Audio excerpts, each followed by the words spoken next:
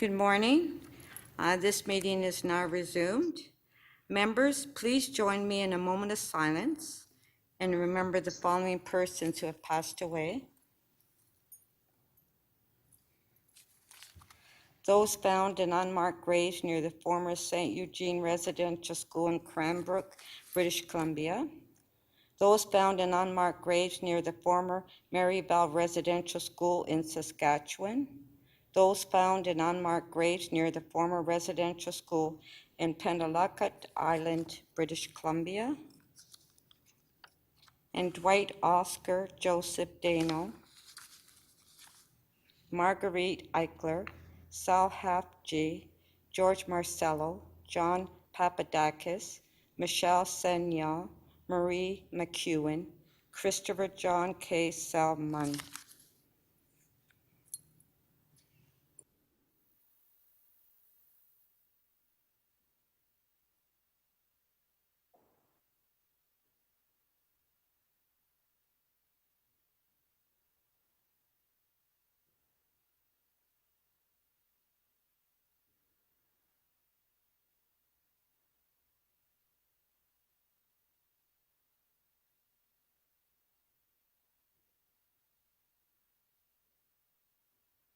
Thank you.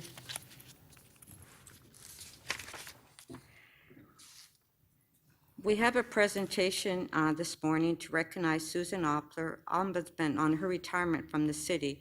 I would like to call upon Mayor Tory for the presentation.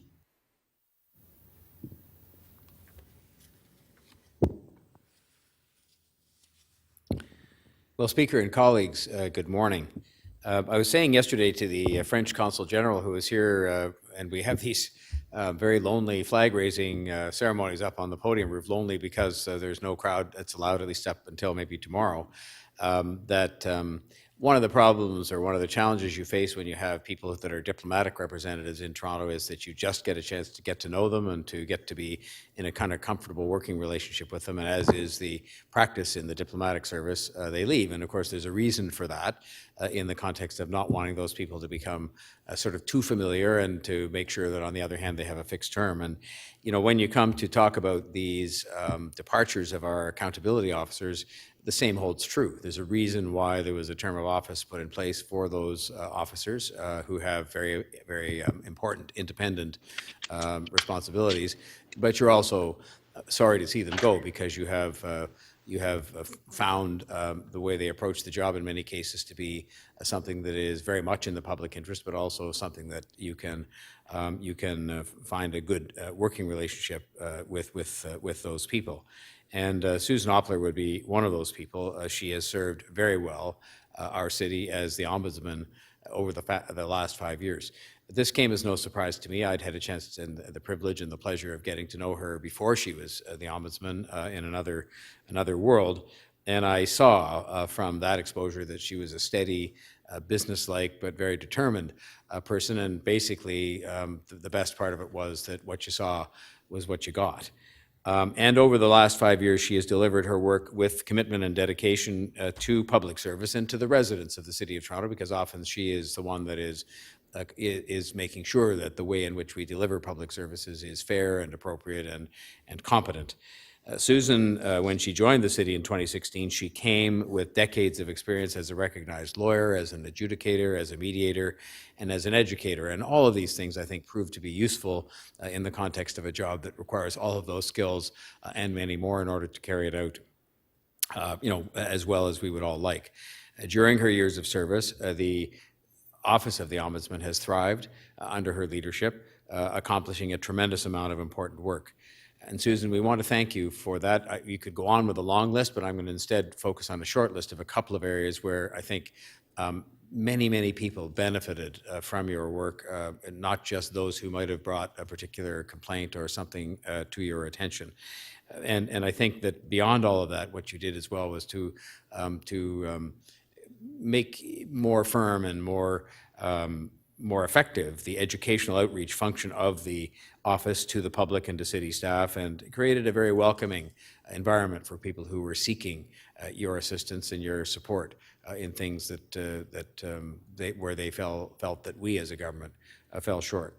Your oversight and leadership were instrumental in securing better coordination and communication, for example, of the city's respite services. And I can well remember, and again, this is something where I knew you were going to be good at what you did when I showed up myself one night to a respite site late in the evening, and there you were.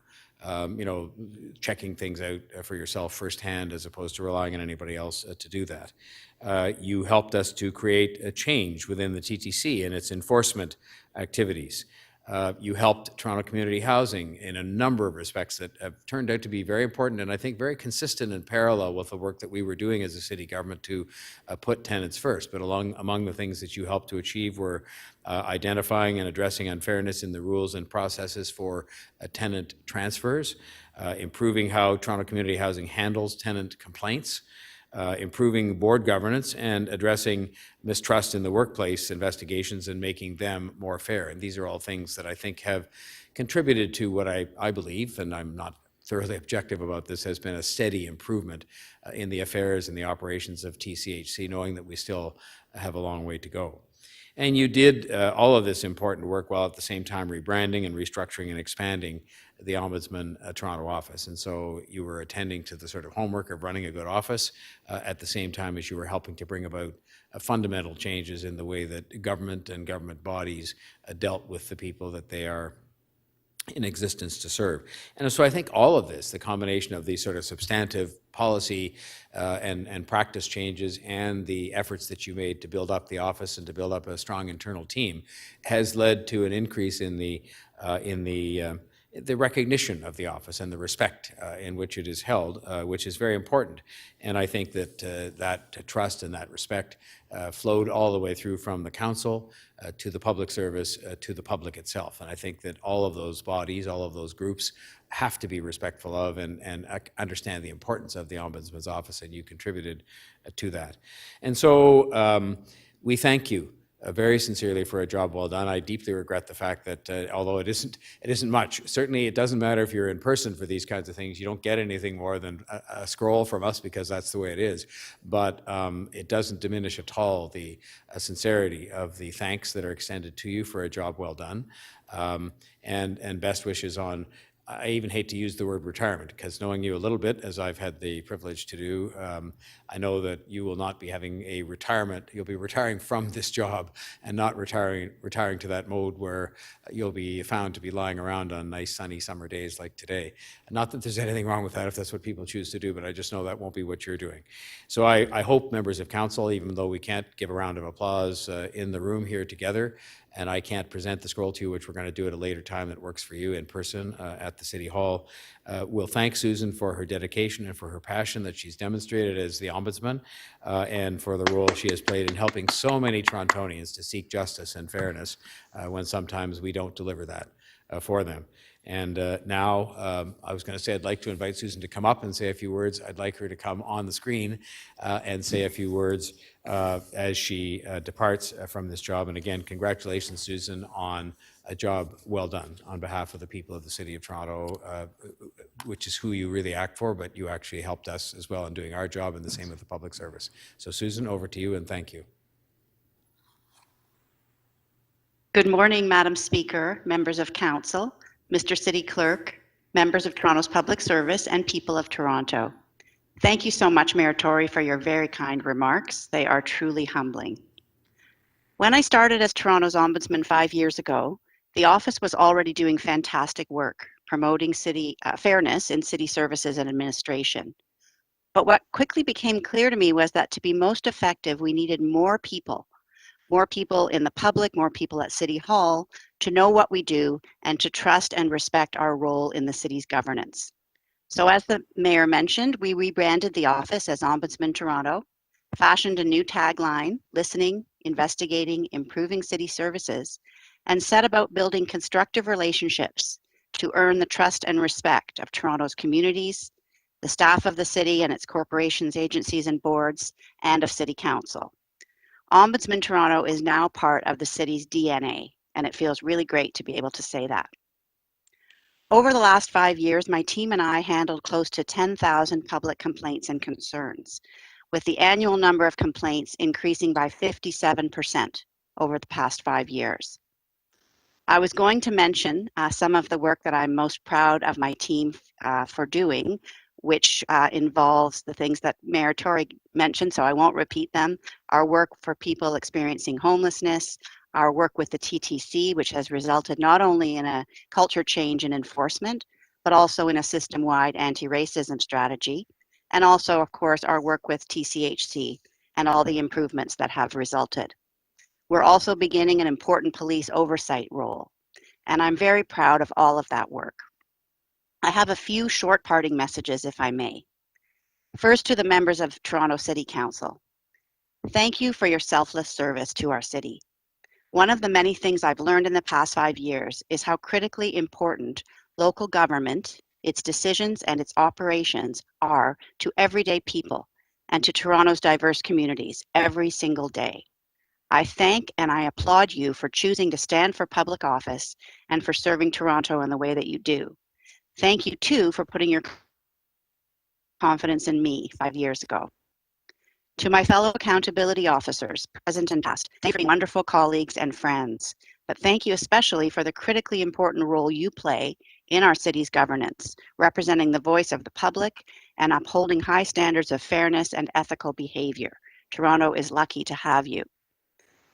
To the wonderful teams at the City Clerk's office, especially in Council Support Services, Financial Planning, and Clerk's IT, and to the team at Governance and Corporate Policy in the City Manager's office, thank you for all that you do to support Ombudsman Toronto and the other accountability offices. Running an independent office at arm's length from a big, complex organization like the City of Toronto is not easy. I, for one, could not have done it without your expert support and guidance. To the leaders of Toronto's public service, including City Manager Chris Murray and past City Manager Peter Wallace, all the Deputy City Managers, City Solicitor Wendy Wahlberg, and TTC CEO Rick Leary, thank you for your principled leadership and your dedication to making Toronto the best city it can be. As arm's length colleagues, we had difficult conversations at times. We did not always agree, but you always extended respect and cooperation to me and my team, for which I am truly grateful. To the members of Toronto's public service, thank you for being there for the people of Toronto. Your jobs are difficult and important, and you make a difference in people's lives every single day. To all my colleagues, past and present at Ombudsman Toronto, thank you for making me look so good with your excellent work and your dedication to the public interest. Be proud of the impact that Ombudsman Toronto is having. To the people of Toronto, thank you for trusting me and my team with your complaints and concerns. You are the reason that Toronto is the rich, diverse city it is. Always remember that this is your city and you have power. Every single person in Toronto deserves fair, respectful service from our local government. Please speak up if you don't get it. And finally, to my amazing family, Paul, William, and Caroline Monahan, and my many wonderful friends. Thank you for always supporting and encouraging me, especially at times when things were stressful and when I doubted myself. It meant more to me than you know. Sorry. As I leave my role and pass the baton to my friend and colleague, Kwame Addo, I know that Ombudsman Toronto will be in very capable hands. I'm excited to see the heights to which the office and our great city will rise in the years ahead. I will be cheering from the sidelines. Serving as Toronto's Ombudsman has been the highlight and honor of my 34-year legal career. As it happens, I always thought I would be well suited to an Ombudsman role, but I never knew how hard or how rewarding it would actually be. Thank you so much for the opportunity.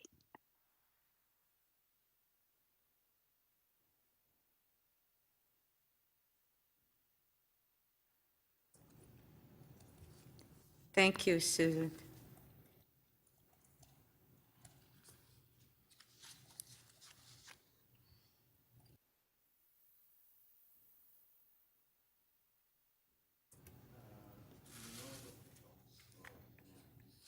Okay, thank you. Thank you very much. Councillor Pasternak, I understand you wish to make an announcement at this time? Oh, he's not here. All right. Members, we will now review and confirm the order paper. There are 88 items left on the agenda, including 47 member motions. Council has decided to consider item PH 25.10 on a new regulatory framework for multi-tenant houses as the first item of business today. That item will be followed by item CC 35.1 on Ombudsman Toronto report, inquiring into the City of Toronto's communication enforcement of COVID-19 rules in city parks in spring 2020. Council will consider the member motion run through at 2 p.m.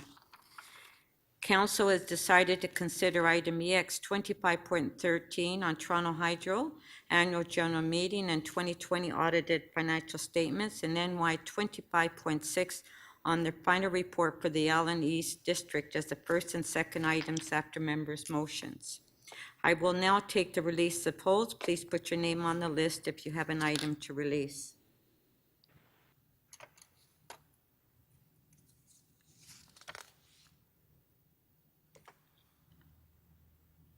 Councillor Holiday. Thank you, Speaker. IE 23.5, supporting biodiversity in Toronto, changes to spring yard waste schedule. I am prepared to release that into the care of Councillor McKelvey. Thank you, Madam Speaker. I have a referral motion that we can do as a quick item. Okay, just one sec. Let me just find, Councillor Holiday, you're releasing IE 23.5? And you're passing it on to Councillor McKelvey? Correct. Okay, Councillor McKelvey, you have a motion? I have a motion if the clerk can display. That City Council refer item IE 23.5 back to the General Manager Solid Waste with a request to evaluate opportunities to communicate biodiversity concerns to residents and encourage them to do outdoor residential cleanup later in the spring. Consult with City Council about any proposed changes for yard waste collection schedules and report back to the September 14th, 2021 meeting of the Infrastructure and Environment Committee. I just want to thank my colleagues who've had great ideas about how we can do this in a better way. And so I think we need to discuss that. And I encourage city staff to connect with them. And I'll let them know some of the ideas and councillors that have brought forward and ask that they speak with them specifically as well.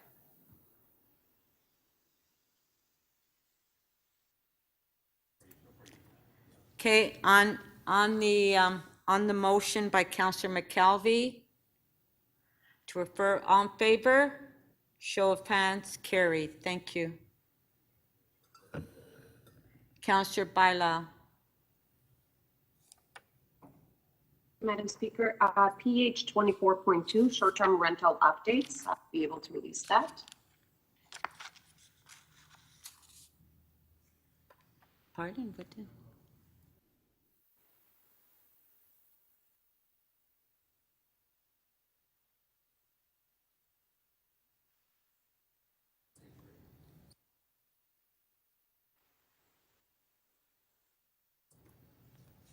Oh, okay, so Councillor, on PH 24.2, short-term rental updates, you're releasing? Yep. All in favor? Carried, thank you. Councillor Wong Tam. Thank you very much, Madam Chair, Madam Speaker. This item is not held by anyone, but I do have a motion. I think we can dispense with it rather quickly. It is EC 23.4, St. Jamestown Community Food Table. We had seized this from the committee with a procedural motion as of yesterday. This is the motion I was hoping to place at the committee, but was unable to, and this is what I'm placing before Council today.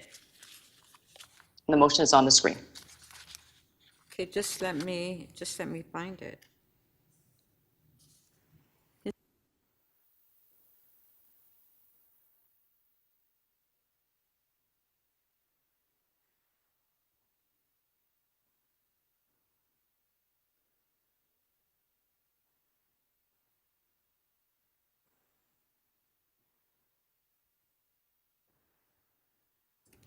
Sorry, EC 23.4, St. Jamestown Community Food Table. you're releasing, Councillor Wong-Tam? Oh, there's the Yes, with- motion on the screen. Correct, thank you. Okay, motion's on the screen. All in favor? Show of hands, carried. Item as amended, all in favor, carried. Thank you. One more, Madam Speaker. Okay, Councillor Wong-Tam. Thank you. PH 25.3, Housing Now, 405 Sherburne Street zoning amendment and final report. I do have a motion. If the clerk can please put that on the screen. And Madam Speaker, my motion is on this item as well, and I'm okay to release it as well if we can do both motions now. Do we have, Great, thank you. do we have Councillor Bylaw's motion?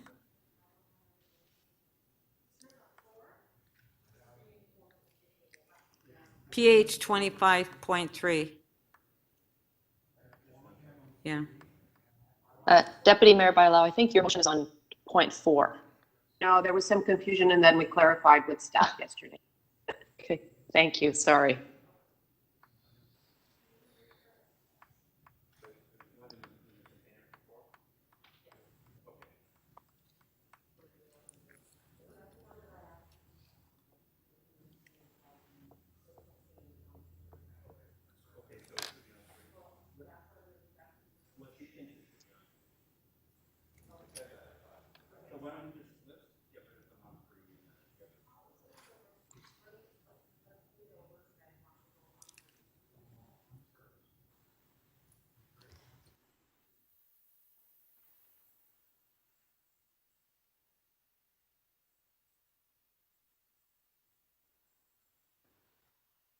Okay, we'll put Councillor Wong-Tam's motion on the screen first.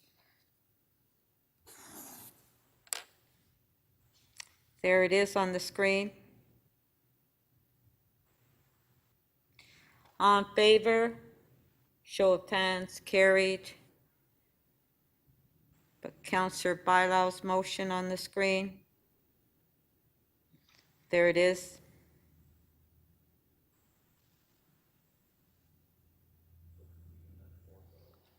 All in favor?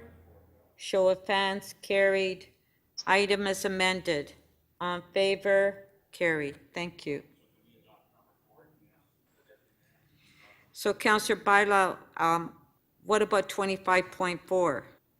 Yeah, I just put my name down so you can do it now later. Okay. If we can release 25.4, yeah.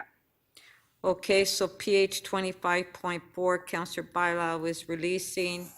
On favor, show of hands, carried. Thank you. Councillor Layton.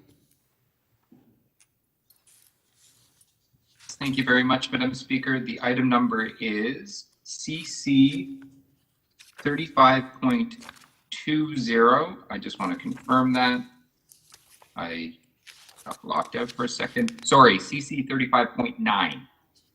8 Elm Street, 348 to 350 Young Street. I have a motion that's been circulated. This comes from staff. Okay. So in CC 35.9, there's the motion on the screen. On favor, carried. Item is amended, on favor, carried. Thank you. Councillor Crawford.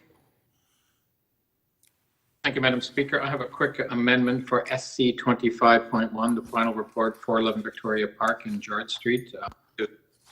Hopefully the clerks have it. It was just they put the wrong address number. Okay, just let me find it here. 25.1 SC 25. So it's changing it to 2150 instead of 2510.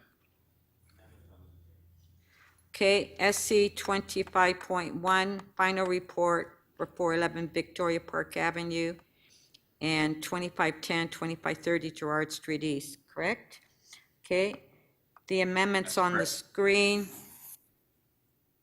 On favor, carried. Item is amended. On favor, carried.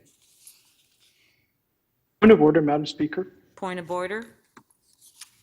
Yeah, just on item CC 35.9, I noticed that the mover of the confidential attachment, the revised one, may have a typo in the clerk's meeting portal. And I just wanted to bring that to you and the clerk's attention, just so the records are accurate. It says that it was moved by Councillor Fillion, which I think may have been an error. Okay. Okay, thank you. Councillor Cressy.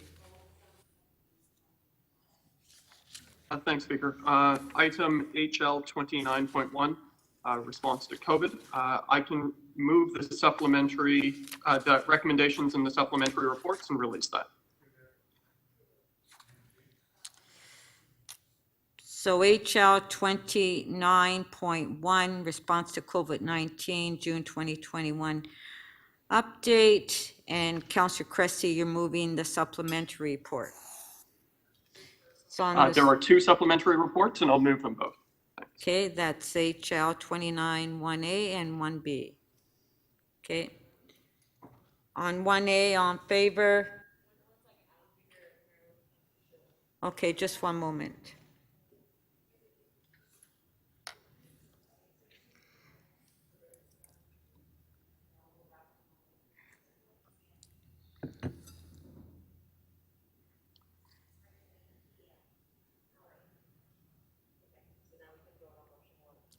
Okay, 1A is on the screen.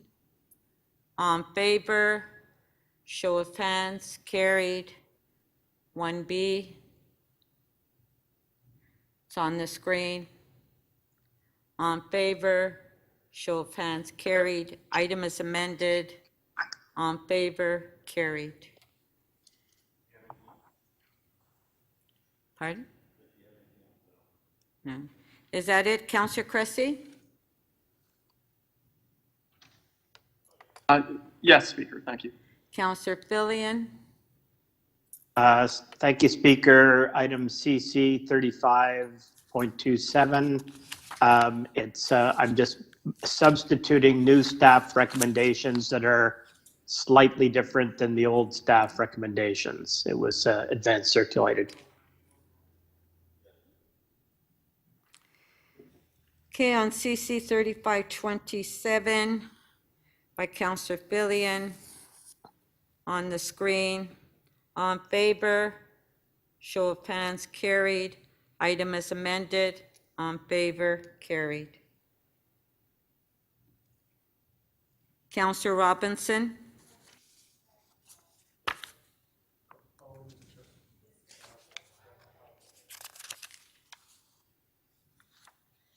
Councillor Robinson?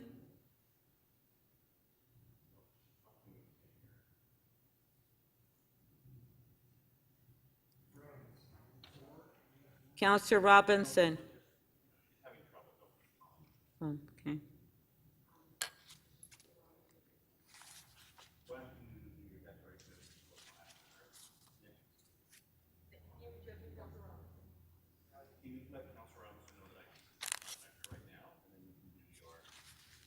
Okay, and to the clerk, I just.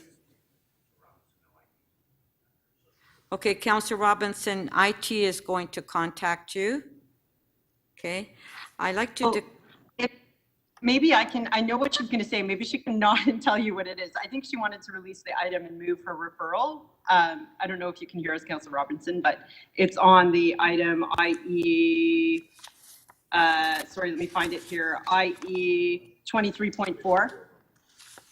And it's a referral back to staff. So maybe if Councillor Robinson can agree, we can do that for her now.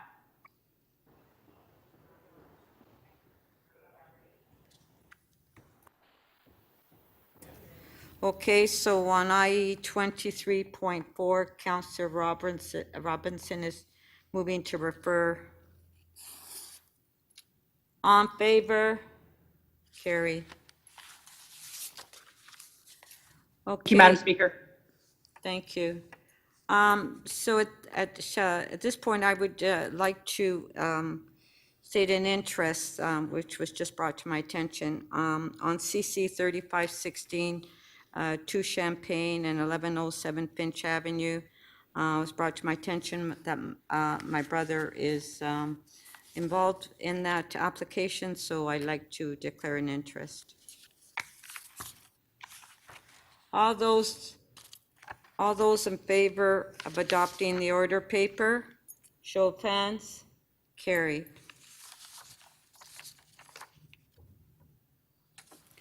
Okay, so we'll go to the first timed item, which is PH 25.10,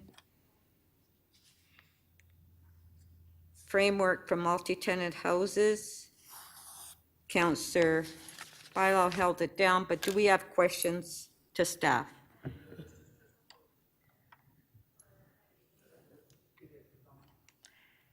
Councillor Lai. Thank you, Speaker. I have a few questions of staff through you. The first question is, I understand that there's a citywide consultation on this. Could staff tell me how many of these attendees, how many are there in attendance, and how many of the attendees are from the suburbs? Like, say, Tropic Cove, North York, and Scarborough. Thank you for the question, Councillor Lai. Through the Speaker, I'm going to refer this question to Michael Mitzi, your Director of Zoning. Through you, Madam Speaker, there were 2 citywide virtual public meetings held May 4th and May 11th. We had 11 stakeholder meetings, so with certain groups.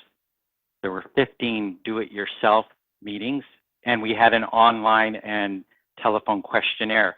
In terms of the breakdown between geographies, in terms of who attended, or I don't have that data, but our sense is it was very well distributed and pretty even across the city.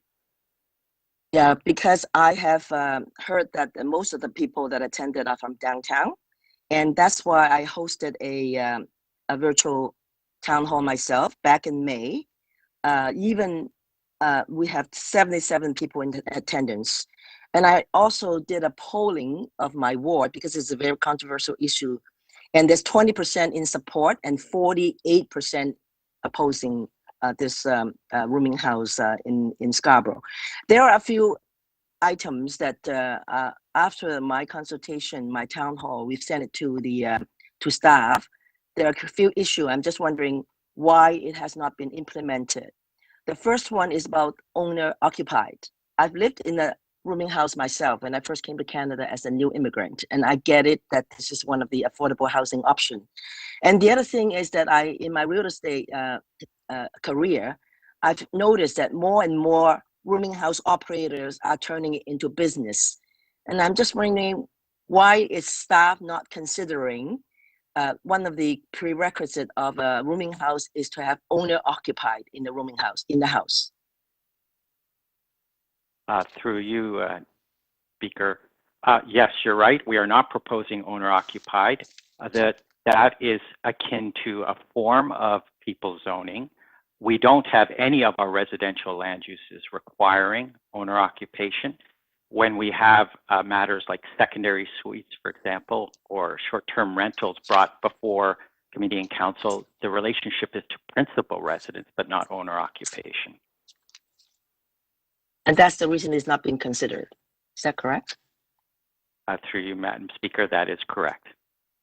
Yeah. My next question would be, what action is the MLS taking as we speak to reduce the number of unlicensed rooming house in, I would say, in Scarborough?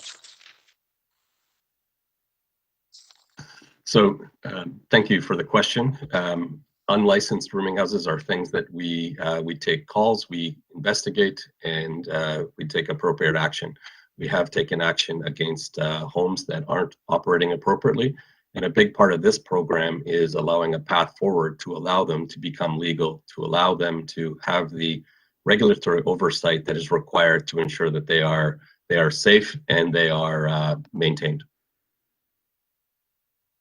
Thank you. The next question I have is about the number of units. is it evidence-based that we allowing 6 units in there? And is there a maximum number of people that live in the 6 units? For instance, you know, if you're allowing 6 rooms, can I mean, literally, I can, if 2 people in the room, there's 12 people more in that house. Have you considered how the parking is going to be? I mean, in Scarborough, there's not enough parking. So have you considered, have you, have you presented a solution to solving the parking problem as well? And how do you arrive at the 6 units? Through the speaker, there are a couple questions in that. In terms of the number 6, for the RD, RS, and residential townhouse zone, that is a number that's currently permitted in the former cities of Toronto, Etobicoke, and York. It's something that's been tried and true for a couple decades. We also landed on the 6 in part because it is a comfortable number in terms of being able to accommodate that within the existing envelope of a, for example, detached house without requiring any exterior alterations. We have linked the parking requirements to the number of rooms, and that's based on similar parking standards for multi-tenant housing in other cities, and consistent with the way we currently do parking ratios in relation to transit proximity, etc. You are correct, Councillor. There is not a linkage to the number of people that could be in a multi-tenant house. It is possible if you were to do the maximum 6 rooms in a multi-tenant house in the RD zone, you could have more than 6 people in that house. Thank you. Those are my questions, Madam Speaker. Thank you. Councillor Holliday, questions? Yes, thank you, Speaker. Can someone tell me how many units are already allowed in a single detached home in the RD zone? How many housekeeping units today? Through you, Speaker, residential detached zone permits a residential detached house, which is 1 dwelling unit. However, council and mandated through provincial legislation, you're allowed also a secondary suite. In some cases, you could have a boarder or a roomer, and you don't trigger a multi-tenant house definition until you hit 4. How many? Okay, thank you. So you could have 4, which includes 3 boarders. Is that correct? You could theoretically have that, yes. Thank you. There is some discussion about rooming houses being allowed in Toronto, but also in Etobicoke. Is it a fair description of the overlay map to say in Etobicoke that where the rooming houses are permitted are actually in very, very few areas? And if you look very specifically at the overlay, they tend to be allowed in certain multi-residential sites where there's apartments or other things. So it's not, it would be inaccurate to say that, you know, they're allowed all over Etobicoke, but more accurate to say there's some very, very specific spots where they were built into the old bylaws. To the Speaker, Councillor, that is generally correct. We do find the multi-tenant housing permissions that currently exist in the former city of Etobicoke along roads like the East Mall or West Mall, where there are greater densities of housing. Right. So that's just outside me right here out of my office. Those are all apartment lands. So there's no multi-tenant houses there. Those are apartment buildings. Through the Speaker, I can't speak to what you may be looking at or what. But generally, those are the lands. Yeah. Okay. I wanted to separate 2 concepts. So in the report, it talks a little bit about provincial legislation and Human Rights Commission requirements to consider multi-tenant housing among our mix. And we know that multi-tenant housing is available in certain parts of the city already. But there's a separate policy concept here. There is the permission of multi-tenant housing, but staff have also gone so far as to say that in the RD zone, it will be 6 units. Is it a fair statement to say that the concept of 6 units is detached from the other concept? That is a very specific piece of advice from staff. Through the Speaker. First of all, it's not units, Councillor, it's dwelling rooms, and that is fundamentally quite different from a housekeeping point of view. I mean, we've tried to.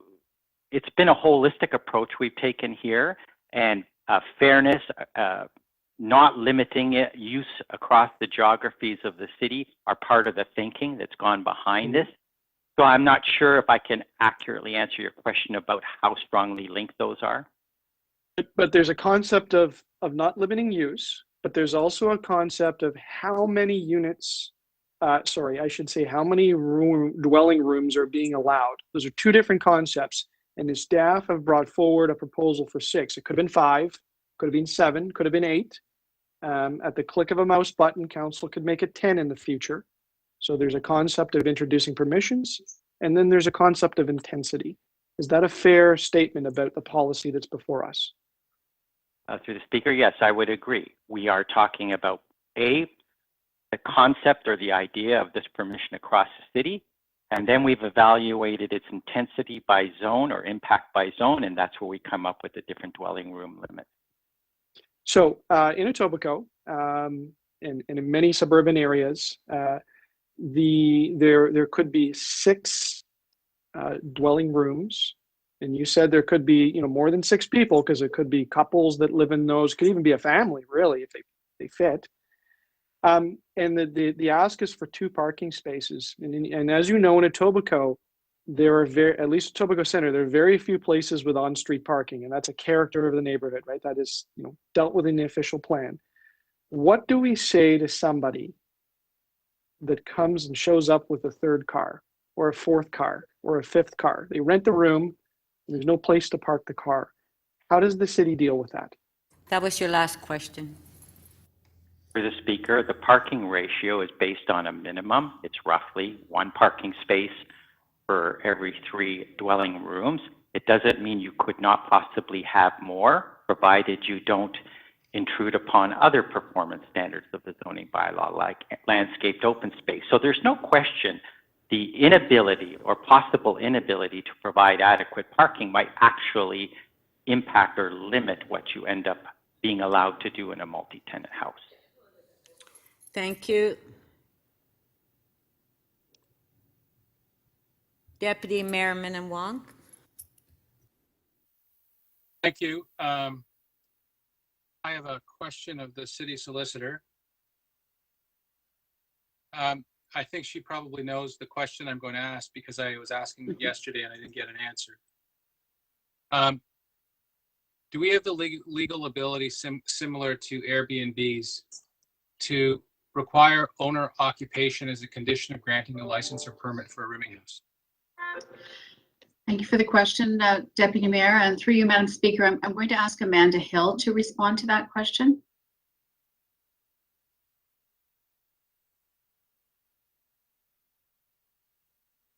Thank you, Deputy Mayor. So further to your question, with respect to imposing limits and as part of the framework for multi-tenant housing, what has to be incorporated is a limit with sound planning rationale. So while limits can be incorporated into the framework, that has to be based on sound rationale and principles. And as you've seen through the report, that is not recommended as part of the rationale being brought forward by city planning. So, yes. Yeah, thank you. So there was rationale for the licensing of Airbnbs. I think that was, because you wanted someone there to make sure that that you didn't have guests or short-term tenants that would cause trouble. Could you apply similar rationale to get to the same place? So the distinction between short-term rentals and multi-tenant housing is the form of use. So for residential use, there's no other limit on owner occupancy for any other residential use. Short-term rental is a different use than residential. It is intended to be for Airbnb purposes, for more of a commercial purpose rather than a residential use. We could come up with a rationale and wait for someone to challenge that, and we could do that, could we not? That is possible. It would have to be based on sound planning rationale principles, and also would have to be able to withstand any human rights challenge based on an argument that that this hasn't been imposed with sound principles. But that is possible. So we could direct staff to actually prepare and come up with that rationale. Is that right? Well, as you've seen from the report, I think they've provided their opinion, and perhaps planning can speak to that. But in the report, they have provided their opinion with respect to what should go forward in terms of it being a residential use and it not being an owner occupancy provision incorporated. Other jurisdictions have been, sorry, thank you, Ms. Hill and Wendy, appreciate that. Other jurisdictions, I think Waterloo and London have put a geographic proximity around, so geographic proximity around the license, allowing rooming houses. So places like Waterloo and London have done that. Can we legally do that?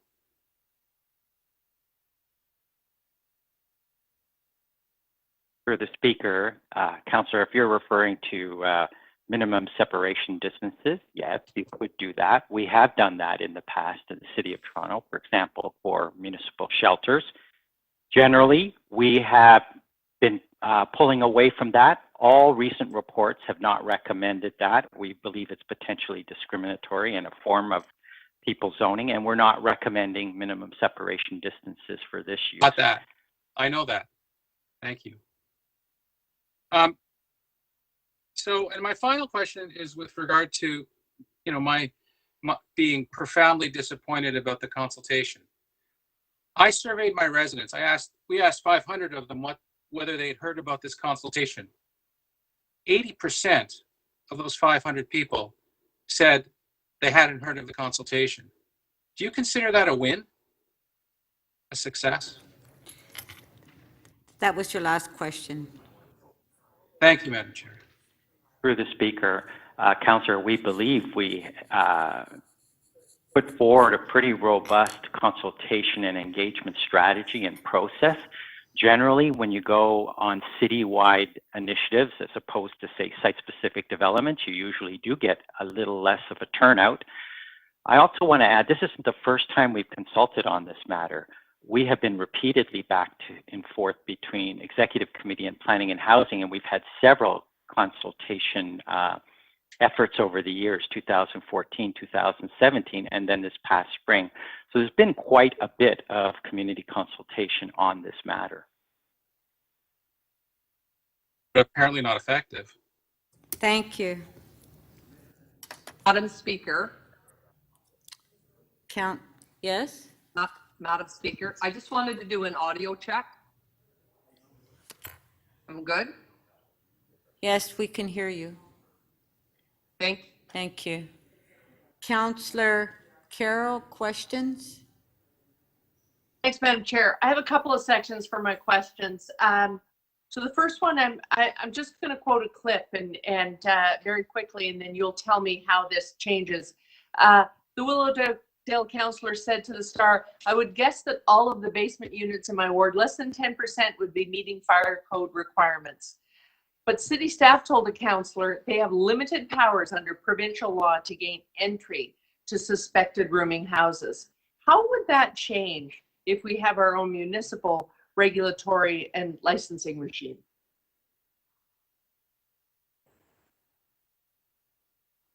So I believe that one is for me, but I may call in my colleague in Toronto Fire, as you referenced fire, and they do have the ability to get in. But I think it's important to note that MLS, really, we have to abide by the power of entry restrictions that CODA gives us, and that's really that we need the tenant's permission to enter. But how it's would also that a fundamental change? charter If we right issue, introduce our and own regulatory and licensing regime, how would that change? That's my question, and I have a very limited amount of time. sorry, it doesn't change. We still require the permission of the tenant to allow us in. If legalized, we would be that would provide easier access and a annual inspection by us and Toronto Fire Services. Right, so it does change. As a Sorry, condition of the license, you now have the ability to inspect. That's correct. Sorry, I went down the wrong path. Thank you, thank you. Yeah, really you did, thank you. Secondly, I have a motion coming forward about this.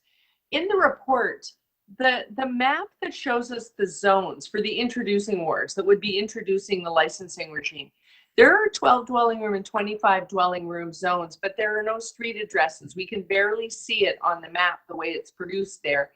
Have staff gone out and reviewed those zones and the built form on those zones?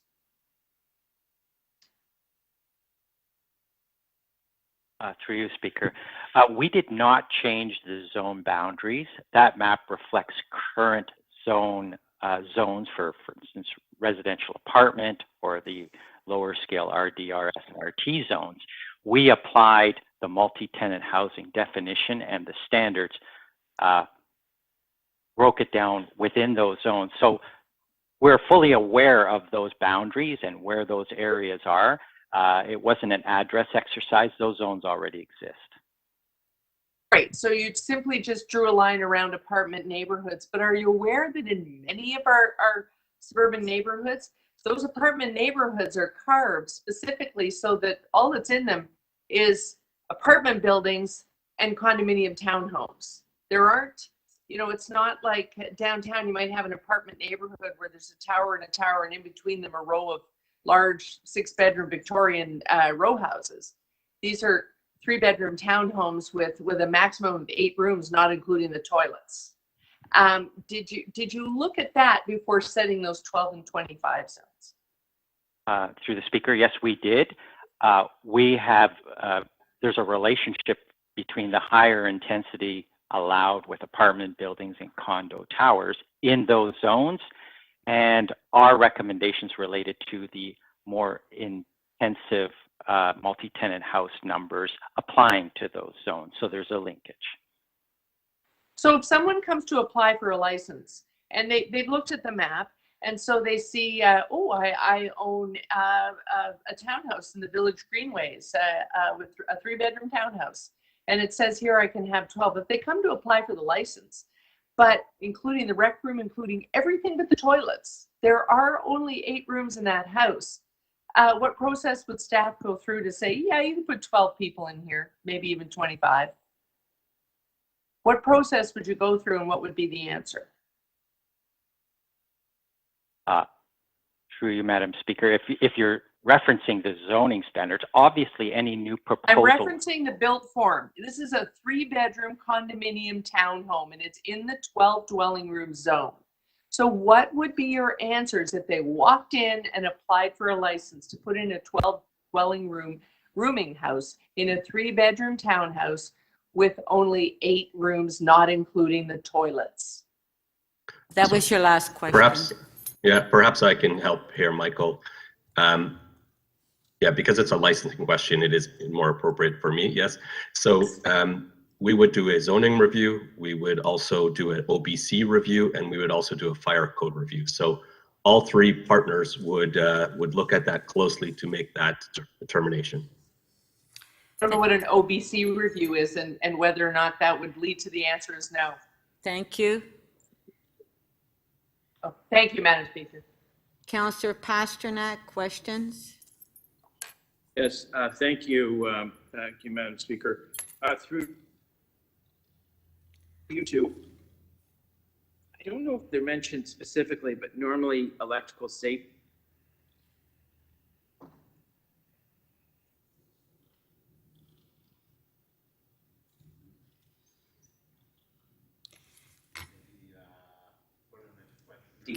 Doing inspections, obviously during the pandemic.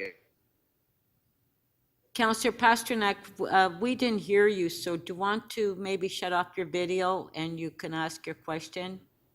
And how's now? Can Yes, you hear me? yes, go ahead. Okay, so I'll start over. So it's my understanding that the Electrical Safety Authority does safety inspections across the city, across Southern Ontario. and they would be doing the inspections for any kind of rooming house. Now, they've said they haven't done any during the pandemic, and they say they may not do them again. They may not get into that business again. Is there another agency lined up to do inspections of licensed rooming houses?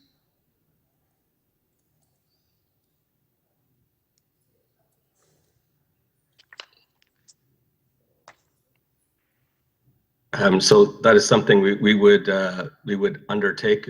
We would require an electrical evaluation by a licensed electrician. Okay. My second question regards process. Now, this did go to committee.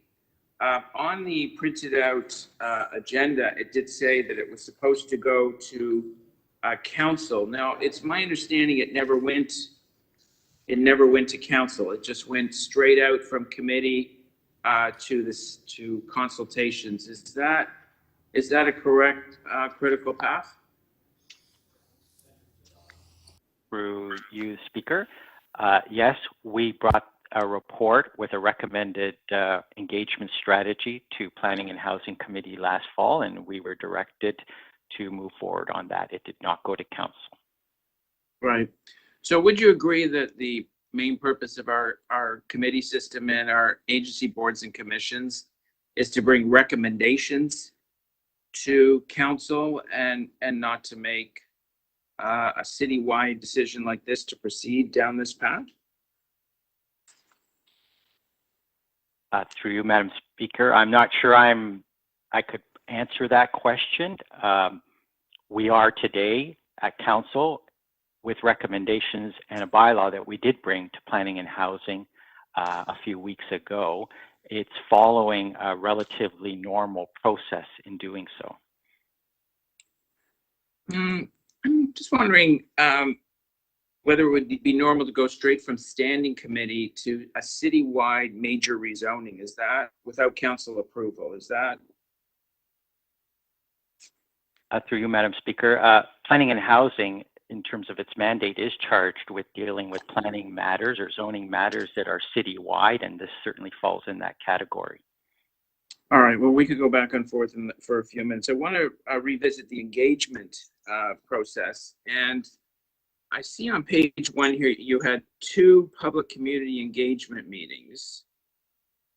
And you had a total number of participants of 193. Would you deem that a success?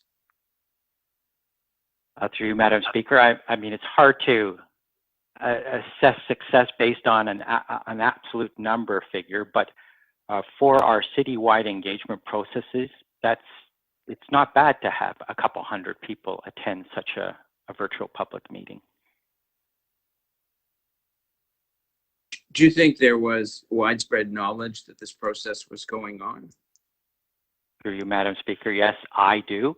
There has been a lot of social media on this matter. It's been in the newspapers. We had a consultation process that had a multiple of steps to it and strategies around it. It was not just community consultation meetings in a citywide basis. We had stakeholder meetings. Okay, fair enough. I'd like to squeeze in one more question. Now, the people you really want to reach are the illegal operators, the ones who are running illegal rooming houses now, and you want to come forward with some kind of amnesty program to legalize them. How involved were they in this process, and how receptive were they to your plan? Last question.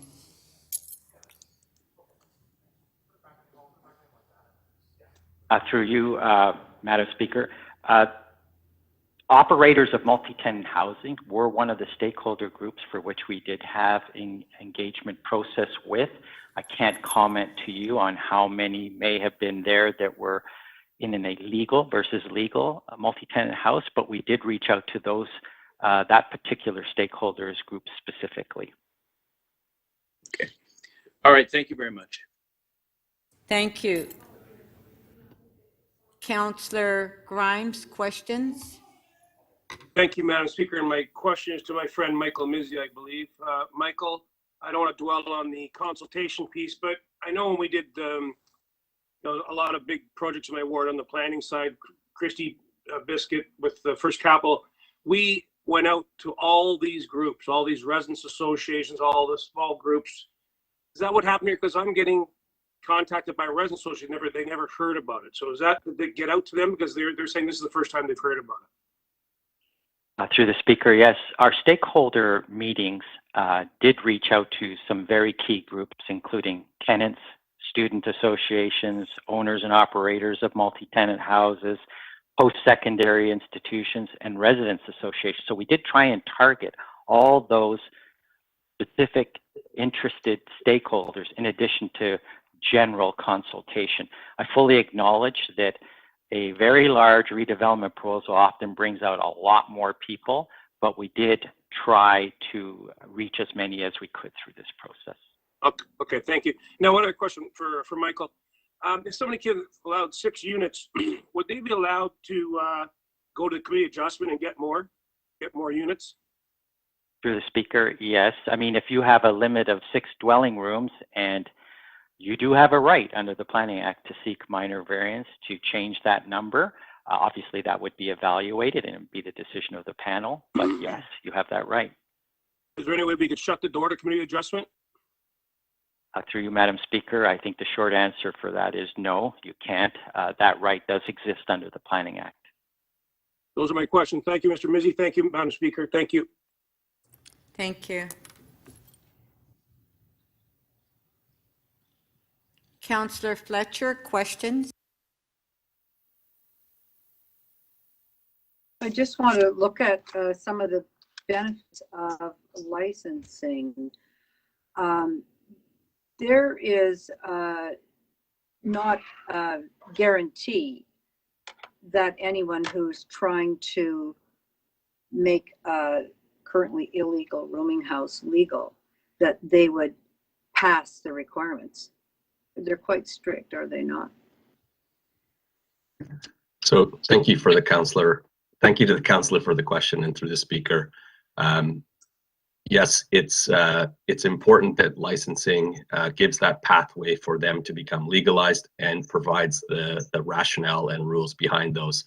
And it does have a robust, electrical, building code, fire. It's important that these are developed and built safe for the tenant. Thank you. And now I'd like someone to answer questions about the rooming house licensing regimen, please.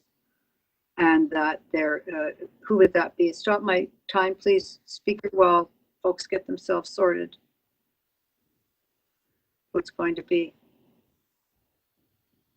Sorry, when you say the licensing. What to do with the hearings, having a hearing, asking for a hearing. Whose jurisdiction is that now? MLS? It is MLS's jurisdiction, and under the guidance of our partners in legal services, a hearing can be. That's fine. I'm going to ask. Thank you. So you'll answer those. That a hearing can be requested. You say there's an annual inspection, but a councillor has the ability to. Councillor has an ability to ask for a hearing. It's a public hearing. If there's something untoward at the rooming house, garbage, behaviors, anything, the public has a right to attend the hearing. Is that not correct? So yes, through the speaker, the public has a right to attend the hearing. The councillor, however, cannot call a hearing directly. No, I didn't ask that. I said the councillor can ask for a hearing. Yes, it has to go through MLS, and we'd have to do an inspection and an investigation, and then bring those materials forward to the tribunal for the public. On the annual inspection or the annual licensing, the councillor is sent a letter that says this is up for renewal. Do you have a comment? And should the comment be there should be a hearing, I'm going to assume that there would be a hearing. So I will refer that to legal then. Because there would be people, you don't want a hearing just because you feel like it. Obviously, there's issues with that rooming house, and therefore you have an opportunity to have that vetted and perhaps conditions put on the operations of that rooming house, public scrutiny of what's happening if it's not being well run. That's my question. So, yes. This is a public process, the licensing, just as the AGCO is a public process with licensing. The city can ask for a hearing. Council could ask for a hearing. There are ways to ask for a hearing, and I'll get that from legal then. Thank you. I'm very aware because I've asked for them before. I had large numbers of people at rooming house licensing hearings. So on the basis of a complaint from a counselor, as I understand it, and I can't speak for MLS, but MLS would inspect and determine whether there was evidence of non-compliance, and in the instance of evidence of non-compliance, then there could be a hearing. So when we get sent an annual inspection and here's the renewal, do I have any issues with the renewal? It's already been inspected. I'm assuming that if there are issues at that location, that there could be a hearing. The same as AGCO. Council even asks for hearings at AGCO for them to have a hearing on difficult locations that are experiencing difficulty as a restaurant or a bar or a rooming house once there's a license. I would expect that would be just something that councillors could expect, that they're not dealing with problem rooming houses all on their own, that there can be a hearing. So through you, Madam Speaker, that would again go through MLS. And while I can't speak for MLS, it is my understanding that at that point in time, should an issue be raised by a councillor, it would be taken seriously. There would be a further inspection, and on the basis of evidence How that there about was letters from the public? Letters about there would garbage, be a hearing. Letters about garbage, letters about poor operations, letters about people throwing things out their window, letters about noise till 2 o'clock. If you got all those letters and the councillor asked for a hearing, I'm assuming that a hearing would be granted and there would be a public discussion about the operation of that location. That's how it works now, where there are licenses. So, Madam Speaker, I'll refer that question to Carlton Grant. I'm looking at Mr. Grant.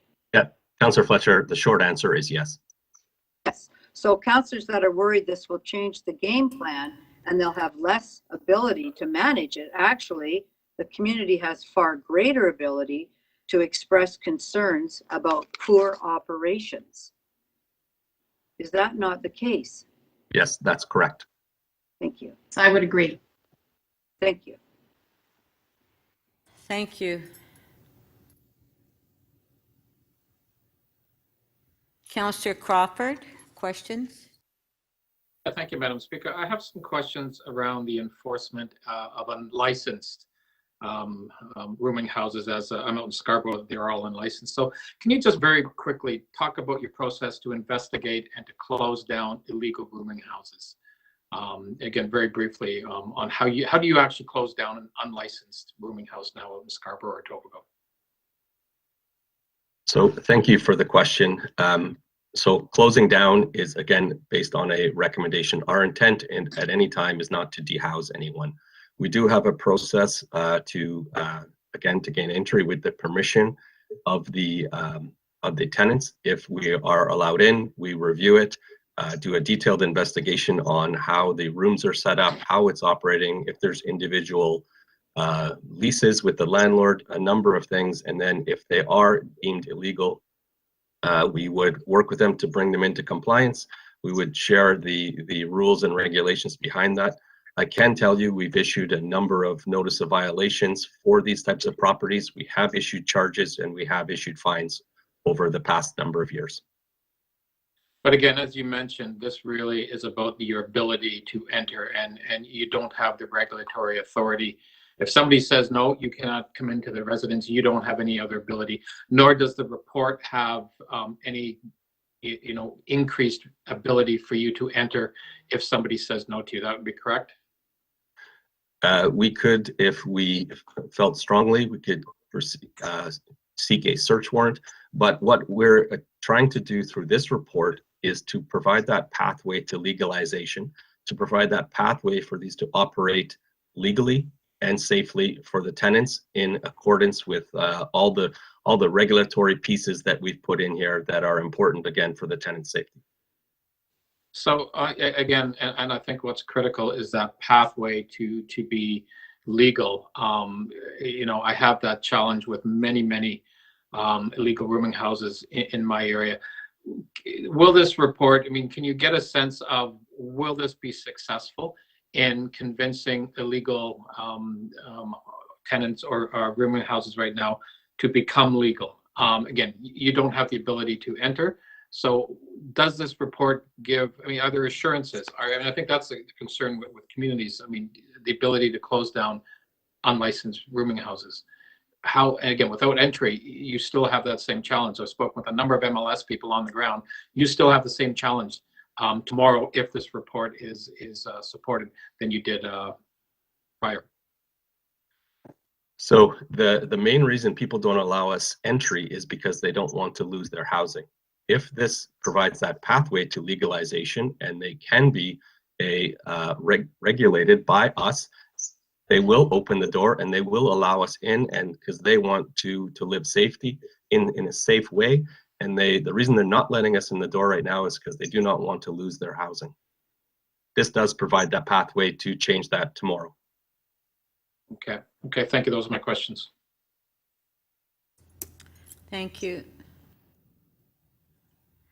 Councillor Fillion, questions?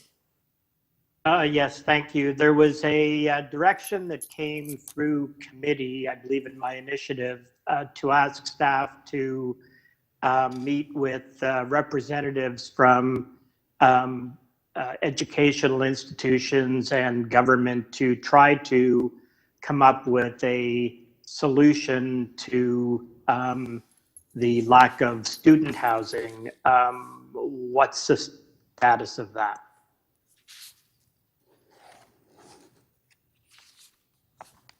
It's Abby Bond here from the Housing Secretariat. So staff did meet with representatives from, secondary, post-secondary institutions and had good discussions about how we can work together to support them to create more student housing. So there's a number of options that we've been talking to them about. Linking them up with the incentives for new affordable housing that the city currently offers through Open Door, supporting them around land banking opportunities, looking at acquisitions in the area and funding to do that. So the provision, I think the consensus is that the provision of more affordable housing directed to students would significantly support a better situation for students who may then not have to rely so much on multi-tenant homes for affordable housing in those areas. Right. So would that not be a better way to proceed, especially in the parts of the city where the rooming houses are, almost entirely illegal student housing? Would it not be a much better solution to provide adequate supply of student housing in those areas?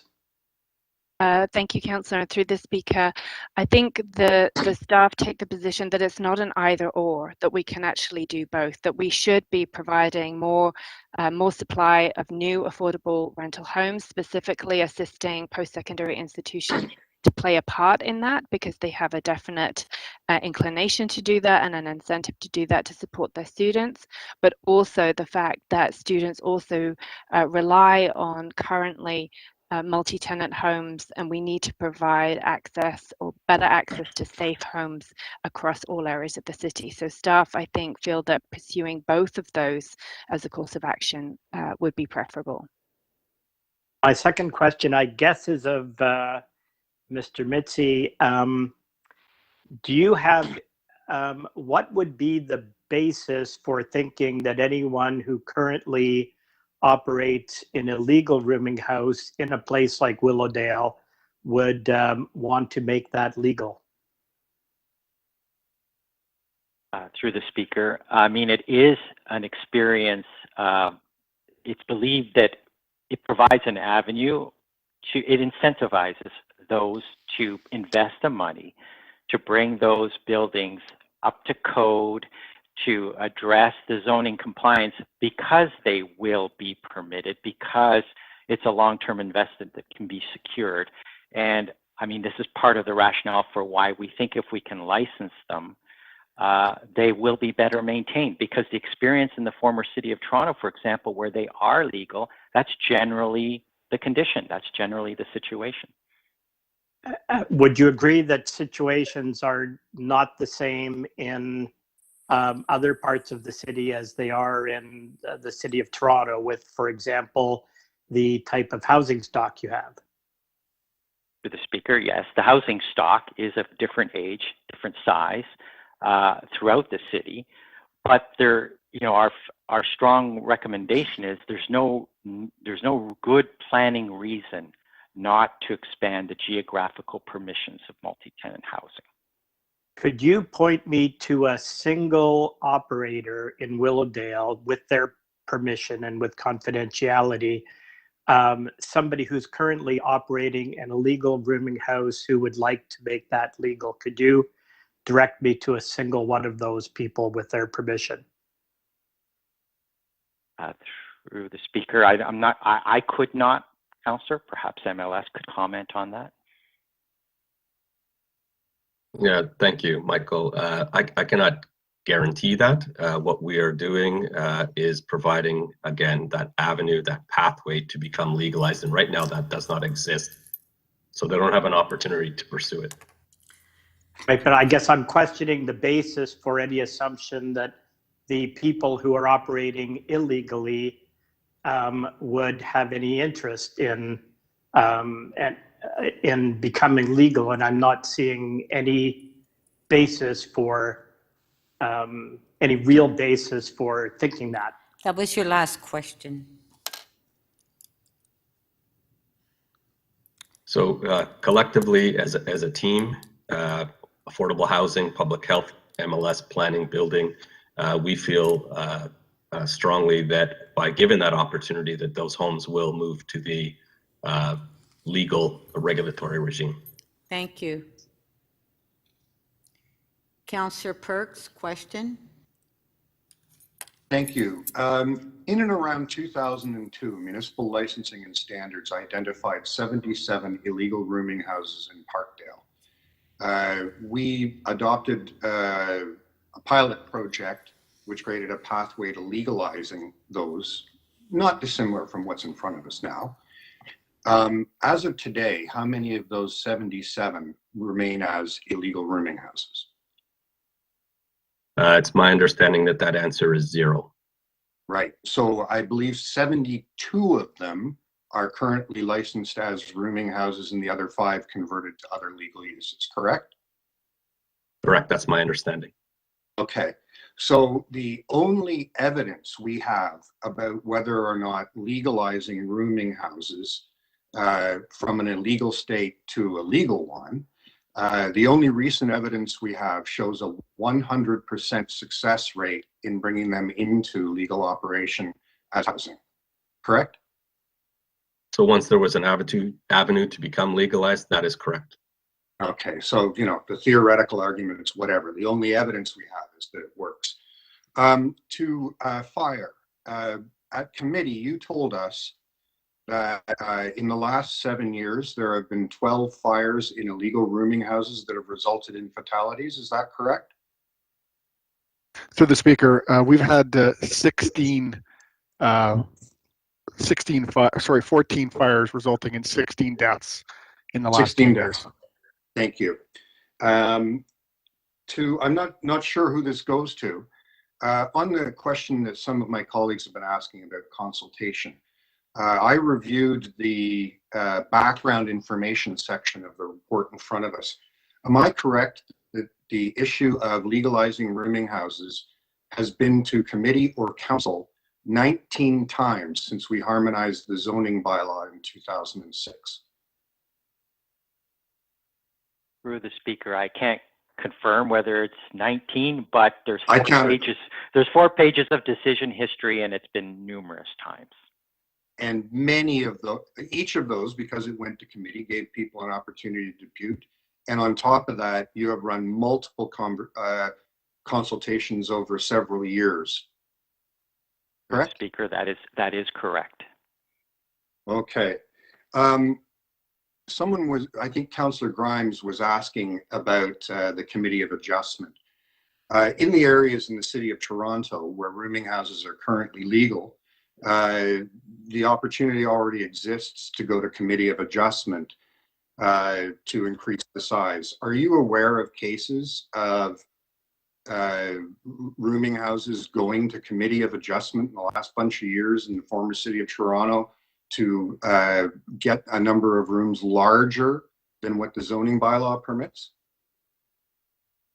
Through the Speaker, I am the Secretary Treasurer of the C of A and generally know what's happening there in terms of the hearing application base, and it's pretty rare. I can't recall a specific example, but we don't see that very often at the Committee of Adjustment. Mr. Grant, in the process of the annual inspection and licensing, the Rooming House Commissioner has the ability to impose additional conditions when an operator is, not meeting our property standards.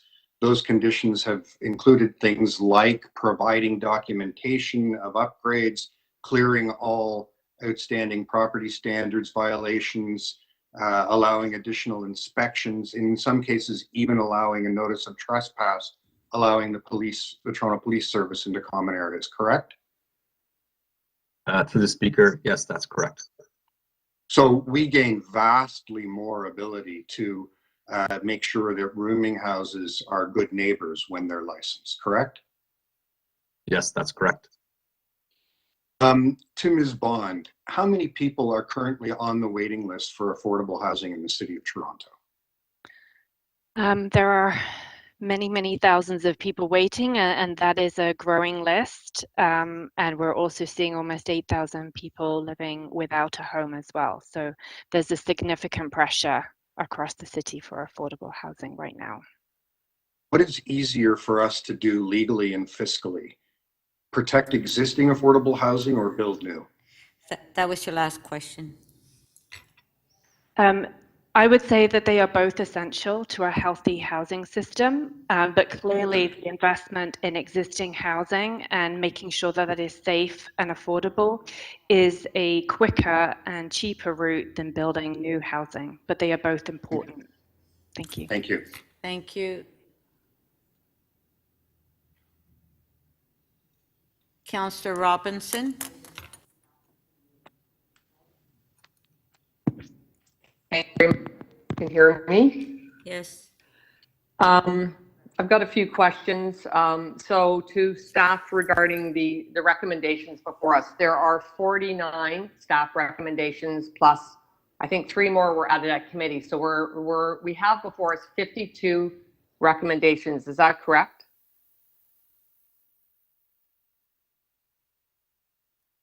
To the Speaker, I don't know the exact number, but there is quite a few. It's a very comprehensive report. And it's would you identify this as a complex and multifaceted framework? Very complex. To the Speaker, I would certainly call it very comprehensive. It's a citywide initiative. Is this complex and multifaceted with 52 recommendations before us and quite frankly before the residents of Toronto? To the Speaker, an interpretation that way could be made, yes. In this term, has this come to council, or is it just balanced between planning and housing and staff? This issue. To the Speaker, since 2008, it has been before Executive Committee and Planning and Growth Management, then Planning and Housing, but we've not reported out with recommendations to Council. So this is the first time it's before council, this term? Through the Speaker, that's correct. And there was 2 virtual public meetings held virtually during COVID. 2 public, I know there were stakeholder meetings, but 2 public meetings?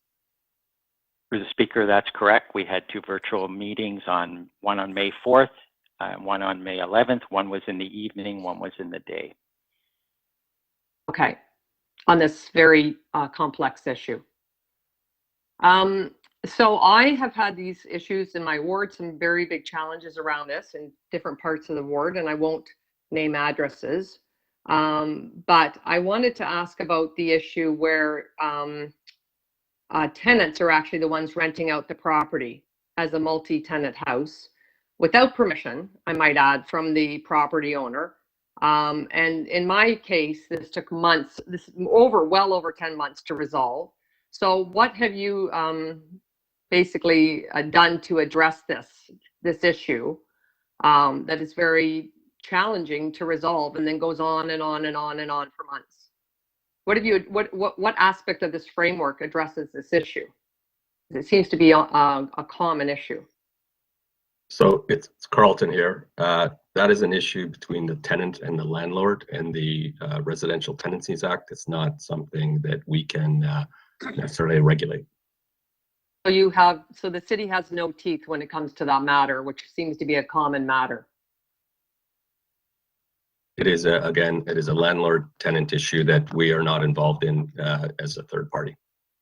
So just to be clear, when a tenant, without permission from the property owner, rents out the spaces, the city has no ability to act or influence. No, again, it's legal may want to comment, but it's my understanding that that is it's an RTA issue, which is provincial, and it's between the landlord and the tenant. Well, through you, Madam Speaker, certainly if there's a violation of the terms of a lease, that is an issue between the landlord and the tenant. But if there's a violation of city bylaw connected with that use, then the city could act on the bylaw violation. And you know, if this regime that's in front of council is adopted, then there would certainly be avenues to enforce through that. And there may be Okay, others. thank as well. you.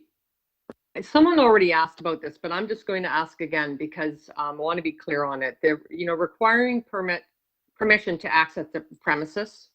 Will this still be an impediment? So, we want timely enforcement. We want to address these issues. So, outside of fire safety concerns, is there still impediments related to accessing the premises? So thank you for the question. If we move to the licensing regime, it does allow us the regulatory oversight that we need to get into these properties and do the necessary inspections. We also have the property standards, waste bylaws that the city already has. So we have the combination of those and this multi-tenant housing bylaw, and which will allow us to gain entry. With, again, you still need the permission, but again, it's much easier once it's legalized. You need the permission, correct? You have to have the permission before you enter. That was your That's last correct, question. but in this case, it is, if again moving towards the path of legalization, you advise the owner and the tenants of the time of the annual inspection. So yes, we would be able to gain entry. Thank you. Councillor Wong Tam, questions? Thank you, Madam Speaker. How many legal rooming houses are there currently in the City of Toronto, the entire city, even in areas that they're not permitted, but only legal ones? Thank you for the question, and through the speaker, there are approximately 350. 350 legal rooming houses. And how many do you suspect are operating across the city that are illegal? So a difficult number to quantify. It's hard to say. Could be in the hundreds. Could be up to 1,000. Okay, and so because rooming houses are only legally permitted in some parts of the city, the number of up to potentially 1,000. Are you suggesting that there may be currently about 700 or so illegal rooming houses operating in neighborhoods across the city where they're not permitted, legally permitted? Yeah, again, the number is difficult to quantify, but it is, again, again, it's in the hundreds. It's upwards to 1,000. We get 800 complaints annually related to illegal rooming houses. Okay, and are those 800 complaints usually associated with different addresses? It's a combination. Yes, it could be different addresses, or it could be multiple complaints about the same property from a number of residents in that nearby neighborhood.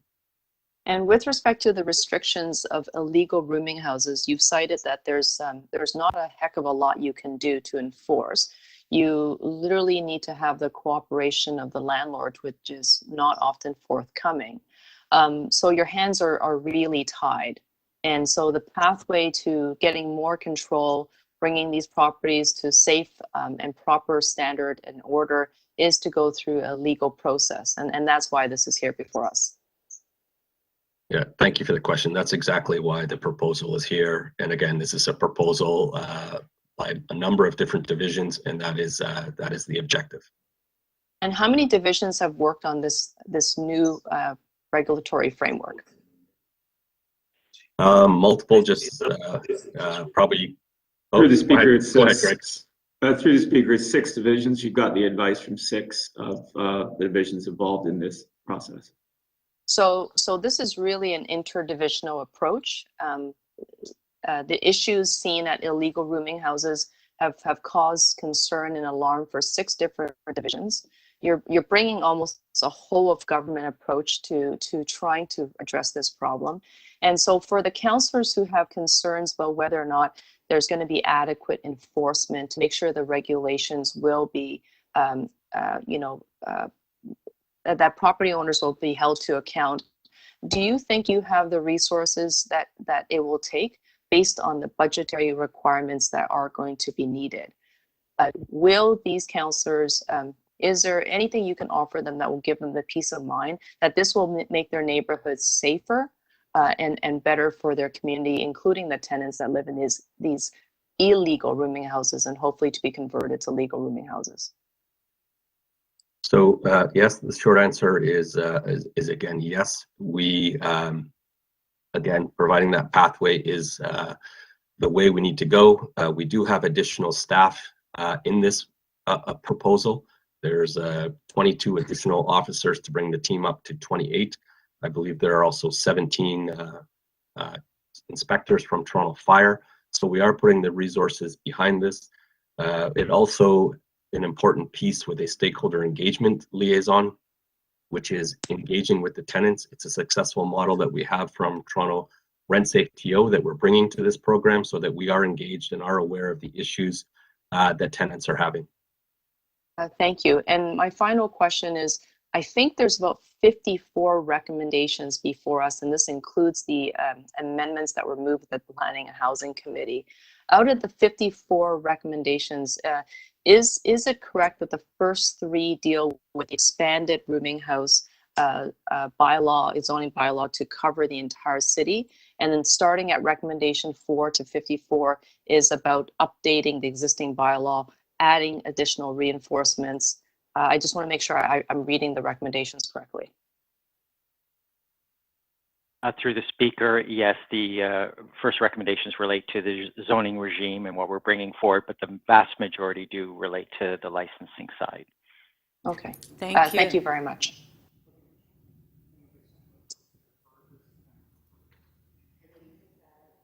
Councillor Mantis.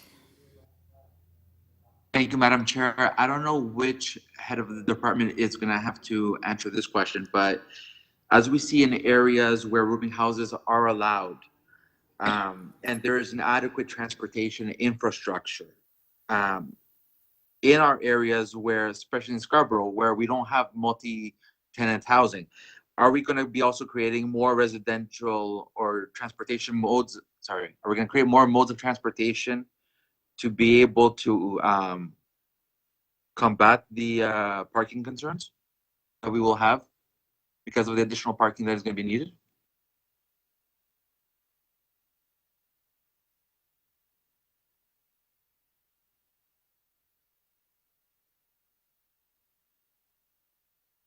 Is there anybody to answer the question? I think Mr. Mitzi is answering, but he's on mute. There he Sorry, is. my apologies. I was on mute. We have, the report doesn't speak to changes in the TTC routes or changes in sort of the transportation or transit agenda. The parking requirements are fairly standard for this type of use based on the zone and should be comfortably accommodated. They're also a minimum, and more than that minimum can be provided should the lot be of sufficient size to do so. Madam Chair, to Mr. Mitzi, in areas where we have rooming houses, we see that we have those modes of transportation. In Scarborough, like in my ward, we don't have those modes of transportation. We don't have a subway. How are people going to be able to now? We're going to need more parking on streets because we're going to have more vehicles. How are we going to alleviate that issue? Because we also have streets where we have no overnight parking. Through the speaker, we did, you are correct, in the former city of Toronto, for example, where they're currently permitted, there's a denser network of transit. And we find those multi-tenant houses usually don't require parking spaces. It is the reason why we've imposed or proposed a minimum parking standard, because as you go to the outer areas of the municipality, there's going to be a generally greater reliance on parking. So would you say that we also have a need for another subway line going into Scarborough? To the speaker, I don't think that's a question I should be answering. Okay, all right. Thank you, Madam Speaker. Thank you.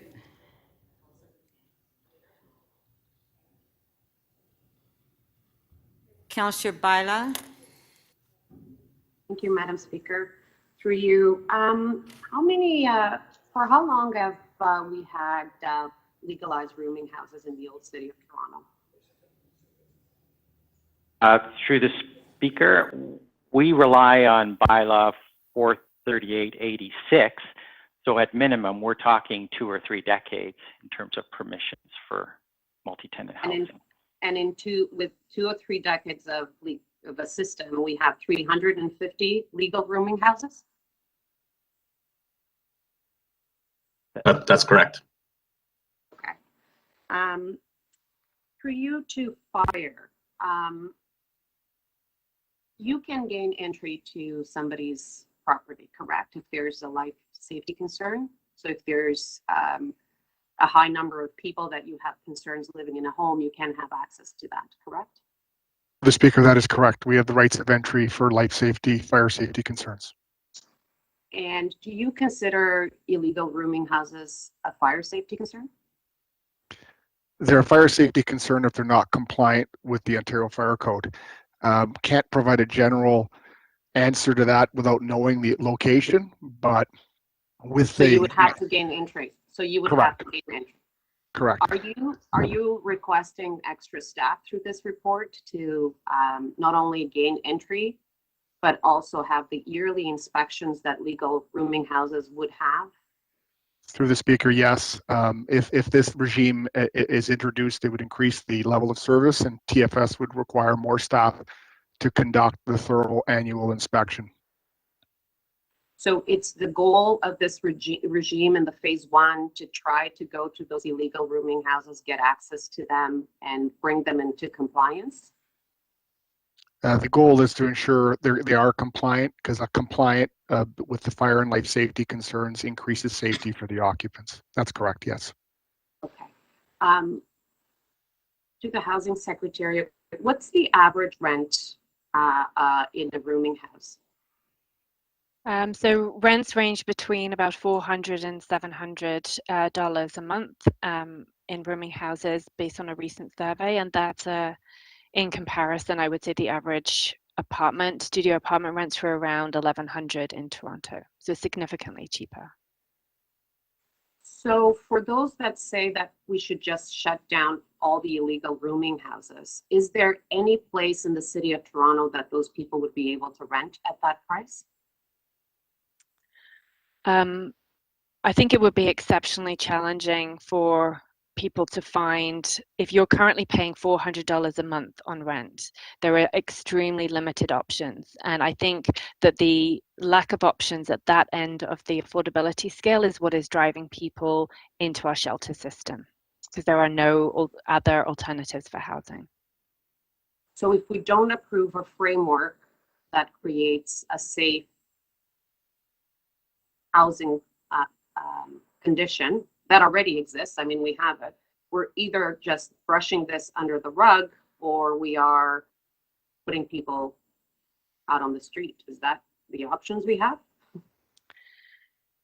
Through the speaker, I think staff through the report have demonstrated that we feel like a combination, a focus on safety, keeping people housed, so security of tenure, legalizing the use, providing incentives so that it increases the likelihood of compliance so that we reduce the risk of evictions and keep people housed where they are, is a far better alternative from seeing people losing their homes and moving into the shelter system.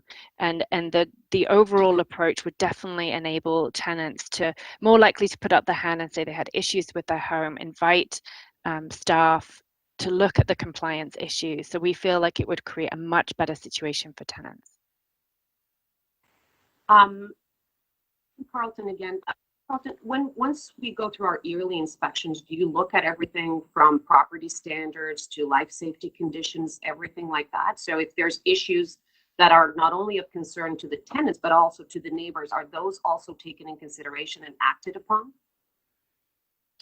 Yes, it's a very important question. Yes, both for the tenants and the community. That's the intent of the annual inspection, to make sure it's safe and to make sure we bring to the attention issues related to property standards, issues related to parking that we may be aware of. So it does provide that opportunity to get that information across to the landlord, to the owner, and to the tenants and to the community.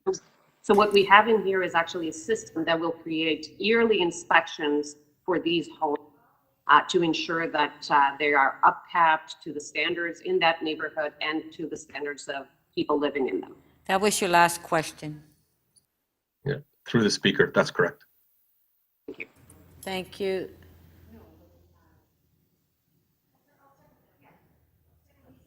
Councillor Thompson. Thank you very much, Speaker. Through you to staff. The report speaks to addressing the issue around 40,000 new rental units and homes. With respect to what's being asked as a result of this report, the number of units that would, or number of properties that would be considered multi-tenant housing, what proportion of that unit would essentially, I guess looking at the numbers, would address in terms of a reduction on the number of units that are needed as part of the 40,000?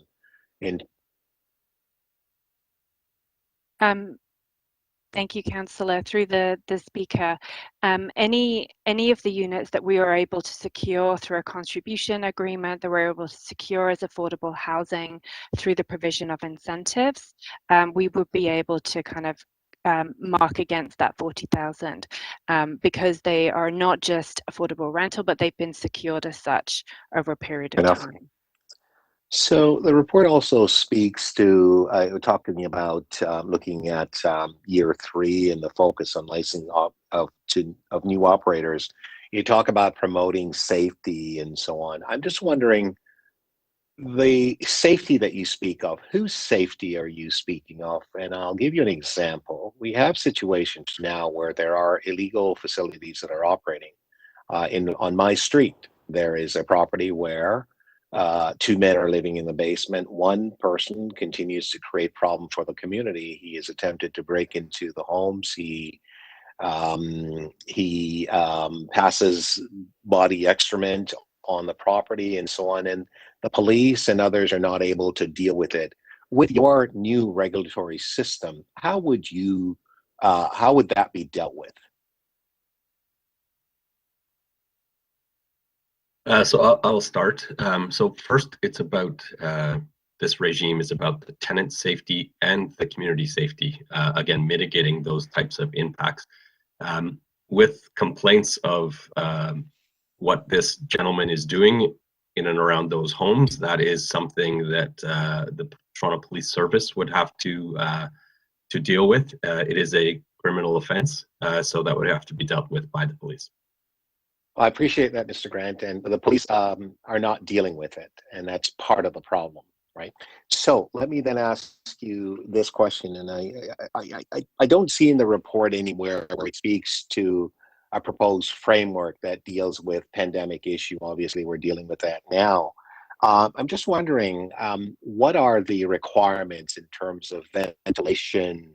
What are the sort of safety protocols that we would be required in buildings that would be allowed to have multi-tenant occupancy? I don't see it here in the report. Is there something that I miss, or is it something that's not there, will be addressed on the building code? How do we handle that situation?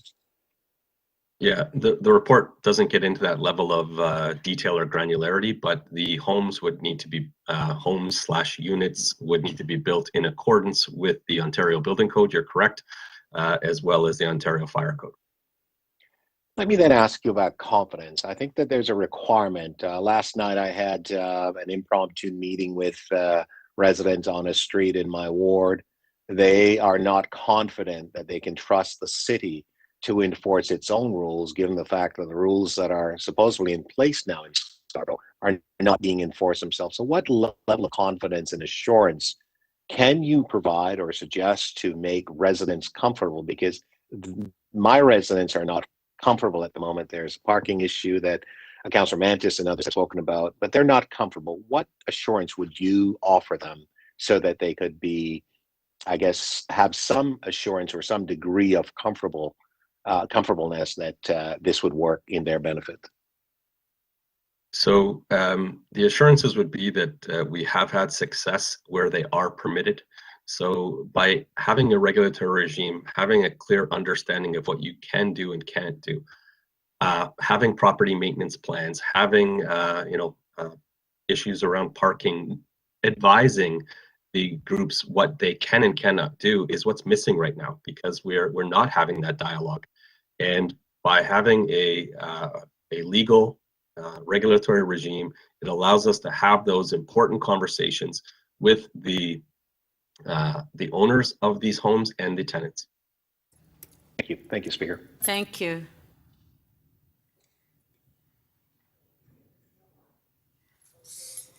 So I have a couple questions.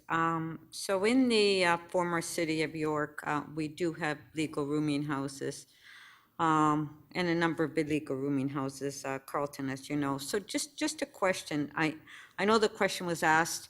The whole issue is having access to some of these illegal rooming houses and going, which is very difficult unless you have someone from fire services, and it's an ongoing issue. But my question is that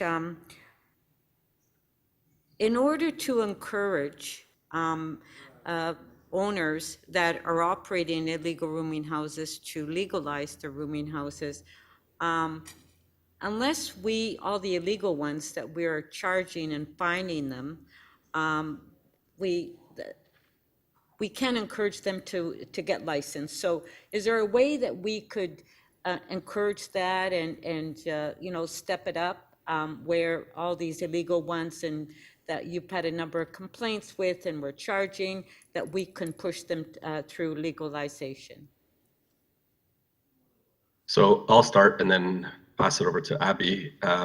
There is within the phased implementation plan, there is a large education component where we need to bring this to the attention of those owners. So I'll pass it over to Abby to supplement.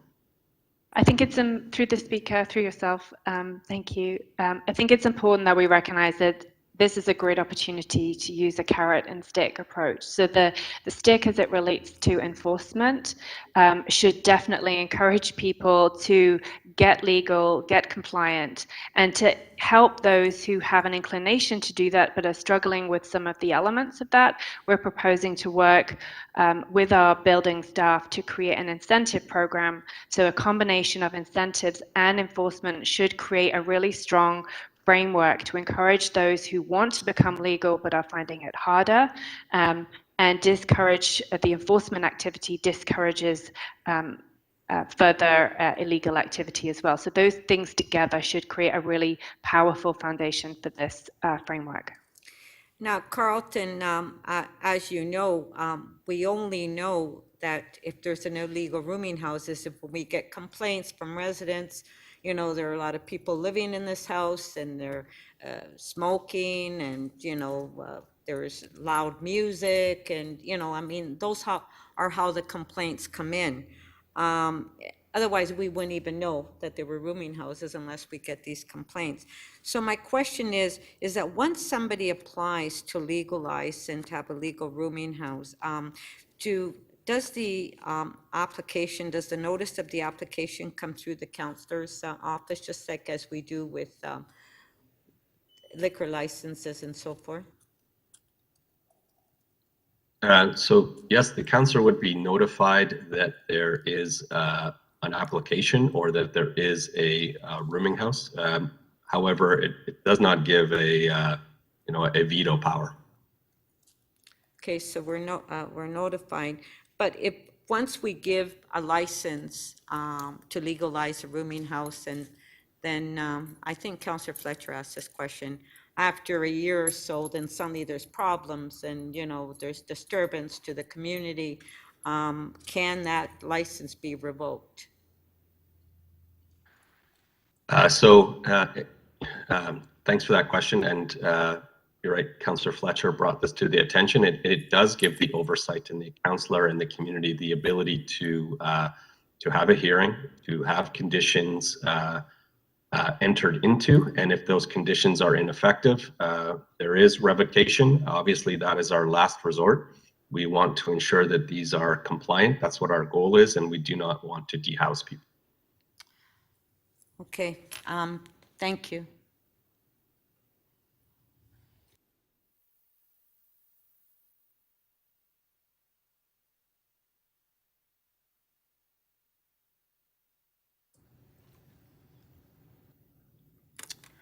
Speakers, Mayor Tory to speak.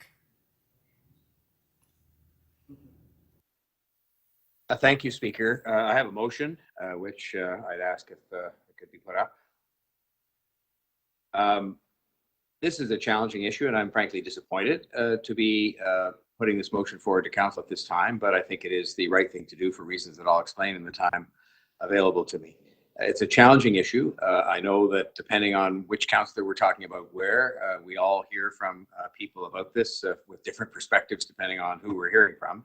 And of course, some of that is created by the fact that we have different rules across the city for multi-tenant housing.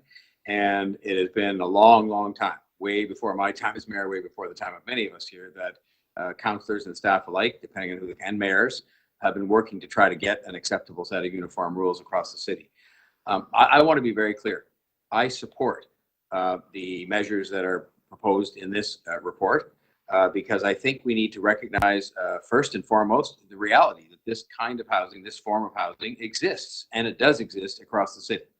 And the only reason it exists across the city in differing legal frameworks is because the council, over a long period of time, I think Councillor Perks made mention of 19 times, has failed to come to grips with the majority needed to support having consistent rules across the city, or at least rules that made sure that this form of housing was recognized in all parts of the city.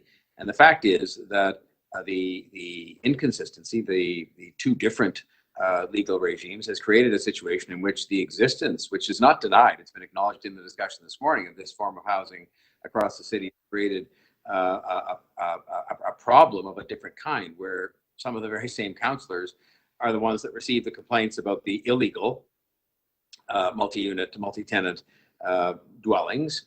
And I've been out. Councillor Deferral, as he then was, took me on a tour of his ward and showed me some of the ones that were there. And they were causing some of the issues that had been discussed in the course of the council discussion this morning, the question period.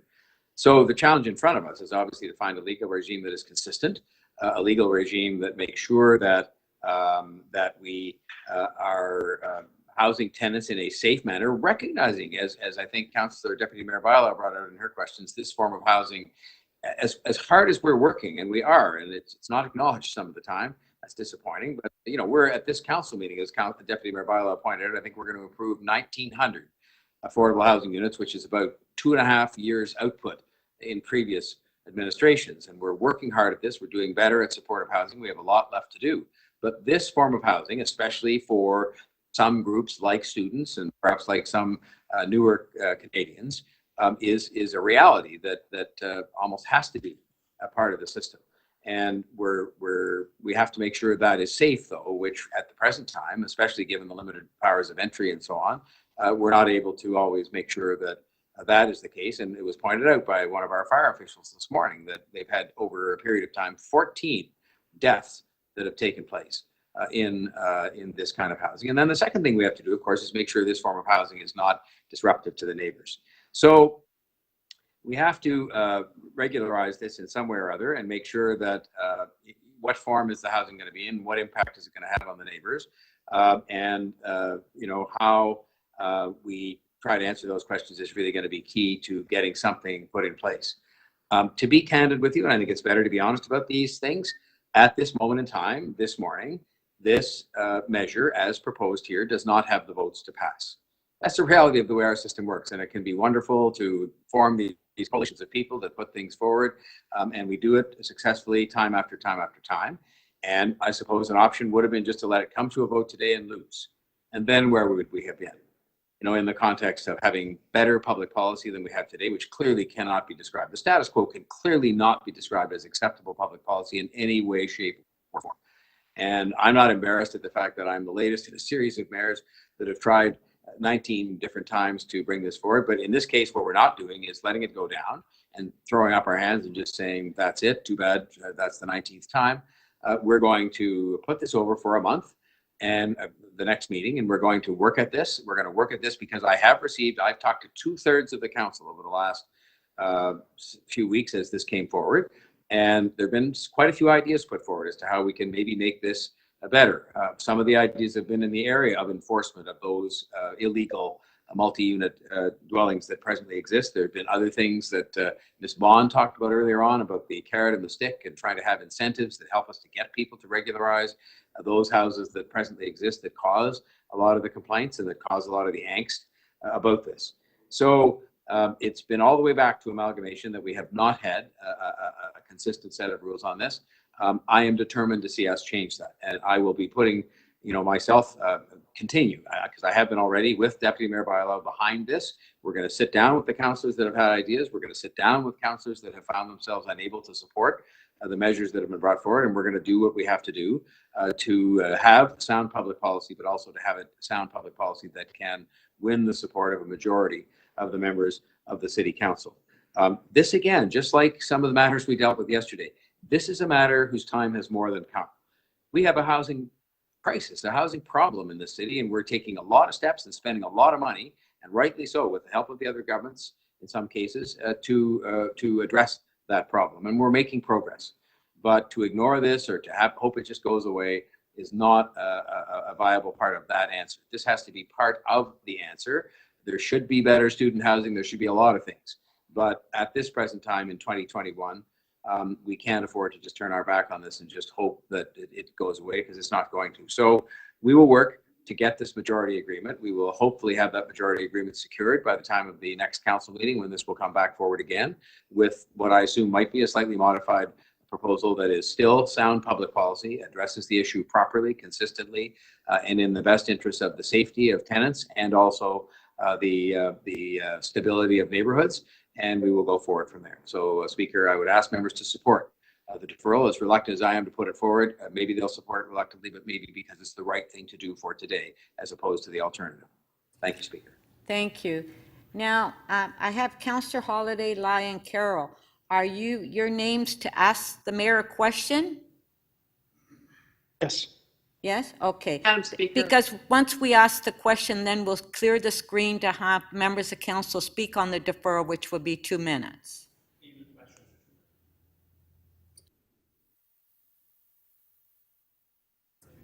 Okay, Councillor Holliday, 2 minutes to question the mayor's motion. Thank you, Speaker. Mr. Mayor, you've chosen to defer the item as opposed to refer the item. And I wondered if you could explain the choice, as they are two different things.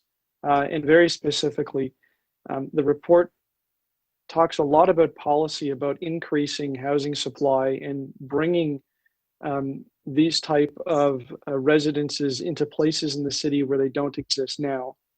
And I needed to understand why your choice on that matter, and is everything on the table between now and the next council meeting, or is there an intent to still bring rooming houses to places where they're not permitted right now?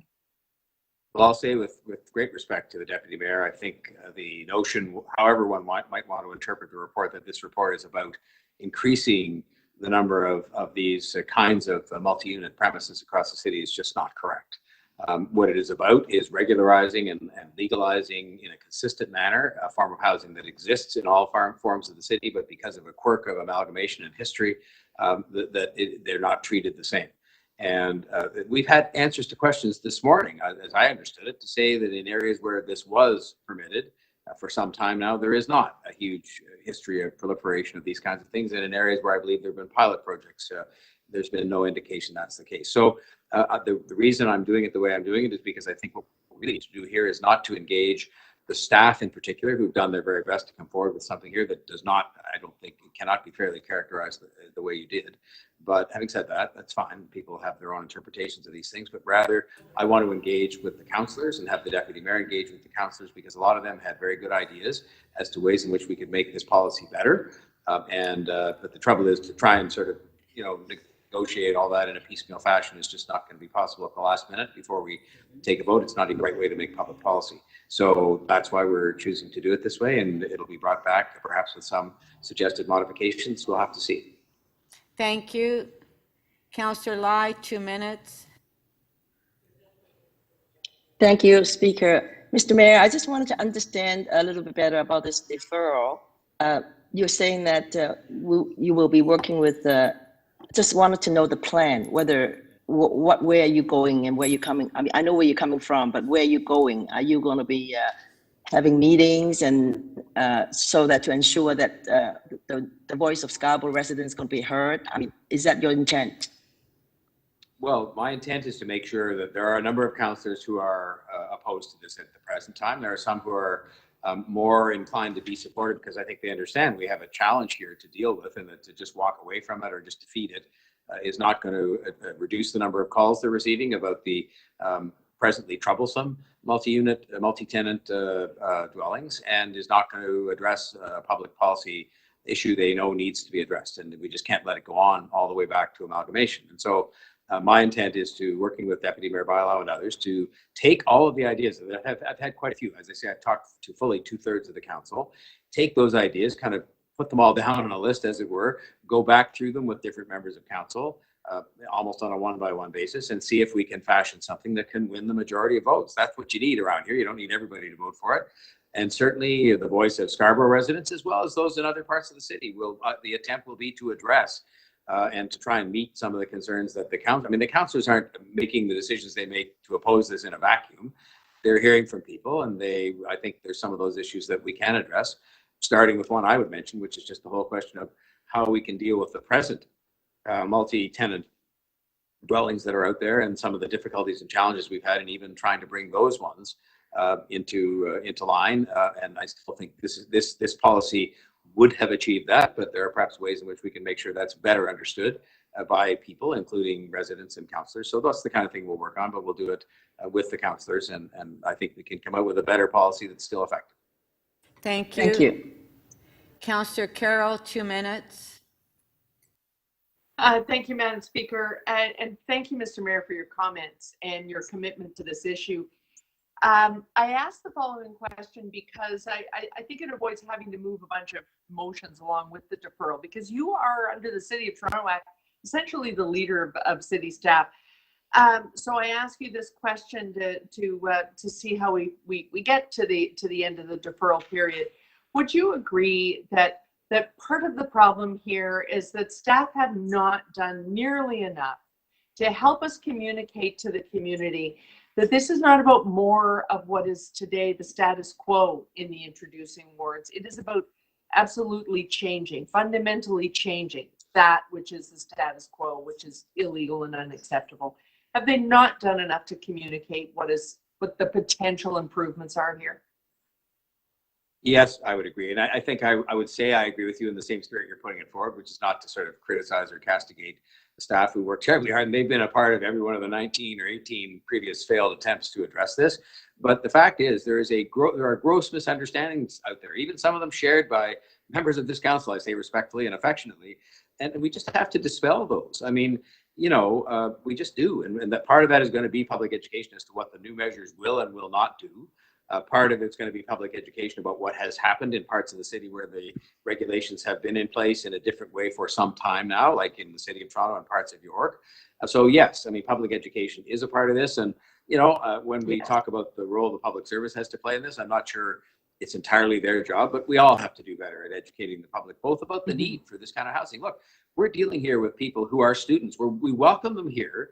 We have them pay, in many cases, because a lot of them are students from elsewhere in the world, have them pay exorbitant fees, quite frankly, to get educated in our institutions of education. That benefits those colleges and so on who need those students, and we want them here. A lot of them end up staying here, which is immensely to our benefit. And yet, the places that they are forced to live by virtue of there being no other choice, and the same is true of other groups, including newer Canadians and so on, we're not prepared to acknowledge that and somehow pretend that if we just wait long enough, eventually that will go away. So we've got a lot of education to do. So the answer is yes. Thank you. Thank you. Thank you, Madam Speaker. Councillor Fletcher, 2 minutes.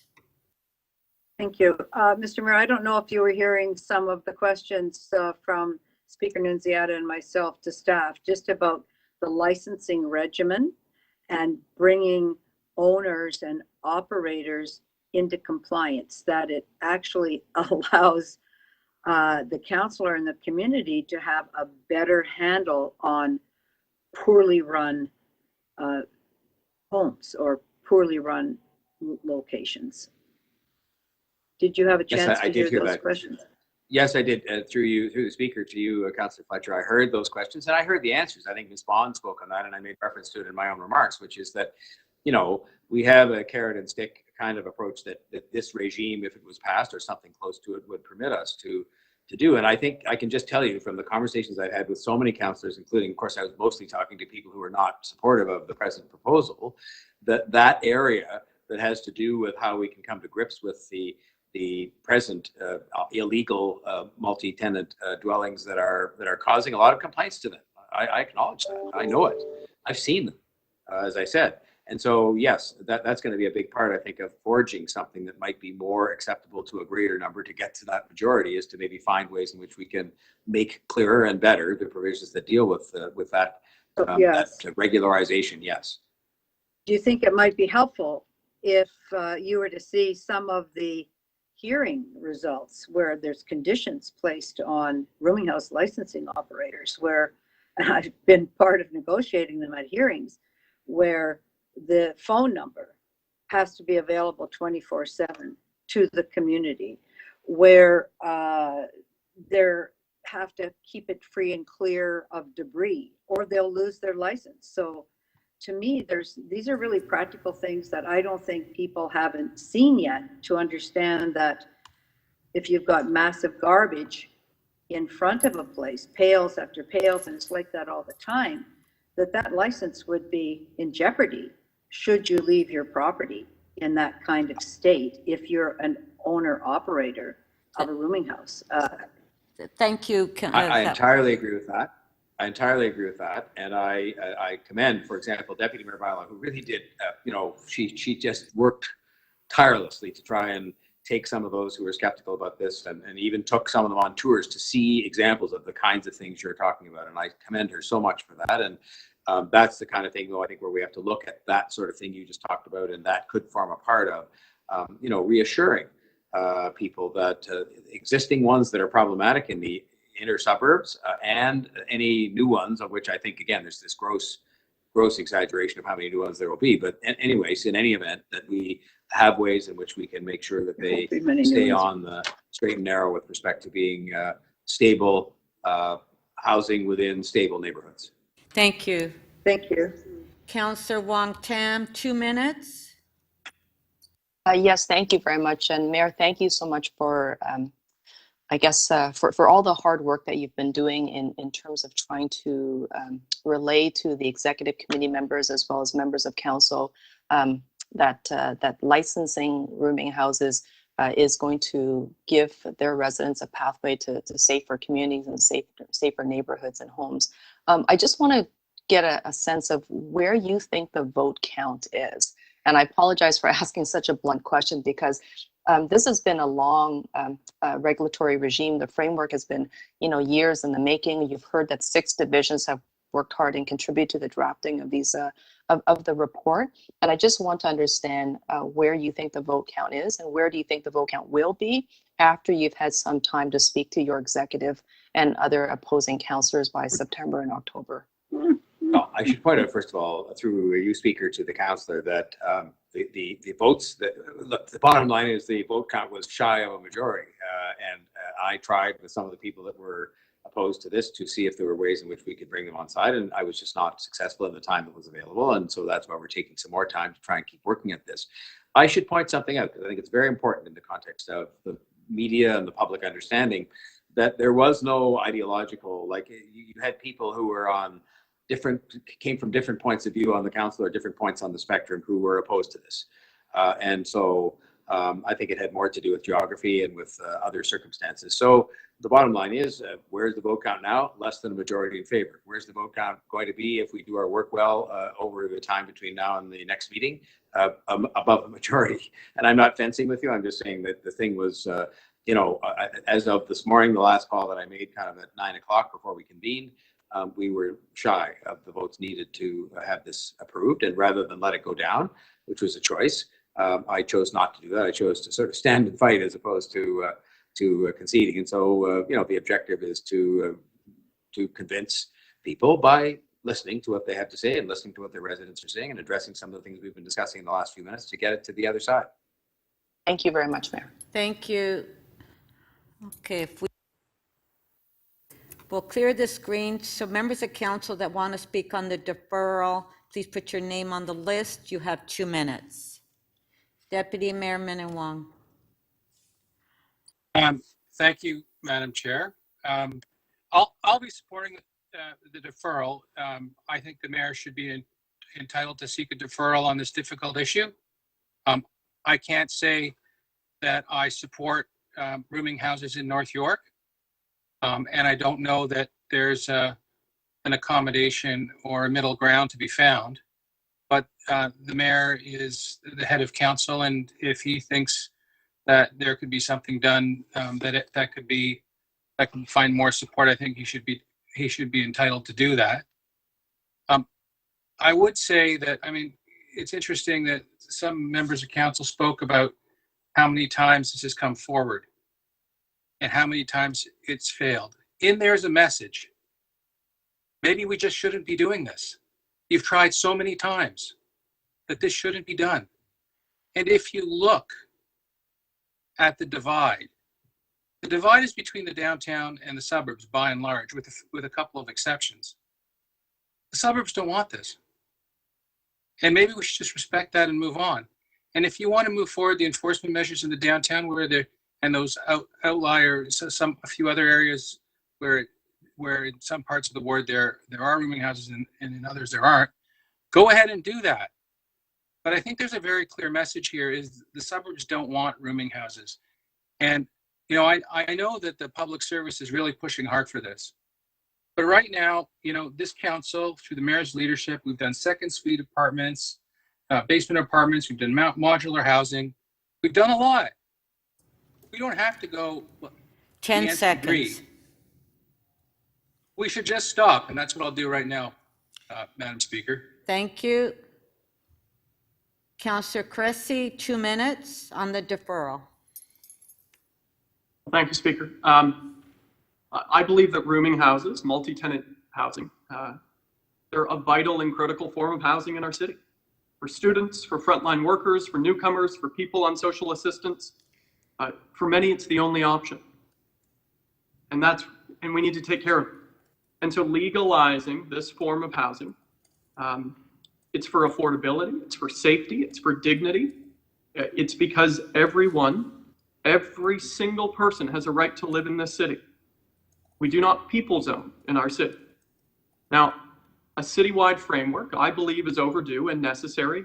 And I want to thank city staff for their work and recognize Deputy Mayor Bailão for her relentless push on this. And I would have preferred to get this done today, but nor am I prepared to let this lose or die today. Too many residents are counting on us. And so I will be supporting the mayor's move to defer this for a month, not to water it down, but to get it done. And I want to thank and acknowledge the mayor's hard work and relentless commitment on this, which will only scale up between now and September. And so together in September, we get this done. Thank you. Thank you. Councillor Crawford on the deferral, 2 minutes. Yeah, thank you, Madam Speaker. And I want to acknowledge and thank the mayor for moving this deferral motion. I was one of those councillors who had the conversation with the mayor this morning. And I did notify him I could not support the recommendations that were going forward. I'm hoping, in the next 6 weeks or so that we can come to some sort of resolution. I don't know if that's possible because this issue is deeply dividing. There are concerns with residents, if you want to say suburbs, downtown. I know my residents in my ward, similar to a lot of my colleagues, are concerned, very deeply concerned about this. There are misunderstandings, and fair or not, there is fear out there. And really where this fear aligns is there are people concerned about protecting the integrity of single-family residential communities, the communities that they live in. And if we legalize rooming houses, that will change, and that will change drastically. That is the divide that we have to look at. When I look at a community like mine, a very divided community, there are a lot of single-family residential homes in there, and we have to recognize those concerns. We need to have those conversations with those residents. I'm going to be reaching out, as I've already been doing, over the rest of the summer, but I think that is the critical component. We need to figure out how do we move beyond that, because that divide is there. I'm fully supportive of affordable housing. I have the first housing now. I have the modular home components in my ward. So I support affordable housing, everything we're doing. But when you look at the councillors, who wouldn't be supporting this, look at where they are geographically and try to understand. And I've had those conversations with Deputy Mayor Bailão and the mayor on how we move forward. So I'm hopeful that over the next 6 weeks, we can figure this out. But we do have to move forward on trying to figure out why people do not want them. I think that's a critical component to understand. Thank you. Thank you. Councillor Fillion, 2 minutes on the deferral.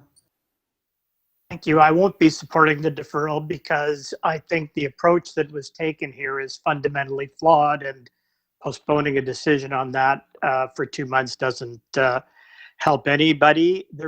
I'll just give 2 examples of why it's fundamentally flawed. The first is the notion that there should be, as the mayor says, a consistent set of rules. There shouldn't be a consistent set of rules because there isn't a consistent set of situations. Just to pick a stark example, in Parkdale, you have houses that are many decades old that have very good bones that people will purchase and renovate and could turn into legal rooming houses. In somewhere like Willowdale, if a house that was built before 1960, and in many cases before 1970 or later, goes up for sale, nobody buys it, hardly ever buys it to live in. You just have a completely different set of situations. And the second false premise is that outside of the downtown, that anybody who was operating illegally would want to operate legally. And I asked the staff, show me somebody, show me one person, because I'd like to talk to them. In all the decades I've been doing this, I have never been approached by anybody who has said, I'd really like to, if I could open a legal rooming house, I would really like to do that to provide more housing opportunities. In fact, we have a planning regimen in places like Willowdale that would allow people, if they chose to, if it made any economic sense to them, to purchase properties on places like Finch Avenue and create very 5 small seconds. affordable units. So there's just fundamental flaws here in the approach. Thank you.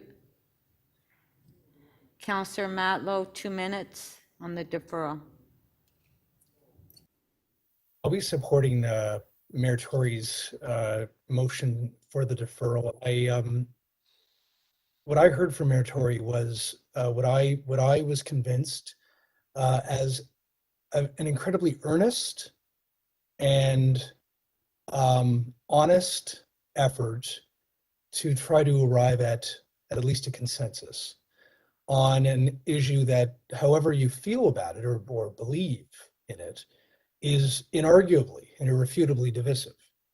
And what I heard from Mayor Tory is that if you are concerned about the fears that Councillor Crawford also very thoughtfully articulated that he's hearing from residents, and I know many of you are, then the mayor wants an opportunity to work with you to try to directly address and resolve those fears and concerns. And if you are like me, where you also share the concerns of some of my colleagues, including, by the way, Councillor Perks, who has demonstrated such leadership on this. I just want to acknowledge him because his name hasn't been said yet. That there are real health and safety issues and affordability needs that need to be addressed as well. The mayor is giving a lifeline to be able to support those goals. So as difficult and as controversial, admittedly, as this general topic is, I also want to reflect on the fact that I just heard one of the most thoughtful moments that I had heard at this council for a long time, in the words that the mayor had said earlier, and frankly, Councillor Crawford, in his honesty, in as the reflection of what he's been hearing from residents too. So it's a good moment. Thank you. Councillor McKelvey, 2 minutes on the deferral. Thank you, Madam Speaker. We need to end illegal rooming houses. It's clear the status quo is not working. It's not working for residents. They're frustrated with property and parking concerns, and it's not working for tenants who have safety concerns. And most tragically, it wasn't working for Helen Guyo, who died in a fire in 2018 in an illegal rooming house in our community. I've been an active participant in this process. I have said that the status quo is not working. We need a regulatory system with safety, parking, and property standards. I attended the public consultations. I read the 190-page report, page to page. I attended the planning deputations that we heard. One of the residents said it best: you can choose to live in a community with legal rooming houses, or you can choose to live in a community with illegal rooming houses, but you're always going to have rooming houses. So that's the choice we need to make. I still had questions after the planning and housing meeting. I asked for more information. There was a supplemental report. I still had questions. I reached out to Councillor Perks. He set me up with a tour of Parkdale. I spoke to residents. I spoke to tenants. And I learned about the transition from illegal rooming houses to legal rooming houses that they went through there. I still have questions. So I am supportive of today's deferral by Mayor Tory, because we have time to get this right and we need to get this right. And I'd like to thank Mayor Tory for his leadership on that. Specifically, I still have concerns about corporations purchasing houses, driving up housing prices. I don't think that's good for anybody. It's not good for the tenants because it can raise their prices of rent. It's also not good for community members, those that are first-time home buyers that want to buy a house. It's also not good for families that want to purchase a home either. So we have time to get this right. I'm fully supportive of this deferral. I'm hopeful that we can find consensus and move forward together on this very important issue. Thank you so much again to Mayor Tory. Also, thank you to Councillor Perks for his leadership on this issue too. Thank you. Councillor Thompson, 2 minutes on the deferral. Thank you, Speaker. I'm in support of the mayor's deferral on this item.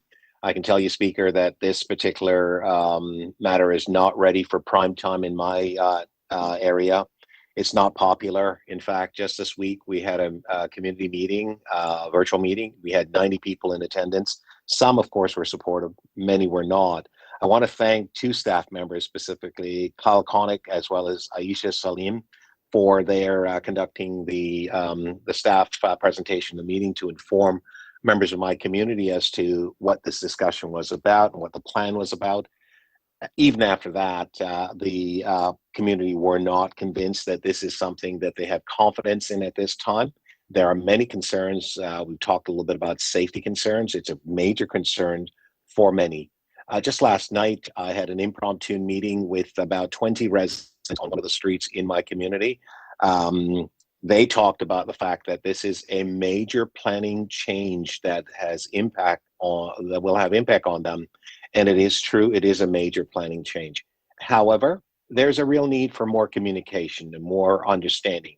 We all have an obligation to do more to help people who are in need of housing, and I think that is part of the leadership of the mayor and deputy mayor is bringing forward, and I'm in support of that. The question is, how do we make it work in best interest? The interest certainly of those in need, but also the interest of those families who have purchased homes in areas that are zoned single family residential and would like to keep them that way. I indicated earlier in my question that I have one property specifically. There are several on my street where we have problems. Residents are complaining. They reach out to the police. The police have been able to act. Staff have indicated the police will help. It hasn't provided a solution. So I hopefully have more time to be able to work through this with my residents. Thank you, Speaker. Thank you. Councillor Carroll, 2 minutes on the deferral. No, there are no good solutions when it comes to illegal rooming houses. And that is precisely, in my view, why we have to have a regulatory legal regime. I think Councillor McKelvey is right. You're going to have rooming houses. The question is whether or not you choose them to be legal and regulated or not. And my ward has so many of the illegal variety that they have no frame of reference to understand what legal would be like. They're really struggling to understand it. I take that as my role, to help paint the picture to them of what it would be like to have legal, how it would change the values. Because quite frankly, setting it at 6 dwelling rooms means the toniest of your neighborhoods probably aren't going to be the best place to have one, because they need to be economical. Someone's not going to want to pay $10,000 in property taxes on a rooming house. And so there will be shifts. That's absolutely true. But I understand why the mayor is deferring this. He wants success, and so that means getting it right. I had motions myself to change things. I think I demonstrated in my questions that having any kind of a 12 to 25 dwelling room zone in the city is not possible in some of the north of the 401 wards, because they haven't really looked at the built forms that were in those zones. And I want to work with them on that and get this to success on a September vote. But in the meantime, I really look forward to September, because I can't forget this.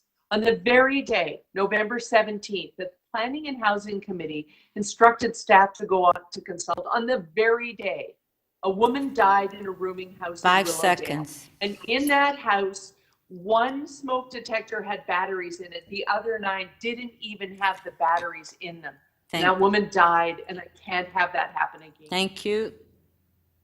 Councillor Fletcher, 2 minutes on the deferral.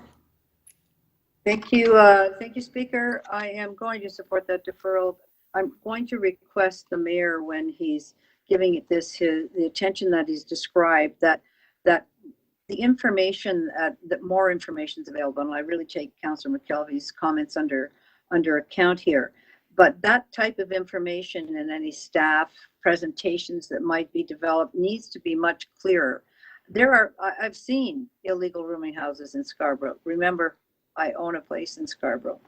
And the piles of bins out in front, anybody could know on that street, that's where it is. That's the illegal rooming house. And there's no pressure at this point outside of trying to make them comply. Go on the streets where I have single family homes and there are licensed rooming houses there. You wouldn't know. There are not big piles of garbage. There are no issues of that kind. So I think show the difference. Here's one. It doesn't have to look like this. It doesn't have to look like a garbage pit on your street. I also wanted to say that it's very difficult to meet all the standards to be licensed. We're talking as if operators want to license rooming houses. They don't want to license rooming houses. They want to just keep putting people in them, let them operate the way they are, not have any worries, not have anybody watching. We want them to be licensed, just the same as we want bars to be licensed. We want drivers to be, we want things to be licensed so we can ensure a certain standard and ensure the standards are being met through the regulatory licensing regime. I don't think that's come clear enough. People on the streets don't feel like 10 affordable seconds. housing might be their thing, but what they need to know is that an effective licensing regime now cleans up the problems that are bugging them. And I respect that. I hear those problems. I hear you, Councillor Thompson, Thank but there's you. a way to fix it. Thank you. Councillor Wong Tam, 2 minutes on the deferral. Thank you very much, Speaker. And I will be supporting the deferral. And I want to be able to say at the very minimum, thank you to the mayor for placing this on the table. I think that your remarks were very clearly articulated for all of us to hear, is that your intention is to see this new regulatory framework passed. It is a matter of time. And I also am encouraged that the deferral is not sending it out for the next 2 years to circle around the block, but rather coming back quickly. It sounds to me that we, all of us, every single member of us on council, needs to engage in deeper dialogue with each other. I think that every single one of us should be working together to ensure that we can answer questions and support each other. I know how difficult these questions can be when placed before councillors and community, and I certainly can understand and be quite empathetic when you have a community that is scared and nervous about new regulatory changes. So I want to just be able to speak to that point for a few seconds. I don't think that any one of us wants to see neighborhoods be unsafe, or the fact that they may be unlawless.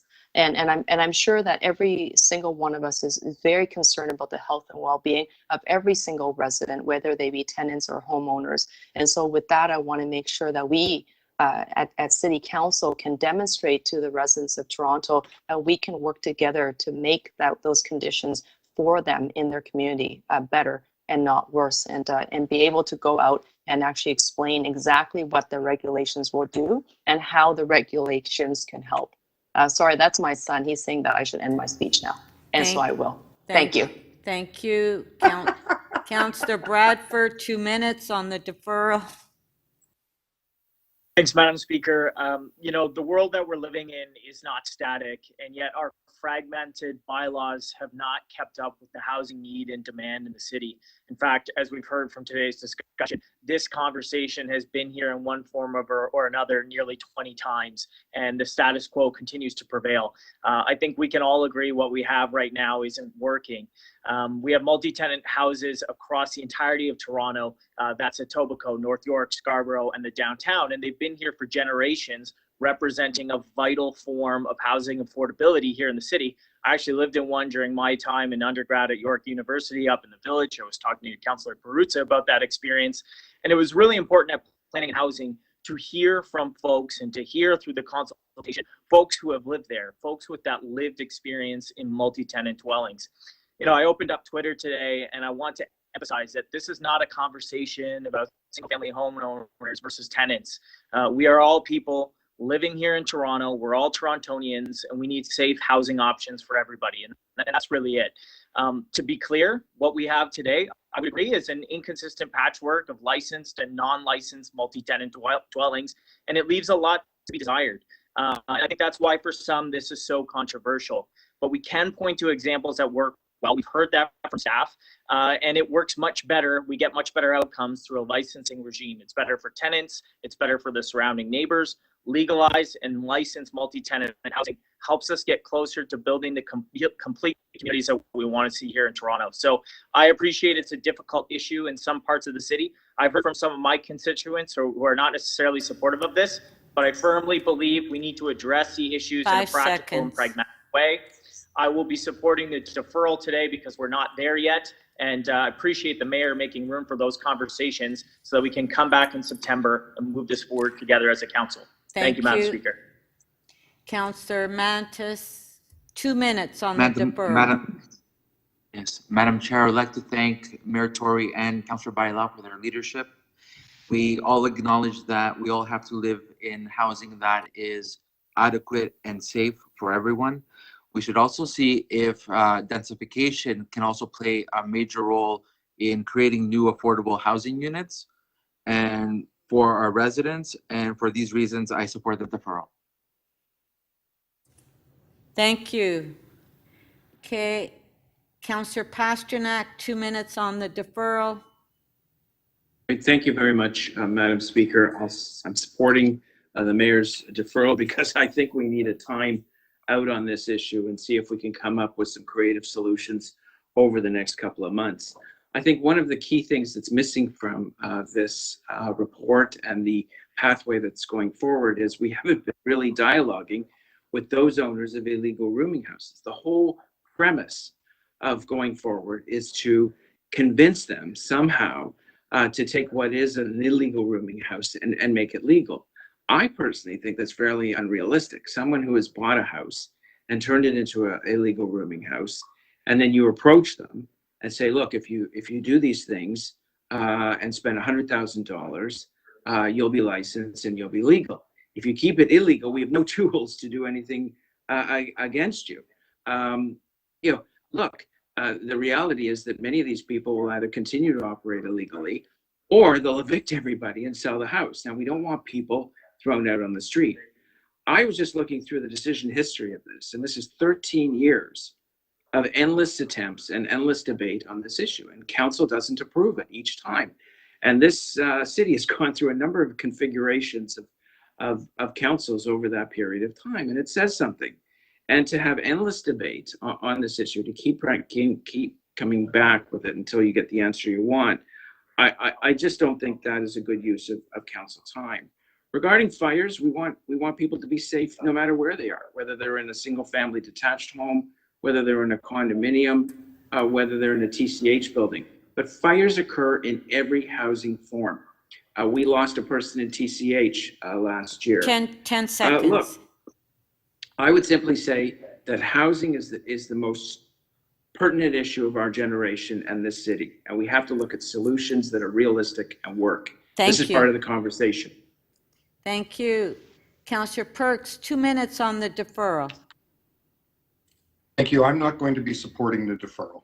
The status quo kills people in fires. The status quo sets people in neighborhoods against each other. The status quo, as we heard from deputants of the Planning and Housing Committee, puts tenants in illegal rooming houses in a circumstance where if they complain, their belongings are moved out to the curb and they're evicted without notice.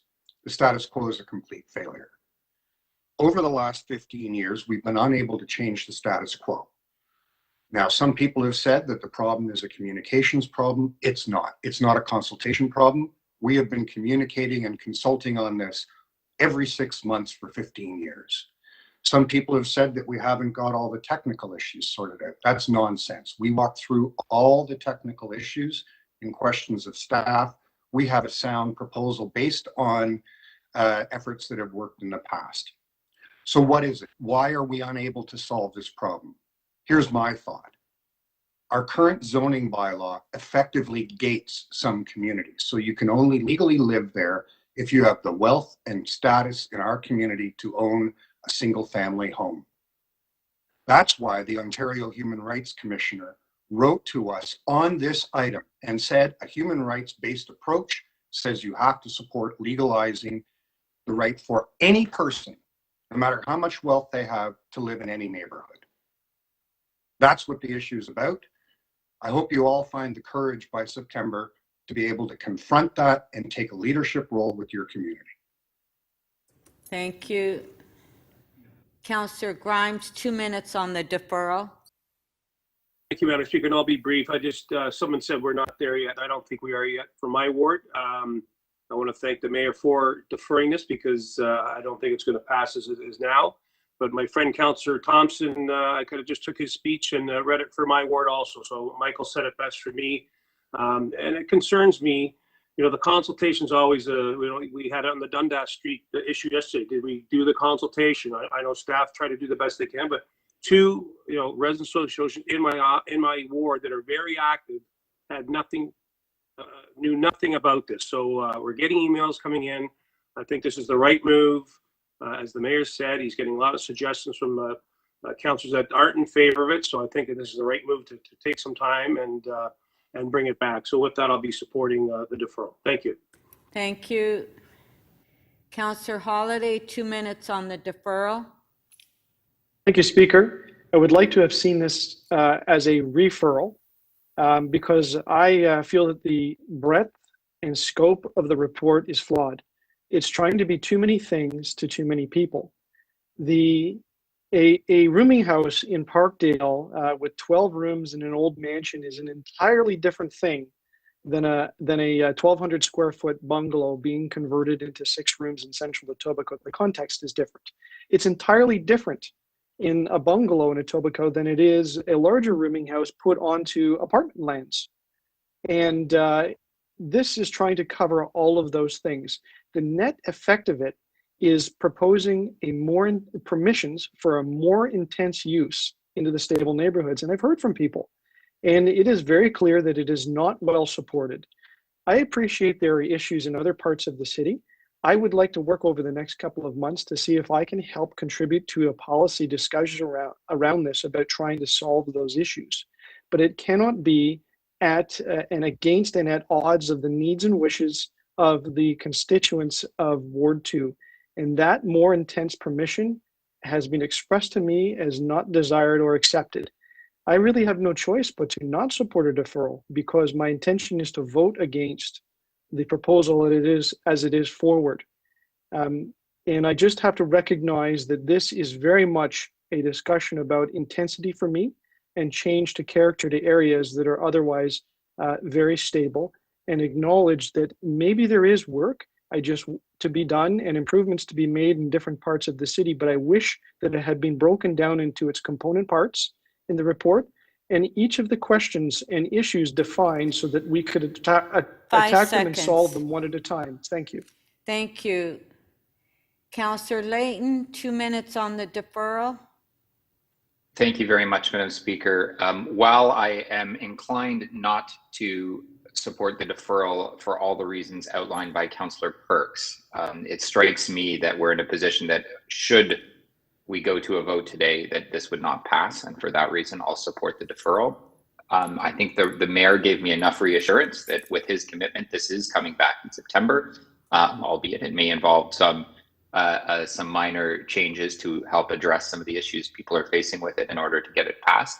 But this is a long time coming, and there's a reason why it's here. It's because a couple of years ago, we voted on a housing bill of rights of sorts. We voted on a policy that said we were going to treat housing as a human right. We are required to pass a policy in this regard on this item for that very reason. And if you supported those motions before, which I think all of you did, then you need to help you need to help to make this work and pass the next city council. Thank you. Thank you. Councillor Lai, 2 minutes on the deferral. Thank you. Thank you, Speaker. I wasn't present for the 19 times deferral or the 13 years that's been in the works about this issue, but I know that it's a very controversial issue in my ward. And I was one of the ones that will be voting against this in its current form. And I'd like to thank Councillor Bailao. I really, from the bottom of my heart, Councillor and Deputy Mayor, you've attended in my meeting for my virtual meeting back in May, and you've seen firsthand some of these questions and concerns and fear of some of the residents has raised, and you've managed to address some of the concerns, but it's not enough. And I would like to also thank the mayor for giving us the opportunity to flush it out a little bit more, because out of these consultation, although very short period and is mostly virtual, I have managed to get a lot of good ideas and a lot of good feedbacks and input. And I think I will look forward to working with the mayor to make sure that we propose those forward and to make it a better a better policy. But I think the fear is out there, and I don't know, in my ward, like I just told you before, when I was doing my questioning, I did a polling on my ward, and it's 20% support, and there's a minimal support. It's not as if it's, nobody's supporting it, but 48 oppose, and the rest is unsure. So basically, I think we have some work to do in doing the communication piece, and kind of to lay out on the table, and just like status quo may not be good enough for us. And I've lived in the rooming house before when I first came to Canada, so I know how it is. 5 and I seconds. get it. This is a very good affordable housing option, and I look forward to working with council members to make sure that this will come forward in September. Thank you. Okay, I would like to get this vote done before lunch. Councillor Robinson, 2 minutes on the deferral. Yeah, thank you very much. I'm cautiously supporting the deferral. And what I mean by that is I think the message is clear. I mean, we've talked about this before. We're talking about it again, and there's not enough support for it. And that's a reflection of how the communities and neighborhoods in Toronto feel. So what we should be talking about is inclusionary zoning. And that was supposed to be at this meeting, and it's not. And instead, we're focusing on this. I understand inclusionary zoning is coming maybe in the fall, but it's taking way too long. And my colleagues before me have identified all the work that has happened through this committee, as well as the mayor's office and the mayor, in really working on housing in the city. And lots of initiatives have been supported and have unfolded. I'm not sure this is one of them that should be supported. And I will tell you that I'm getting a lot of negative feedback from my residents about their neighborhoods, and this is one of the issues. And they're discouraged because they're seeing things happen in this city that can't be managed. They're seeing lakes the size bigger than an Olympic pool in Leaside for 8 years because MLS can't deal with it. They're seeing heritage houses being ripped down on long weekends. They're seeing all sorts of issues related to garbage around these places and parking. Where these places are happening illegally. They're also seeing things like in New York Mills, and the York Mills community have spoken to both the deputy mayor, Denzel Minnan-Wong, as well as the mayor about this issue, where there is activity happening, and I won't name the location. 10 seconds.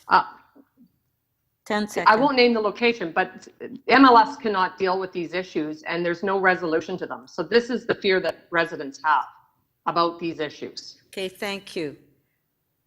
Okay, we want to get this vote done before lunch. We're speaking on the deferral. So can I have a motion? It looks like we have one more. And then we also have some members' motion to add on to the agenda. Can I have a motion to extend to complete this item and add on members' motion? Moved by Councillor Cressy. On favor? Carried. Thank you. All right, Councillor Bylaw, 2 minutes on the deferral. Thank you, Madam Speaker. Madam Speaker, I'm not going to say that I'm not disappointed. Of course I am. I think, like the mayor, I was looking forward to have this issue moving along and being discussed and approved and voted on today. But I'm also hopeful. I'm hopeful by the mayor's commitment, and I'm hopeful for some of my colleagues coming forward, and some of them we were already working on several motions for this item. So I think there is commitment from people to continue working on this, and hopefully by September to bring this forward. Madam Speaker, what we had in front of us, and people talk about the 19 times and that we should take it as a sign. Well, the reality is that those same 19 times, there was never another proposal to deal with the issue. There was never anything else that dealt with the issue. So councillors have been sitting at this council for many years with this issue in their wards, and we haven't been able to provide a solution to all those residents that complain about illegal rooming houses. This is how we started looking at this issue, is how do we start supporting all these councillors that have hundreds, like we talked about, of illegal rooming houses, taking in consideration that at the same time, we have a housing crisis and housing prices that we never had in the city of Toronto. So how do you take these two issues And that's why you have 6 divisions involved in this work. That's why you have a 4-pronged approach that involves MLS, that involves housing, that involves zoning. It is a difficult issue, but because it's an issue that nobody has been able to solve it. You all come in here and says, I have the issue. I have the issue. And this is the solution that we're going to try to work, listen to some of your concerns still, make sure that we get it right. I'm looking forward to the conversation over the next 6 weeks. 5 seconds. To make sure that we solve this issue once and for all and continue to have inclusive neighborhoods with safe housing for people of Toronto. Thank you. Okay, just briefly, I'll speak. I will be voting on the deferral. As I mentioned, in my ward, the former city of York, we do have legal rooming houses, but I have an awful lot of illegal rooming houses that it's very difficult for us to enforce through MLS. So I believe that the framework that we have before us, and I think that we may need to tweak it a bit as far as the enforcement end of it, the licensing. I think that for councillors that don't have rooming houses in their ward, I think it would help. You would much rather have legal rooming houses and illegal rooming houses where you get complaints, where there's garbage and there's drugs and parking issues and people loitering. I think we want to stop that. So I think that by the framework that we have before us, with a couple of amendments, I think that would work for the whole city. So I will be supporting the deferral. Okay, on the deferral, recorded vote.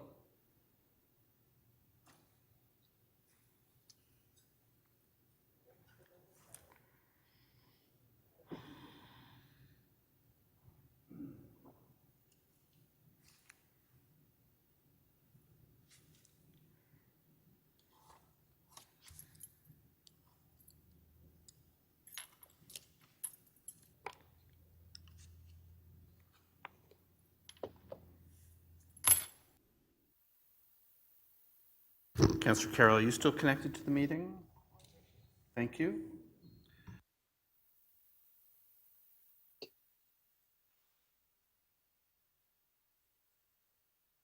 Mr. Clerk, I've come off of CMP and I'm having trouble, so I may have to voice vote here.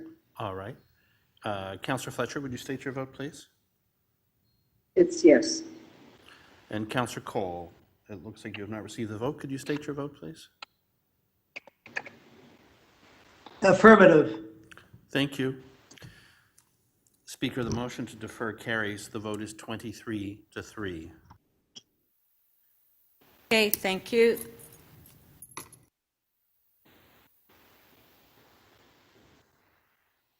Councillor Fillion, you have a member's motion you want to introduce. We'll put it on the screen. We'll do that before our lunch.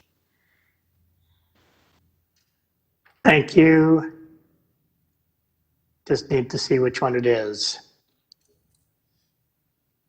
There it is. Yes, thank you. 5200 Yonge Street.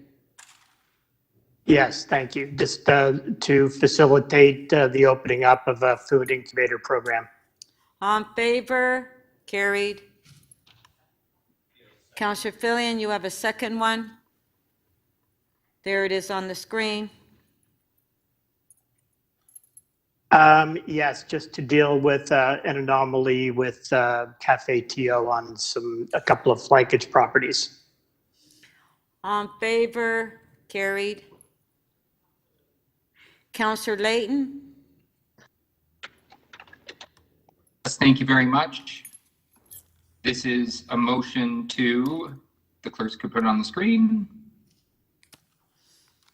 Motion without notice regarding a permission for a rezoning to return for a change at the Committee of Adjustment for 2 Bloor West. Okay, there it is on the screen. On favor? Carried. Okay, thank you. We'll recess till 2 o'clock. Thank you.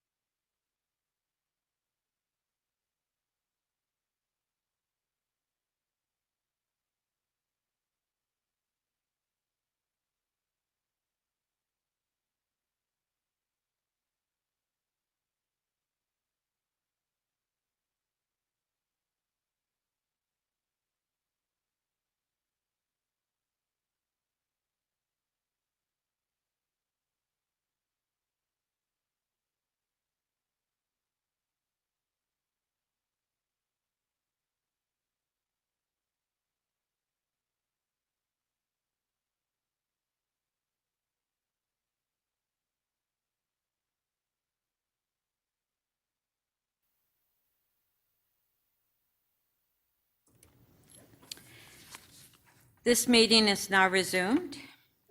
Mayor Tory, I understand you wish to make an announcement at this time. Well, Speaker, thank you. It's for two recognitions, very pleasant recognitions. The first one being way more important than the second one, as you'll see when I get to the second one.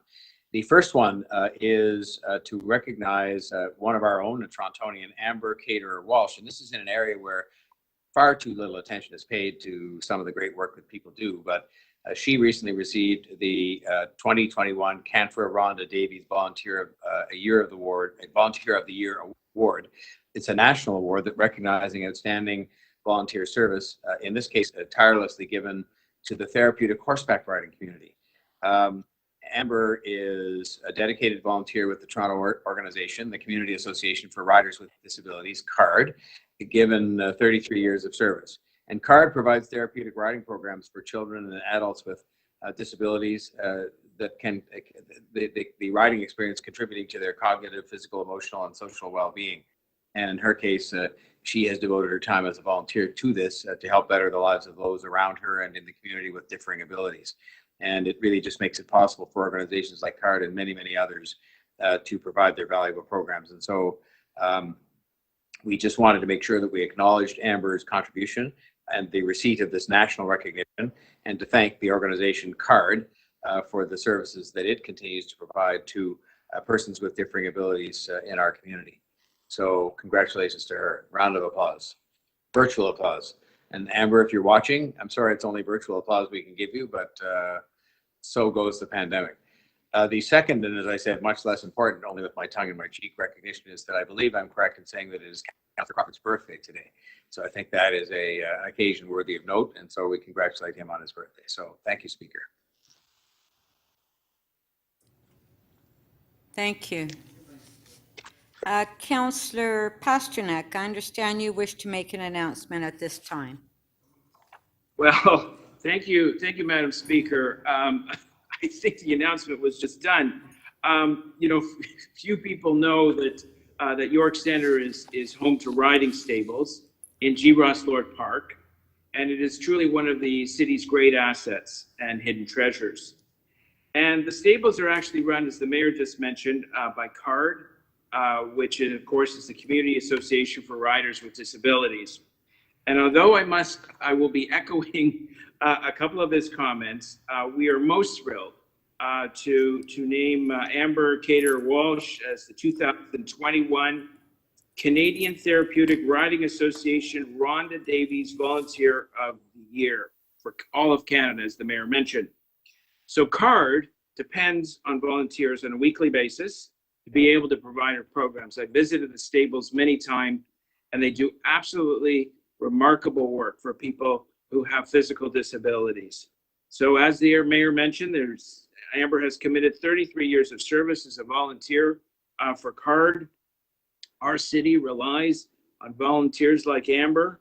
That is the social capital that keeps us going.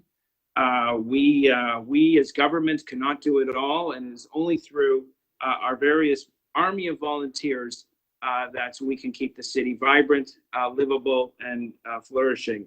And I'd also like to thank Judy Wainless, who is the head of volunteers at CARD, for bringing this to our attention. I wish everybody at CARD all the best for a safe and happy summer, and keep up the great work that you're doing. Thank you very much. Thank you. Members, following the release of member holds, we are scheduled to consider the member motion run through. Council had previously timed item CC 35.1 to follow the item we completed this morning. However, Council has also decided to consider items ZX 2513 and NY 25.6 as the first and second items after members' motion. I'm going to propose that we keep to the schedule we set for this afternoon. That means items ZX 2513 and NY 25.6 will be the first and second items after member motions. And we can consider the Ombudsman report CC 35.1 after those. Speaker, Councillor Fletcher. Councillor Fletcher? Yeah, that's what I was trying to get at yesterday when I was asking Mr. Eldridge and yourself about once it gets set, and we didn't change the order paper today, so I just don't want to have the ombudsman sitting around. The whole idea was she'd know when things were going to happen. I have no idea how long these other two issues are going to last. So it just becomes a bit of a logistics issue, and I'm not sure how long this other one will take. So I'd prefer to hear from the ombudsman first, because she's not city staff and waiting on our bated breaths for everything that council wishes to do. Okay, so Councillor. Madam Chair, Yes, just on a point of order, were we supposed to hear after the notice of motion from, to the Toronto Hydro item? yes, that's what I just said, yes. Yeah, and we're still going to do that because I believe the chair is time limited. Okay, but Councillor Fletcher has just moved. Yeah, well, I just want to speak to that. Okay, You just could one. either have, sorry, if I may. Yeah, if I could Deputy just Mayor, finish and then can you just hold on for 1 sec, please? Sure, of course. Maybe I'll amend my motion to hear from Hydro and then do the ombudsman's report.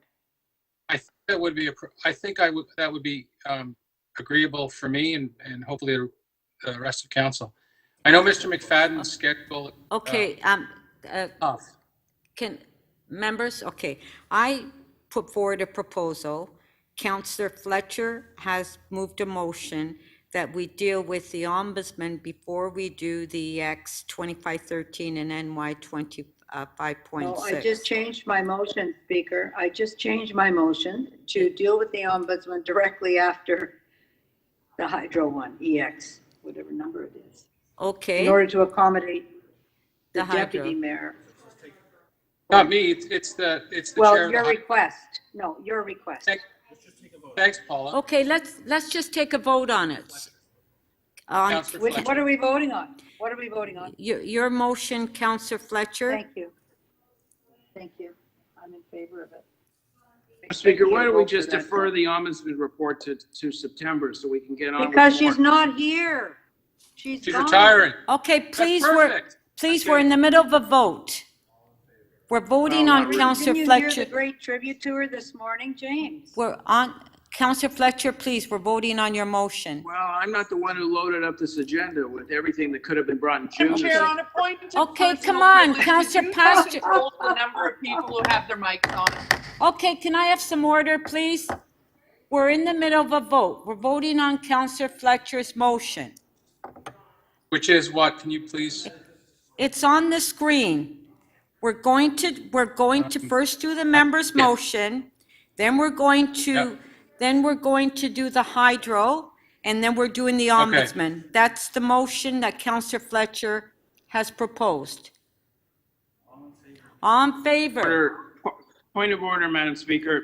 Where does NY 25.6 fit into that? Where does it fit in? That will be after the ombudsman. Okay, we're in the middle of a vote. All in favor of Councillor Fletcher's motion, show of hands. Carried. Thank you. Do we have any release of holds? Councillor McKelvey. Hi, it's not a release of hold, but I need to reopen quickly IE 23.13 Portland's flood protection for a technical amendment that's been circulated already with Councillor Fletcher and Councillor Cressy. Do we have your motion? Yes.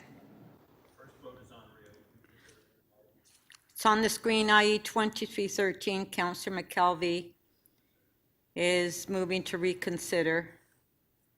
On favor? Carried. Okay. Do you have the amendment? Okay. Yes, Madam Speaker, they've displayed it. We'll put the amendment on the screen.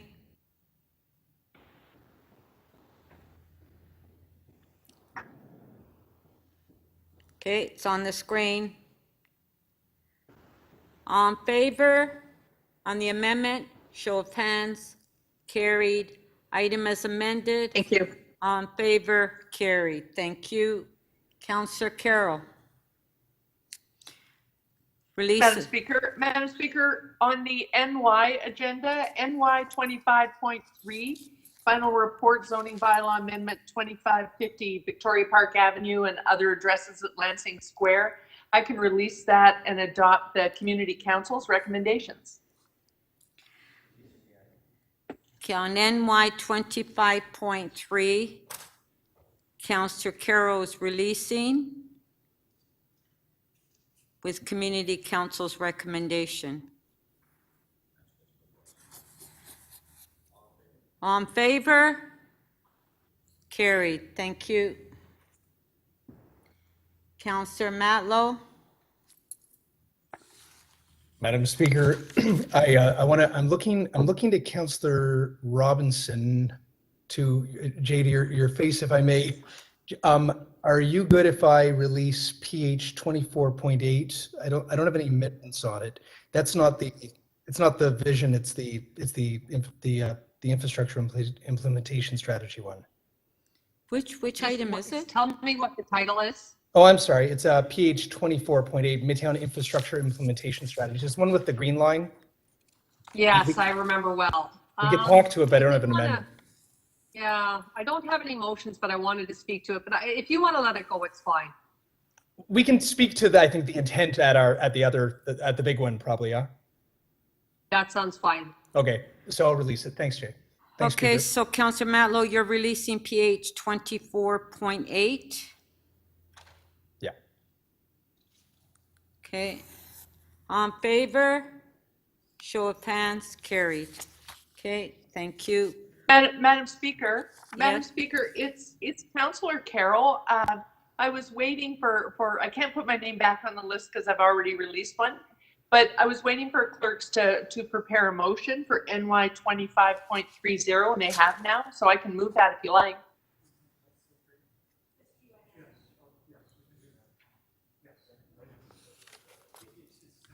This is on the application to remove a private tree.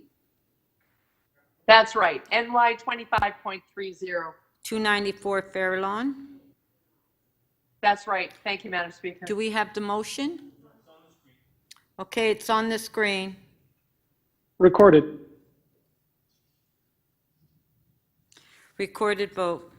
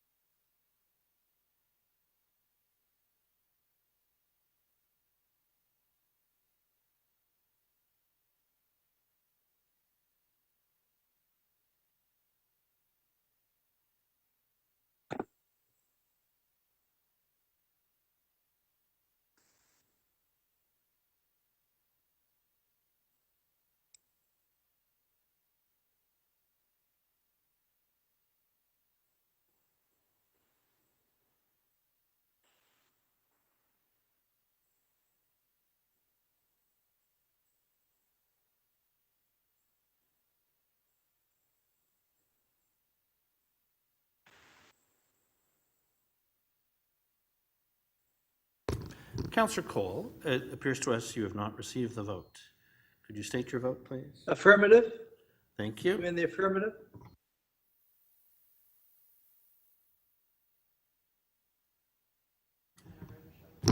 Speaker, the motion carries. The vote is 17-8.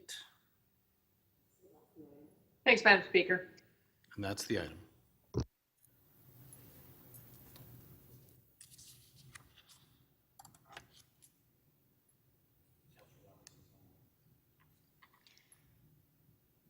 Councillor Robinson. Yes, Madam Speaker, I can release, which is CC 35.3, which is the Integrity Commissioner. I had a great conversation with the Integrity Commissioner over lunch, so I'm happy to release that. I'll continue to hold that then. Thank you. I've got another one I can try to hold. I can try to release. I don't know if other people have motions on it, but It's PH 25.17, Toronto Green Standards Review and Update. If others want to hold that, I will. I'll keep it in my name, but if not, I have a motion I can release now. With a motion. Do we have the motion by Councillor Robinson on PH 25.17, Toronto Green Standard Review?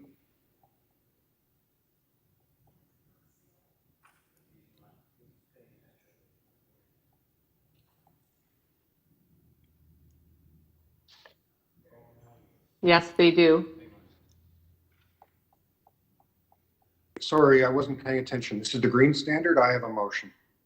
Okay. Do you want to move it now or do you want me to hold it? I could move it now. I've chaired it. I cleared it with the chair of the Housing Committee and the Infrastructure Committee, and I know that clerks have it. Okay. So I'll move mine and then I'll hand it over to Councillor Perks. I worked with this motion with staff.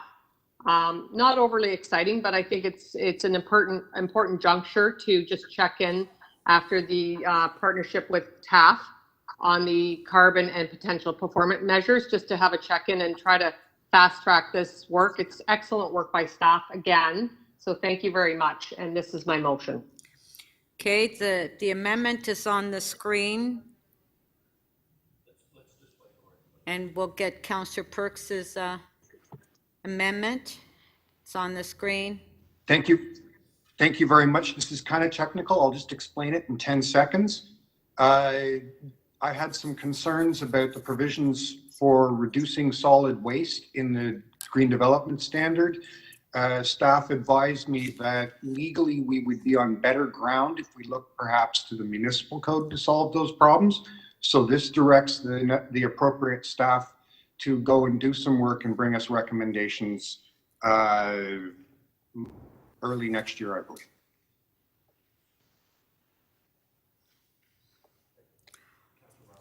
Okay, so on Councillor Robinson's amendment, on favor, carried. Councillor Perks' amendment, on favor, carried. Item as amended, on favor, carried. Speaker, I voted incorrectly on the fair lawn tree issue, and I would very much like to change that. Would you like to reopen it? Can I move that? Yes, we can reopen it. Thank you. If I can move it, I'll move it.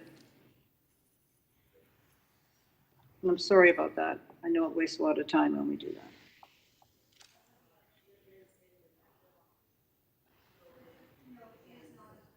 Someone else other than Freddie, someone who voted in favor of it. Councillor Carroll, you'll reopen it? Certainly, Madam Speaker, I move to reopen. Okay, Councillor Carroll is moving to reopen. On favor, carried. Okay, let's we'll put the motion back on the screen. Members, just stand by while we recreate a motion for this.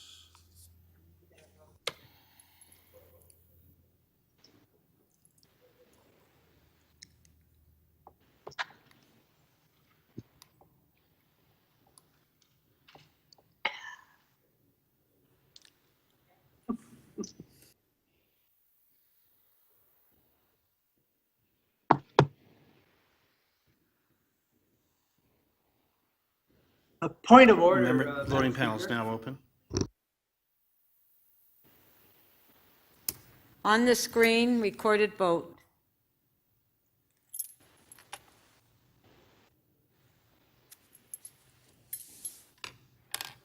I'm sorry, I don't see it there. Oh.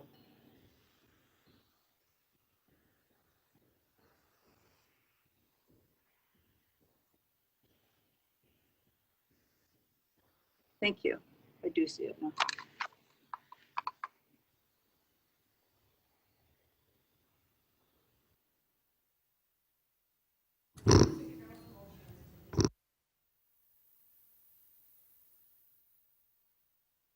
Councillor Bailao, please.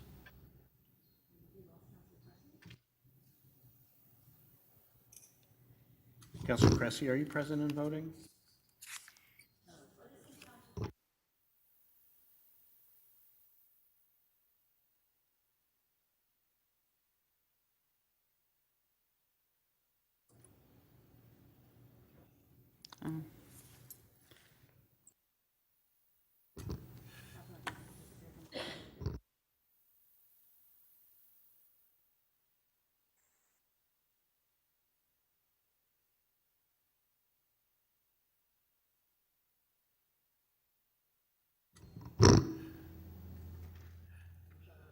Speaker, the revote on the item, or on the motion, I should say, carries. The vote is 15-9.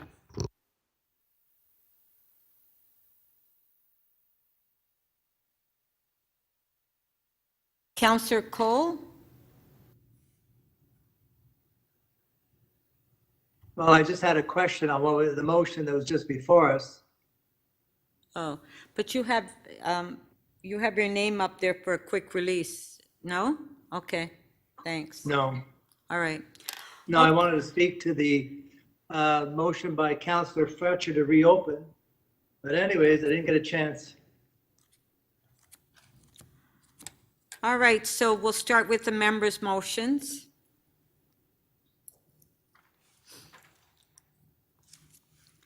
MM 35.1. Yeah.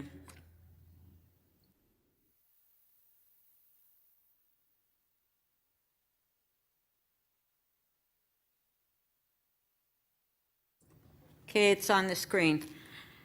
Notice of this motion has been given. This motion is subject to referral to the Executive Committee. A 2/3 vote is required to waive referral. All in favor of waiving referral? Carried. On the item, all in favor? Recorded vote, recorded. Recorded.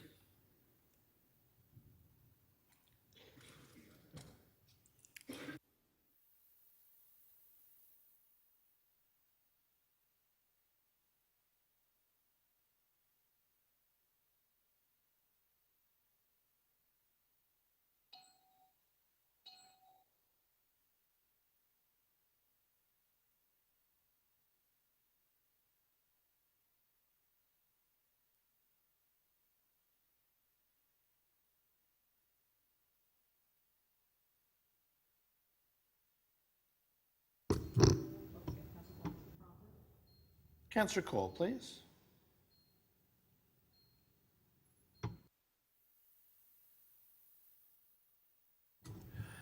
The item carries. Speaker, the vote is 24-1. Thank you.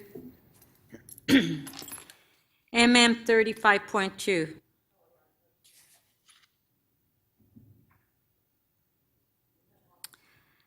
Notice of this motion has been given. This motion is subject to referral to the Executive Committee. A 2/3 vote is required to waive referral. All in favor of waiving referral? Carried. On the item, all in favor? Carried. MM 35.3.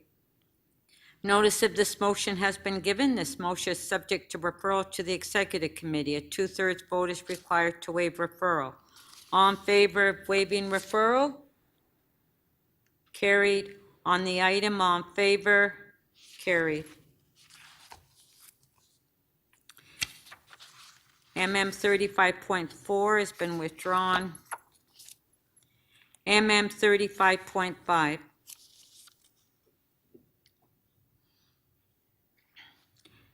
Notice of this motion has been given. This motion is subject to referral to Toronto and East York Community Council. A 2/3 vote is required to waive referral. This motion relates to an Alcohol and Gaming Commission of Ontario hearing and has been deemed urgent. All in favor of waiving referral?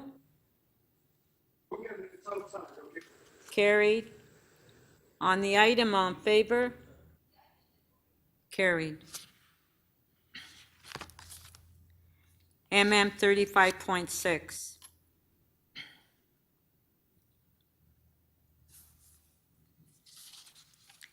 Notice of this motion has been given. This motion is subject to referral to the Infrastructure and Environment Committee. A 2/3 vote is required to waive referral.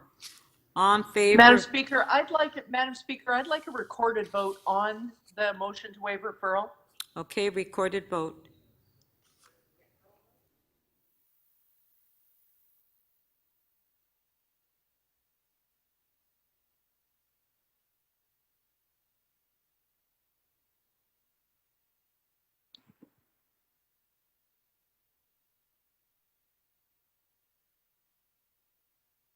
So just to be clear, Madam Speaker, a yes vote refers this to the Works Committee and no vote, or is it the other way around? The way around. Thank you. So a yes vote waives referral, and no vote sends it to Works Committee. Thank you for that clarification.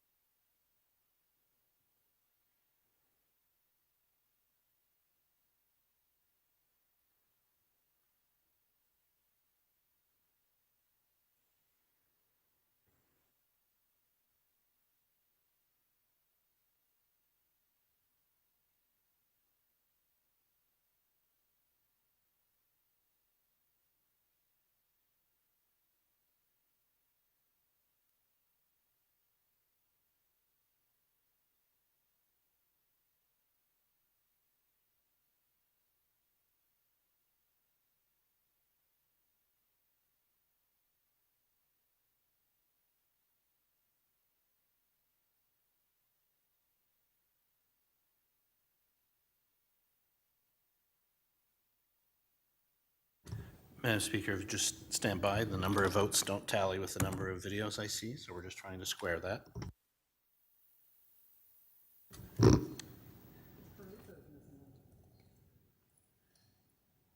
Councillor Perruzza, are you present and voting in the meeting? Thank you. The motion to waive referral carries 22-2. Madam Hold Speaker, that motion, Madam Speaker.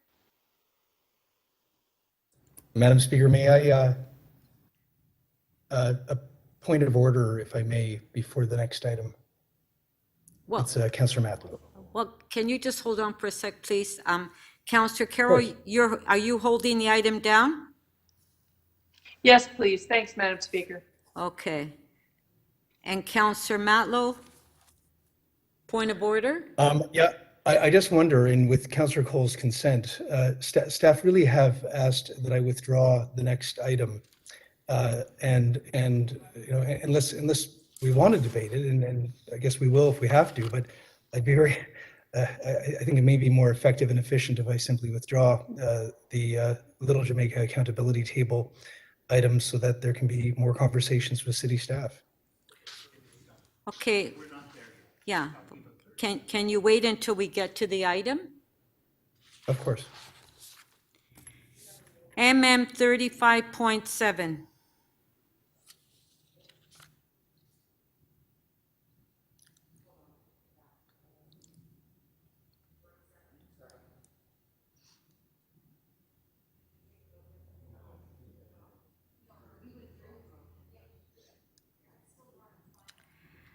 Notice of this motion has been given. This motion is subject to referral to the Executive Committee. A 2/3 vote is required to waive referral. All in favor of waiving referral? Carried. On the item, all in favor? Carried. MM 35.8.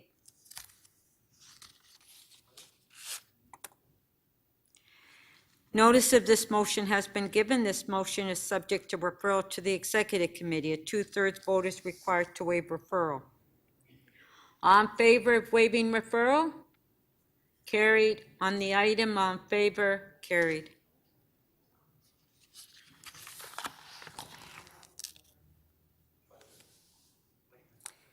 MM 35.9. Notice of this motion has been given. This motion is subject to referral to the Executive Committee. A 2/3 vote is required to waive referral. All in favor of waiving referral? Carried. On the item? All in favor? Carried. Apologies, Madam Speaker. I need to reopen item MM3 5.9 because there's a small amendment that needs to happen. I'm sorry I missed it. I was chatting with Councillor McKelvey and Councillor Ainsley about what constitutes an invasive species and what does not. But needless to say, it's a nuisance species. So the clerks have my Okay, amendment. hold on. I think you don't mean number 9. I think you mean number 8. I'm sorry, it was the Wild Seed Center. Yes, that's 8. Oh, I'm so sorry. 9. I'm so sorry. My Okay, so Councillor Layton would like to move, to reopen members' motion 35.8, support for the Wild Seed Center for Arts. Motion to reopen? Carried. Okay, Councillor Layton, what is it you want to do? Councillor Layton? Thank you very much, Madam Speaker. The motion should be on your screen. It's to delete one of the sources of Section 37 funding and replace it with another. Okay, so on the amendment by Councillor Layton, all in favor? Carried. Item is amended, all in favor? Carried. Thank you. So we will now go. Pardon? To the council for the next year. I don't know who's speaking. We should have a coffee here as well. Who's speaking? MM 35.10. Notice of this motion has been given. This motion is subject to referral to the Infrastructure and Environment Committee. A 2/3 vote is required to waive referral. All in favor of waiving referral? Carried. On the item, all in favor? I'd like to hold that, Madam Speaker. I'd like to hold that item. Okay, that's Councillor Robinson for MM 35.10.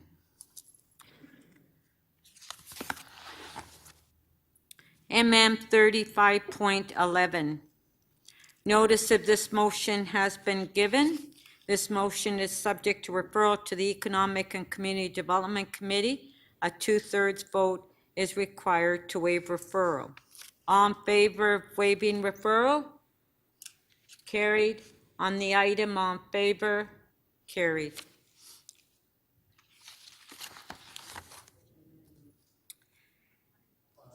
MM 35.12.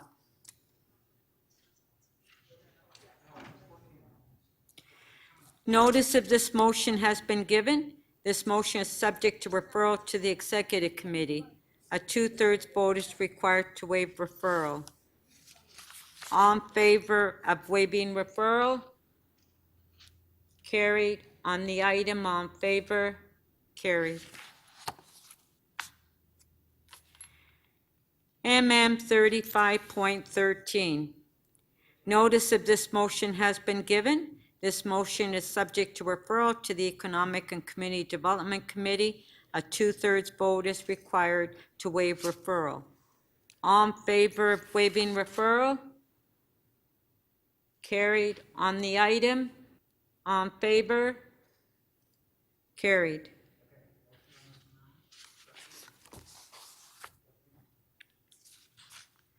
MM 35.14.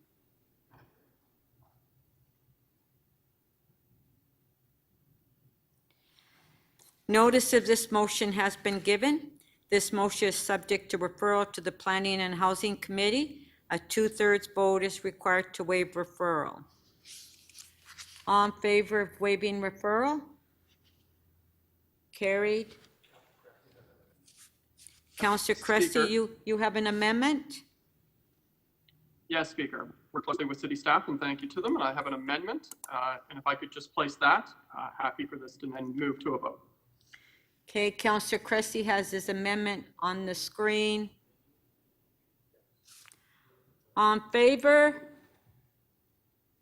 Carried. Item is amended. All in favor? Carried.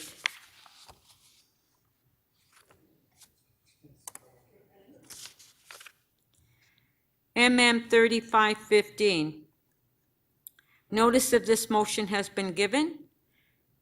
This motion is subject to referral to the Executive Committee. A 2/3 vote is required to waive referral.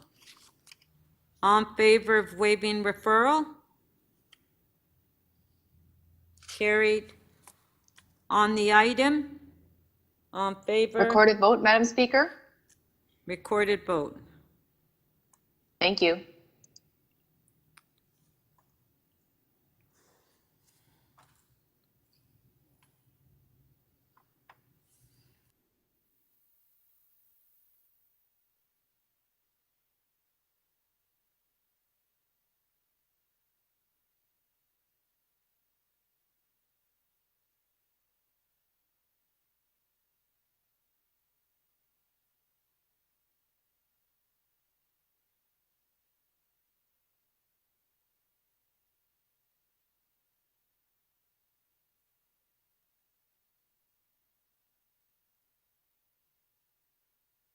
Just stand by, members. The voting panel will open in a second.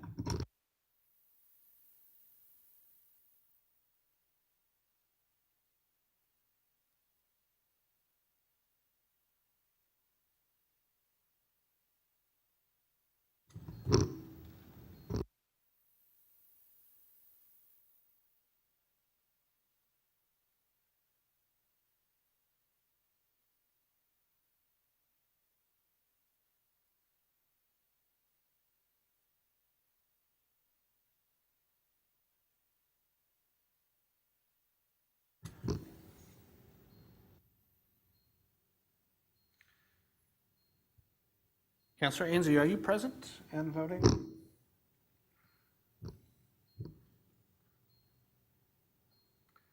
And Councillor Fletcher, may we have your vote, please?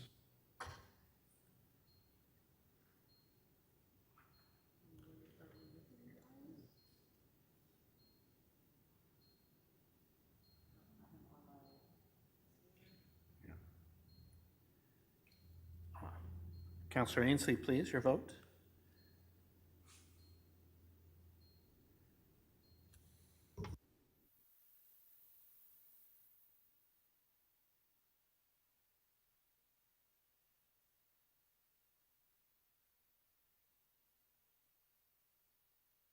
Speaker, the item is adopted unanimously, 24 in favor.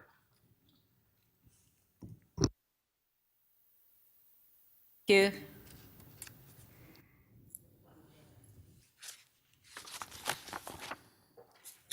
MM 3516.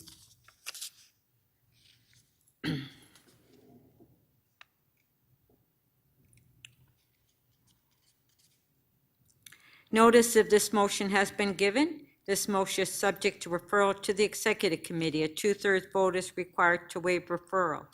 All in favor of waiving referral? Show of hands. Carried. On the item, all in favor? Carried.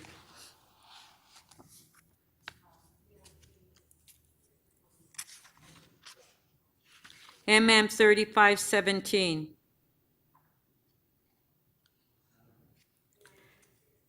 Notice of this motion has been given. This motion is subject to referral to the Infrastructure and Environment Committee. A 2/3 vote is required to waive referral. A communication has been submitted on this item. All in favor of waiving referral? Carried. On the item, all in favor? Carried. MM 3518.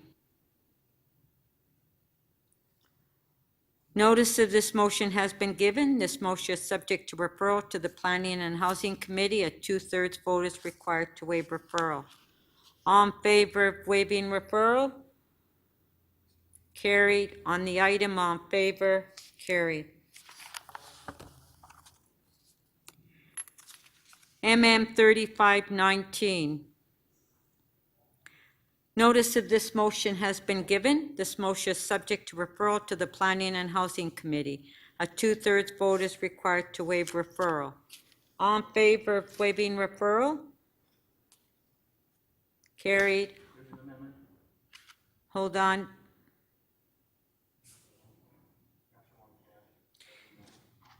Councillor Wong Tam has an amendment on this item. I'd like to hold it. Okay. Deputy Mayor Minnan-Wong is holding.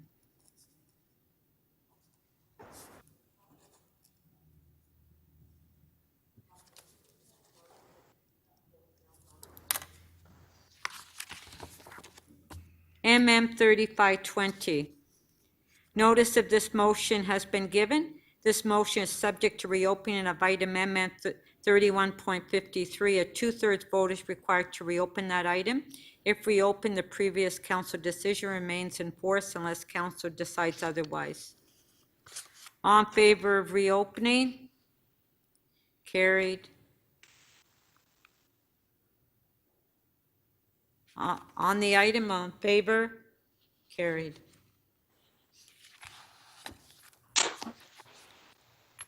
MN 3521.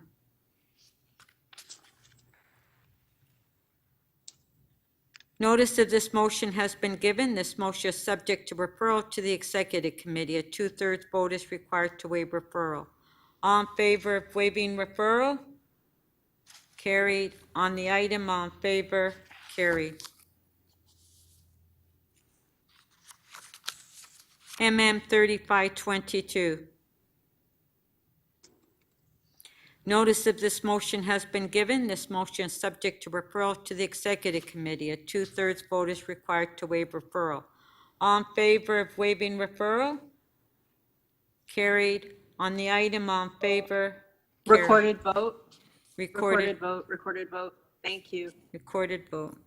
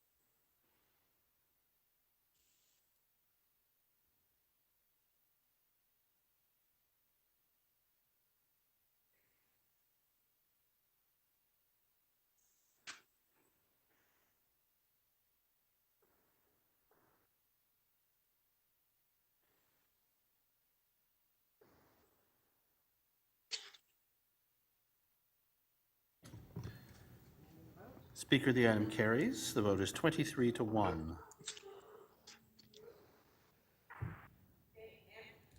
MN 35.23.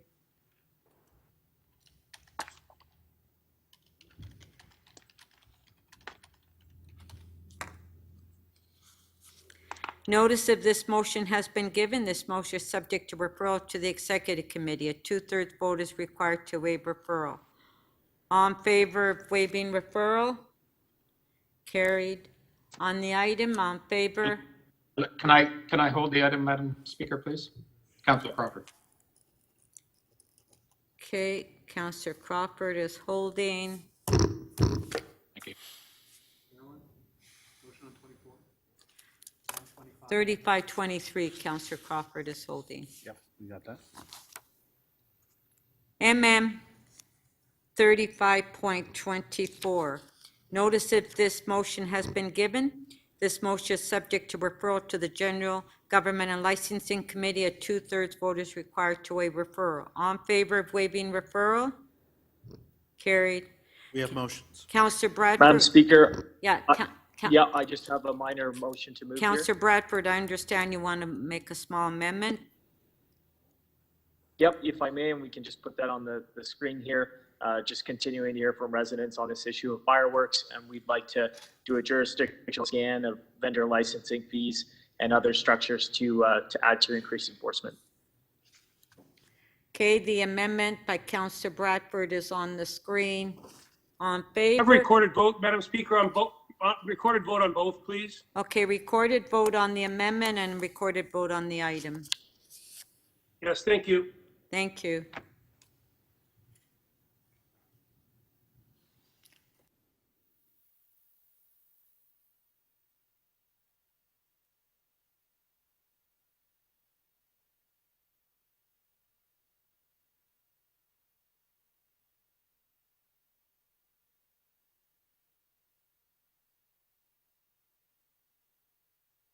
Councillor Perruzza, please.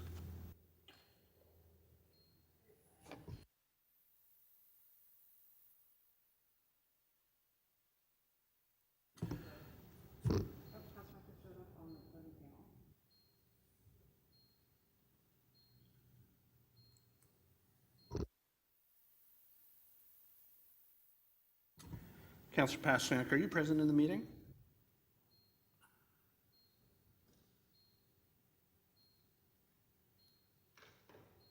I thought I voted. Yes, Madam Speaker, if I could remind members to leave their video cameras on until we can cross-reference Yes, the number of votes we have with the number of members present. I apologize. If I can remind members to please keep on your video when you're voting so we know that you're here when you're voting. Motion number 1 carries. Speaker, the vote is 24-1. Okay, on the item, recorded vote.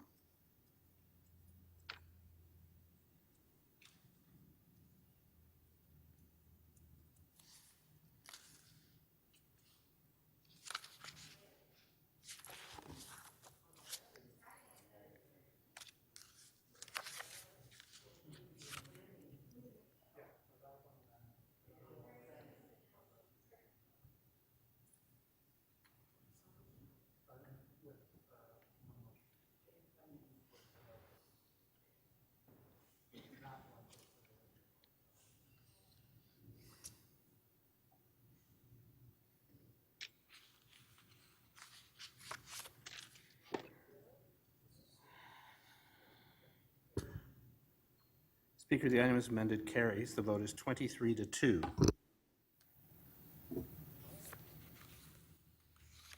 Okay, MM 3525. Notice if this motion has been given. This motion is subject to referral to the Toronto and East York Community Council. A 2/3 vote is required to waive referral. All in favor of waiving referral? Carried. On the item, all in favor? Speaker, Councillor Perks, I have an amendment. I'm sorry, Councillor Perks? I have an amendment. Oh, you have an amendment? Okay. Yes, I do. Okay. Okay, Councillor Perks All has right. an Speaker? amendment? Yes? Yeah, this just alters the area that we're granting the patio for. Okay. So the amendment is on the screen. On favor? Carried. Item is amended. On favor? Carried. MM 3526.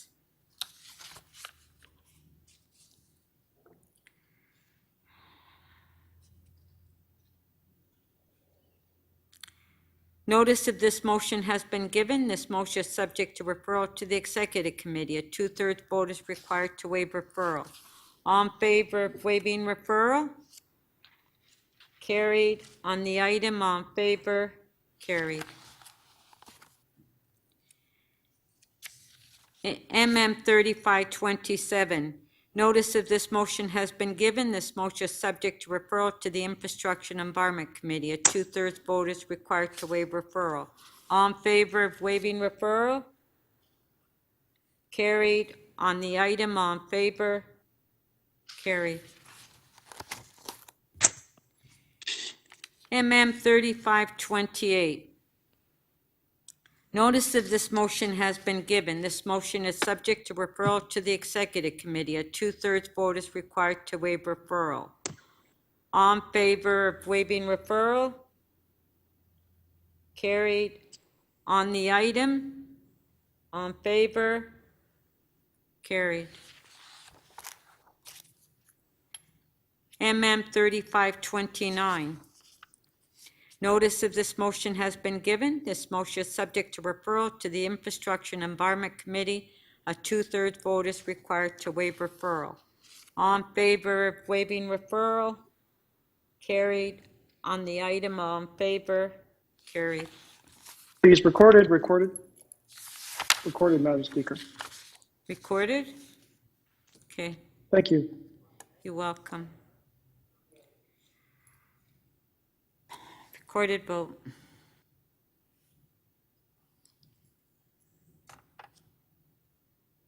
Is the first vote on waiving referral or on the item? We're on the item.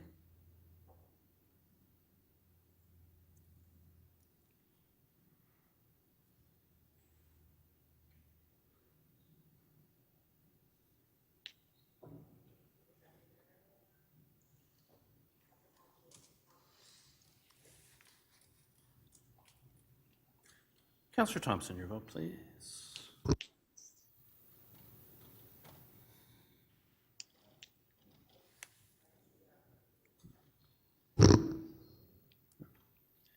Motion carries. The vote is 22-2.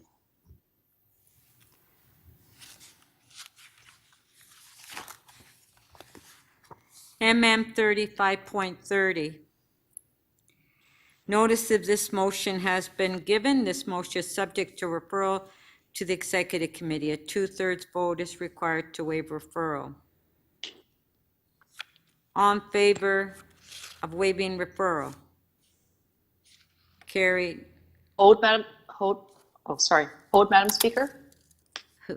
Who was that? This is Councillor Wong-Tam. I need to amend this motion and the following motion.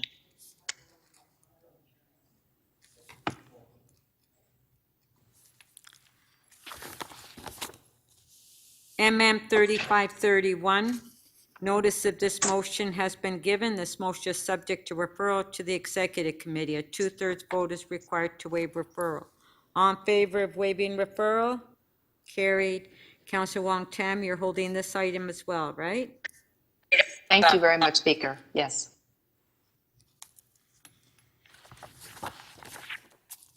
MM 35.32. Notice of this motion has been given. This motion is subject to referral to the Toronto and East York Community Council. A 2/3 vote is required to waive referral. All in favor of waiving referral? Carried. On the item, all in favor? Carried. MM 3533. Notice of this motion has been given. This motion is subject to referral to the Executive Committee. A 2/3 vote is required to waive referral. All in favor of waiving referral? Carried. On the item, all in favor? Carried. MM 35.34. Notice of this motion has been given. This motion is subject to referral to the Infrastructure and Environment Committee. A 2/3 vote is required to waive referral.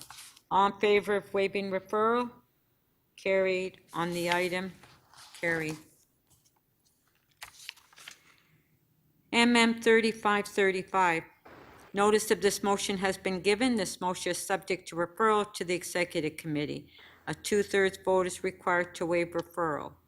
All in favor of waiving referral? Carried. On the item, all in favor? Carried. Speaker, recorded vote, please. On 35? That's correct. Okay, recorded Thank you. vote. Recorded vote.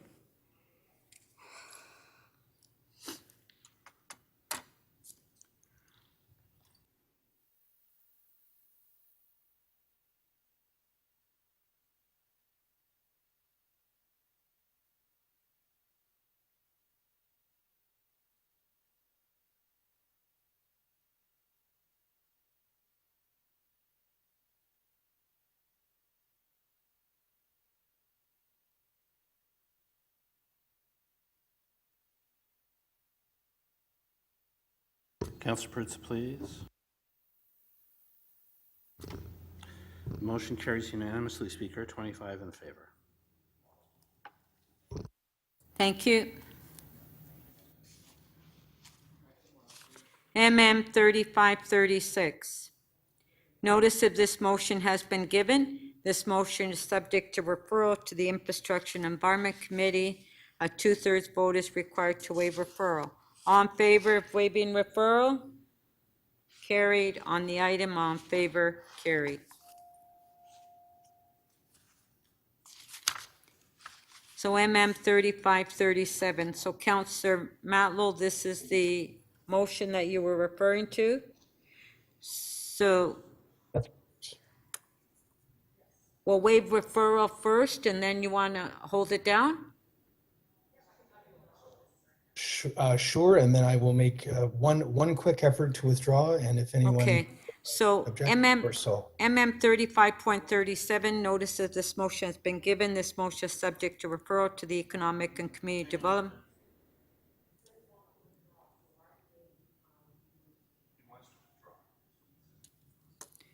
But I think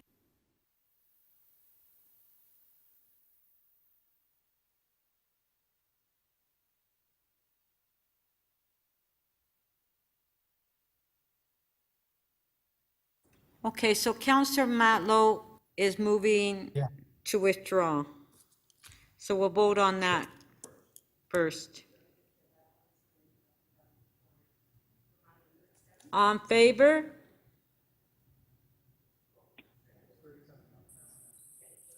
On favor? Show of hands? Okay. So the motion is withdrawn.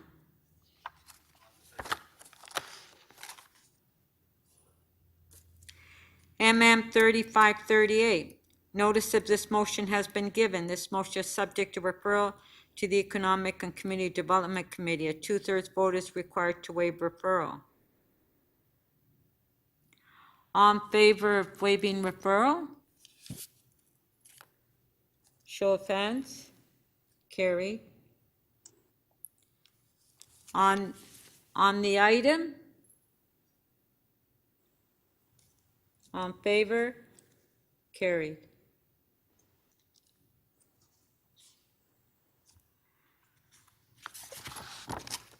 MM 3539. Notice if this motion has not been given, a 2/3 vote is required to waive notice. This motion is subject to referral to the Executive Committee. A 2/3 vote is required to waive referral. This motion has been deemed urgent by the chair. All in favor of waiving notice? Carried. All in favor of waiving referral? Carried. On the item, all in favor? Carried. MM 3540. Notice of this motion has not been given. A 2/3 vote is required to waive notice. This motion is subject to referral to the Toronto and East York Community Council. A 2/3 vote is required to waive referral. This motion has been deemed urgent by the chair. All in favor of waiving notice?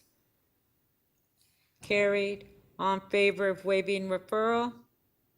Carried. On the item, all in favor? Carried. MM 35.41. Notice of this motion has not been given. A 2/3 vote is required to waive notice. This motion is subject to referral to the Planning and Housing Committee. A 2/3 vote is required to waive referral. This motion has been deemed urgent by the chair. All in favor of waiving notice? Carried. All in favor of waiving referral? Recorded vote, please, Speaker, on the item. Okay, all in favor of waiving referral? Carried. On the item, recorded vote. Thank you.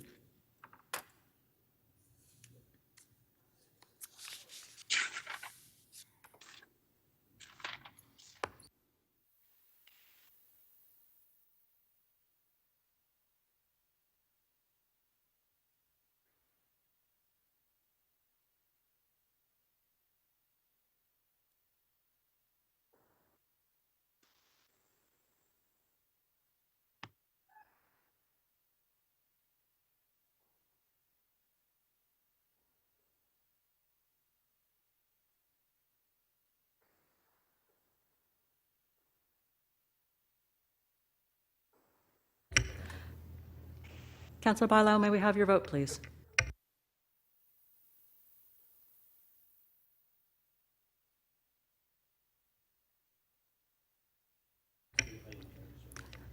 Madam Speaker, the item carries. The vote is 25-1.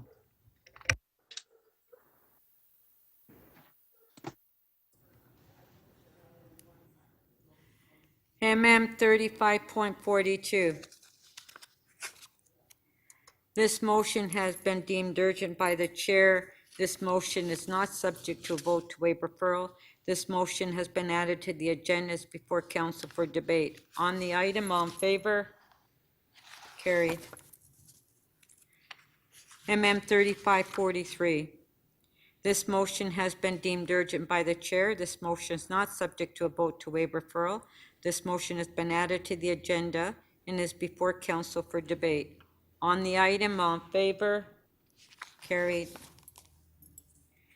MM 3544.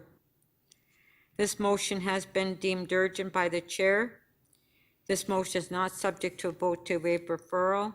This motion has been added to the agenda as before council for debate. All in favor? Carried.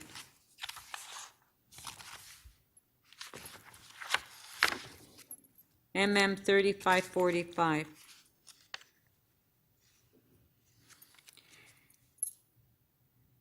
This motion has been deemed urgent by the chair. This motion is not subject to a vote to waive referral.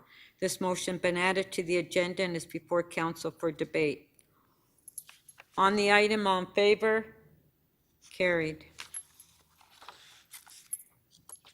MM 35.46. This motion has been deemed urgent by the chair. This motion is not subject to a vote to waive referral. This motion has been added to the agenda as before council for debate. On the item, all in favor? Carried. MM 3547. This motion has been deemed urgent by the chair. This motion is not subject to a vote to waive referral. This motion has been added to the agenda as before council for debate. On the item, all in favor? Carried. MM 3548. This motion has been deemed urgent by the chair. This motion is not subject to a vote to waive referral. This motion has been added to the agenda and is before council for debate. On the item, all in favor? Carried. MM 35.49. This motion has been deemed urgent by the chair. This motion is not subject to a vote to waive referral. This motion has been added to the agenda as before council for debate. On the item, all in favor? Carried. MM 3550. This motion has been deemed urgent by the chair. This motion is not subject to a vote to waive referral.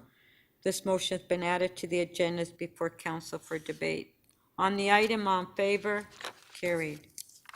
Okay, the last one. MM 3551. This motion has been deemed urgent by the chair. This motion is not subject to a vote to waive referral. This motion has been added to the agendas before council for debate. On the item, all in favor? Carried. Okay, that's it for the members' motions.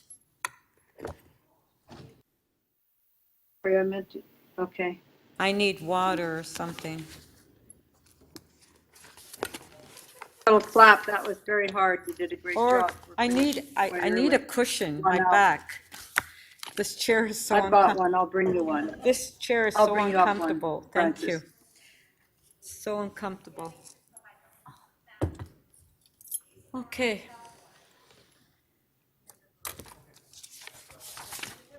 So what we'll do is we'll go to our timed item,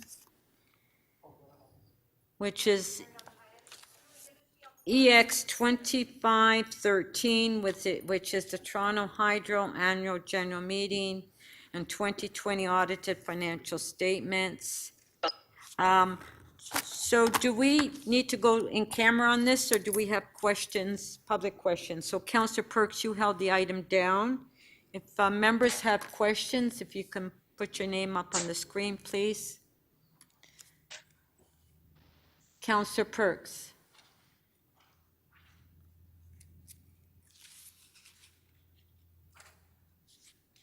Councillor Perks? So my first question to the chair of the board is, you are a publicly owned monopoly, correct? Do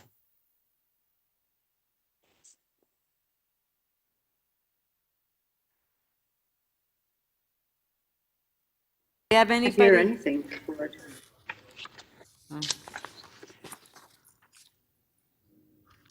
I'll restart your time. Do we have staff here to answer? Staff from the City of Toronto are here. I think the question, though, was to the board chair of Toronto Hydro. So Is anybody here? hopefully he's on the call. Is anybody? I was told we were doing this item now because this was the only time he could be here. Madam Chair, it's Anthony Haynes here, the CEO of Toronto Hydro. David was expected to be here. If you give me a minute or two, I'll see if I can find out where he is. He may be having some difficulty coming online. Give me. No, I'm give me here. 1 second. I'm here. I'm having trouble. Oh, Hello. Oh, there I we was go. having trouble getting in.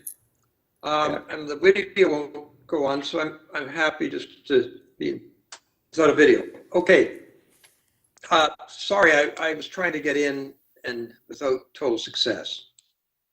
Well, Councillor welcome, Perks, Mr. McFadden. Councillor Perks has a question for you, so I'll start the timer. Okay. Councillor Perks. Toronto Hydro is a publicly owned monopoly, correct? It's a publicly owned monopoly, correct? A regulated Okay, utility, correct? Yes. Okay, good. How much in executive bonuses did you pay for the year 2021? I don't have those precise figures. It is based on a formula we develop each year. We have performance pay arrangements. They get a basic salary plus a bonus based upon their performance and the company's performance during the year. I can't appreciate give you that those additional figures, information. Councillor, right now, but I could have it provided to your I appreciate office. the additional information, but it's not what I'm looking for. Would I be right? The total executive compensation bonuses for 2021 were in the 7 figures, the total amount? If you took all 70 employees that have a bonus arrangement, probably would be in that amount, correct? Can you think of any other public institution that paid millions of dollars in bonuses in 2021? I can think of, I have no idea. I've never done a survey of that. I mean, I'd be surprised that all kinds of publicly owned entities across Canada probably are paying, if you took their whole executive suite, all executives, I think there'd be all kinds of them performance bonuses beyond $1 million. But you can't name one. I can get you that information if you'd like me to get it Okay. for you. I can certainly get it for you. Are you aware that we froze senior staff salaries and did not pay any merit pay in 2021 in the corporation of the City of Toronto? I'm informed of that. I'm not familiar Okay. with all of the employment arrangements in Toronto, but I understand that to be true. Yes, and are you, do you recall when the City of Toronto Council asked you to stop this practice of paying large bonuses and to bring salaries more in line with the rest of the Toronto Public Service? You remember that? A number of years ago, I don't know exactly when it was, there was a policy setting out certain guidelines, and that was discussed. It came up before I was on the board, and it has come up since. There are a lot of things in that guideline, as you know, Councillor, including a standard that compensation should not be in the top quartile or the top 50%. And we are currently doing a review. We do this on a periodic basis. Reviews ongoing will come out in August, and we'll see where we stand on that. But our understanding was that the one thing that there had been ongoing dialogue was about performance per pay for performance. And, that's been an ongoing dialogue about that. We felt I believe I have the key thing was to be. my next question, please. Thank you. Okay. So when you say not in the top quartile, The comparators you're using are not branches of the Toronto Public Service or government. You're actually including private sector comparators in non-regulated utility, non-publicly owned monopoly companies, correct? You're No, including that. you're wrong, Councillor, misinformed on that point. Our comparator group are publicly owned utilities across Canada. They are not, we do not compare our I said grid at all monopolies. with Privately owned. Okay, just one sec. corporations. Councillor Perks, please, can you I was allow? on the hydro No, but allow board. the staff to I was answer on the the hydro board. question. Okay, Yeah, please. I know, and I'm Okay, making sure he's answering the question I actually asked. but don't I was on the interrupt, board of please. hydro. I saw the comparators that are used. Utilities that are not regulated monopolies are routinely included in that comparison, correct? We only compare with publicly owned entities, and NMEX has a monopoly. Power Stream, those kind of companies all have monopolies. There's not we're not comparing, competitive electricity companies in generation with the utility. No, we compare with other utilities that are publicly owned. Non-monopoly companies are included in that matrix, correct? Not that I'm aware of. Wow, it's changed then. Thank you. And I'll get back to you on that, Councillor, if you want me to check it out for you. I'm happy to do it. Give me a call. Happy anytime to chat with you. Okay, thank you. Councillor Fletcher, you have questions? Yes, I'm going to let everybody know what they are. I'm going to ask the city manager if you advised all corporations and agencies about city council's position regarding performance pay during the pandemic. I'm going to ask Mr. McFadden if he received any letters about that. I'm going to ask Mr. McFadden whether the board members who are both deputy mayors sitting on your board advised you of that. So those are my questions, so everybody understands what I'm asking. I'll start with you, Mr. City Manager, and hello. Yes, through the speaker, we would have communicated that, obviously, to our own organization and beyond to our ABCs as well, agencies, boards, and corporations. Would you have sent that to the chair of the board, or would you have sent that to staff? I would have to verify that. I don't have that top of mind right now, sorry. Would you be able to circulate whatever letter you sent to the Board of Hydro or to the corporation regarding the pay for performance and the pandemic to council after as part of this, please? Yeah. Could you commit to that? Yes, through the speaker, we'll do that. Thank you very much. Mr. McFadden, I think you heard that question, and now it is, I'm asking you about that. And did you receive such a letter or such almost very clear directives from the shareholder? I don't recall that letter. I recall a discussion coming up at one point about the city's positioning on it. There's for sure for that, and I know the councillors who are on our board did raise this as a city position. I don't recall specifically getting that letter. It may well have come in. There are a lot of letters I Okay, get. you don't recall. I don't recall That's fine. that Thank specific you. letter, Thank but I you. remember You don't discussing recall. with members We're of good. council. We're good. I only have 5 minutes. So if you don't recall, you don't recall. You Thank did you. have a discussion at the board though, apparently, and the two councillors did raise this. That's what I'm hearing you tell me. Yes? There was discussion about the city policy. That is for sure. And did you take a vote on that, whether to adhere to it or not adhere to it as a board of directors of the corporation of Toronto Hydro, which is of course owned by the shareholder city of Toronto? There was not a formal vote on it. Are there minutes of some kind? I'd have to look to check to see what minutes there were on that particular matter. Mr. City Manager, I'm going to ask you if you could undertake as well, besides sending us that letter that you had sent to the board, if you could undertake, please, in getting the whatever discussion or minutes are related to how that letter was dispersed back to the city, to city councilors. Would you be able to do that, please? Through the speaker, we will endeavor to do that, yes. Thank you. That's all my questions.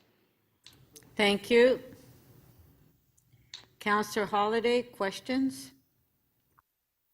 Thank you, Madam Speaker. I think it's to the chair of the board, but I suppose anyone else could contribute to it. Councillor Perks used the words public institution when he asked questions describing Toronto Hydro, and I wondered if that was accurate. Is Toronto Hydro a public institution? We're a publicly owned, regulated utility, I guess, Councillor Holiday to describe us. One of the things that I don't think Council entirely appreciates, and may very well, is how much regulation our company is subjected to. As you well know, Councillor Holiday, you know, we have a very exact and detailed regulatory requirements. We have to meet with Ontario Securities Commission, Ontario Energy Board. We report quarterly and then yearly to the city. Plus, we have ongoing reports, everything from the Safety Commission to the Ministry of Labor and Environment. We're a heavily regulated utility on all fronts. Now, is Toronto Hydro, I shouldn't say we, is Toronto Hydro governed by the Corporations Act? And is that laid out as one of the principles in the shareholder direction? Okay. Correct. We are incorporated, Ontario Business Corporations Act, and it's provided for as well in the shareholder direction. Correct. Okay. Now there is some reference to a policy coming out of council, a 12-point policy with respect to compensation. How many of those 12 points does Toronto Hydro match with respect to its compensation policy? My understanding is all of them but one. And what is the nature of the inconsistency of the one? It relates to pay for performance. So pay for performance, I think in that policy is suggested by the city to be 25% at a maximum. I'm just being empirical. And the difference is Toronto Hydro pays a larger proportion of the salary as pay for performance. Correct. Okay. Sorry, go ahead. I apologize if I cut you off. What are the types of things that pay for performance is based on at Toronto? You don't have to list everything, but if you could just let council know at a high level how pay for performance is determined. First of all, financial performance of the company, which leads then to the dividend that's paid to the city. We put that number one in our covenant. It also involves customer service. We take very seriously, for example, first time resolution of any call, speed of connecting new buildings, so on and so forth. We have environmental standards. We have employee safety standards. We have a whole series of standards, and they're all built into the composite view, the financial aspects, but also related to the safe operation of the company, its environmental performance, and then moving on with new initiatives as mandated by the city.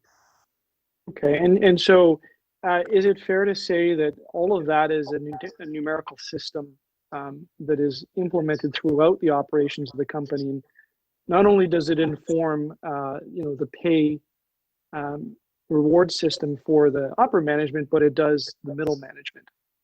Correct. It runs in right various through proportions. Correct.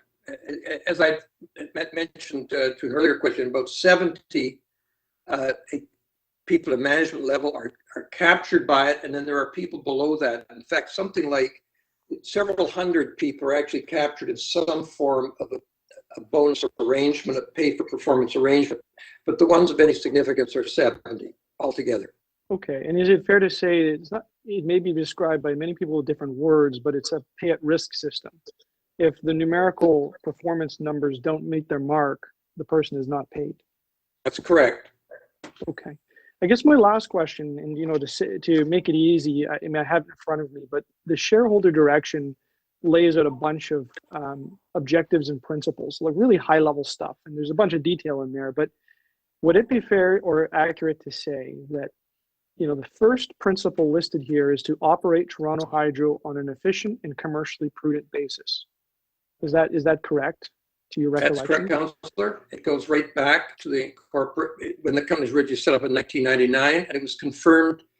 That was under Mayor Lastman, and under Mayor Miller, it was confirmed in 2003. Okay, and then it goes on. I mean, there's other things that says to optimize the shareholder returns on equity and to operate Toronto Hydro with a view to meeting the financial performance objectives of the shareholder in a reliable system, and on and on and on. So these guiding principles, council needs to be aware of them. That's your last question. Yes, to finish my last question, you know, all of these shareholder directions need to be read together and they need to mesh together. Otherwise, it doesn't make a whole lot of sense to be given conflict. And we build that into our compensation to make sure that those objectives are being met. Thank you, Madam Speaker. Thank you. Councillor Carroll, questions? Yes, thank you, Madam Speaker. You said that in most compensation policies, save except one, we do have a similarity between the city and hydro. I wonder if you could tell me about current policy. During the time of the COVID-19 pandemic, have there been any changes to compensation of the senior team? No, what did change was what we're expecting out of them is what changed. What happened was this, we put a new focus on debt, frankly, on the senior level. There was a real concern at the start of the pandemic on whether the Toronto Hydro might be able to meet all of its debt obligations. In view of the decline in revenue and a mounting bad debt situation. And so that was a real concern because we're very concerned about defaulting on our dividend, number one, and then losing our A credit rating, which we're required to maintain under our shareholder direction. So that was one thing we did change. Fortunately, at the end of the year, we were able to meet our debt obligations. We did not hit the debt barrier, and we were able to pay and are paying the dividend to the city as required. That's wonderful to hear. Similarly, we were $1.5 billion short in revenue from the transit fare box. But in changing your expectation of what you hope they would achieve in any sort of compensation, be it base salary or other, was an increase in compensation awarded the senior team during the course of the pandemic thus far? There's no real increase per se. We didn't have a general rise. There was some cost of living. I don't recall the exact So figure. they did receive cost of living. If I could, Councillor, I think the chair of the compensation committee may be on the line here and maybe could answer the detail of that, please. That would be helpful. If you could hold my time, Madam Speaker, just trying to get an answer to my questions. I can't see who's here, so I mean, that's my problem. So Michael Nobrega is the chair of our audit committee, and he was previously the interim chair of the compensation committee. Michael, are you on the line? Yes, I'm on the line, David. Could you hear the question? Hello, from Michael. Councillor Carroll? Hello, Michael. So I'll just quickly repeat it. I realize that compensation is separated into different bands. I'm asking if in any way, shape, or form the senior team of Toronto Hydro has received any compensation increases during the course of the COVID pandemic thus far. My recollection of that is yes. Thank you. Thank you very much. That's my question, Madam Speaker. Thank you. Councillor Grimes, question? Thank you, Madam Speaker. My question to the city manager, I think Mr. McFadden's answered the question to Councillor Perks, but other corporations such as Toronto Hydro has got a mountain situation Mr. McFadden answered across the country. They are paying out pay for performance. Is that your understanding, Mr. Murray? Through the speaker, that was consistent with Hamilton Hydro. I'm not entirely sure about Electra's pay scheme, but certainly familiar with Hamilton. What kind of revenue is Toronto Hydro returning to the city on a yearly basis? Do you have those numbers? It's in around 100 million is the dividend. It varies, but that's a good approximation. So 100 million, is that good, average, below in your? And I think Heather Taylor could certainly verify. I think we go back a number of years. Each year it's progressed. I believe COVID has presented a bit of a challenge as it has with other revenues, but we've seen I think a steady rise, at least at the time that I've been here, Councillor. So we've been pretty happy with returns from Toronto Hydro over the recent years. Well, through the speaker, we're never happy. We're always pleased to receive money. So is it not imperative that we have top-notch people in these positions? Have those kind of returns for the city? Sure. I mean, respectfully, Councillor, I think the people that are in the best position to evaluate the performance is the board. But we certainly, as part of our work, are looking at the comparators to Toronto Hydro, as I know they do that, and we'll be reporting back as evident in our report at the end of the year. Great. Those are my questions. Thank you. Thank you. Are there any further questions before we go to speakers? Yes, it's Councillor Wong Tam. Councillor Wong Tam. Yes, thank you. Mr. McFadden, can you share with us Toronto Hydro's current assets and current liabilities? What is the differential here? Now, Mike NeBray, Chair of Audit Committee, is the best to describe that. If you want to talk about liabilities, we have about $2.5 billion in debentures outstanding that are in the public markets, and they increase steadily because of the capital expansion plans of the company. The asset value, I acted for the City of Toronto. I was the special counsel creating Toronto Hydro in 1999.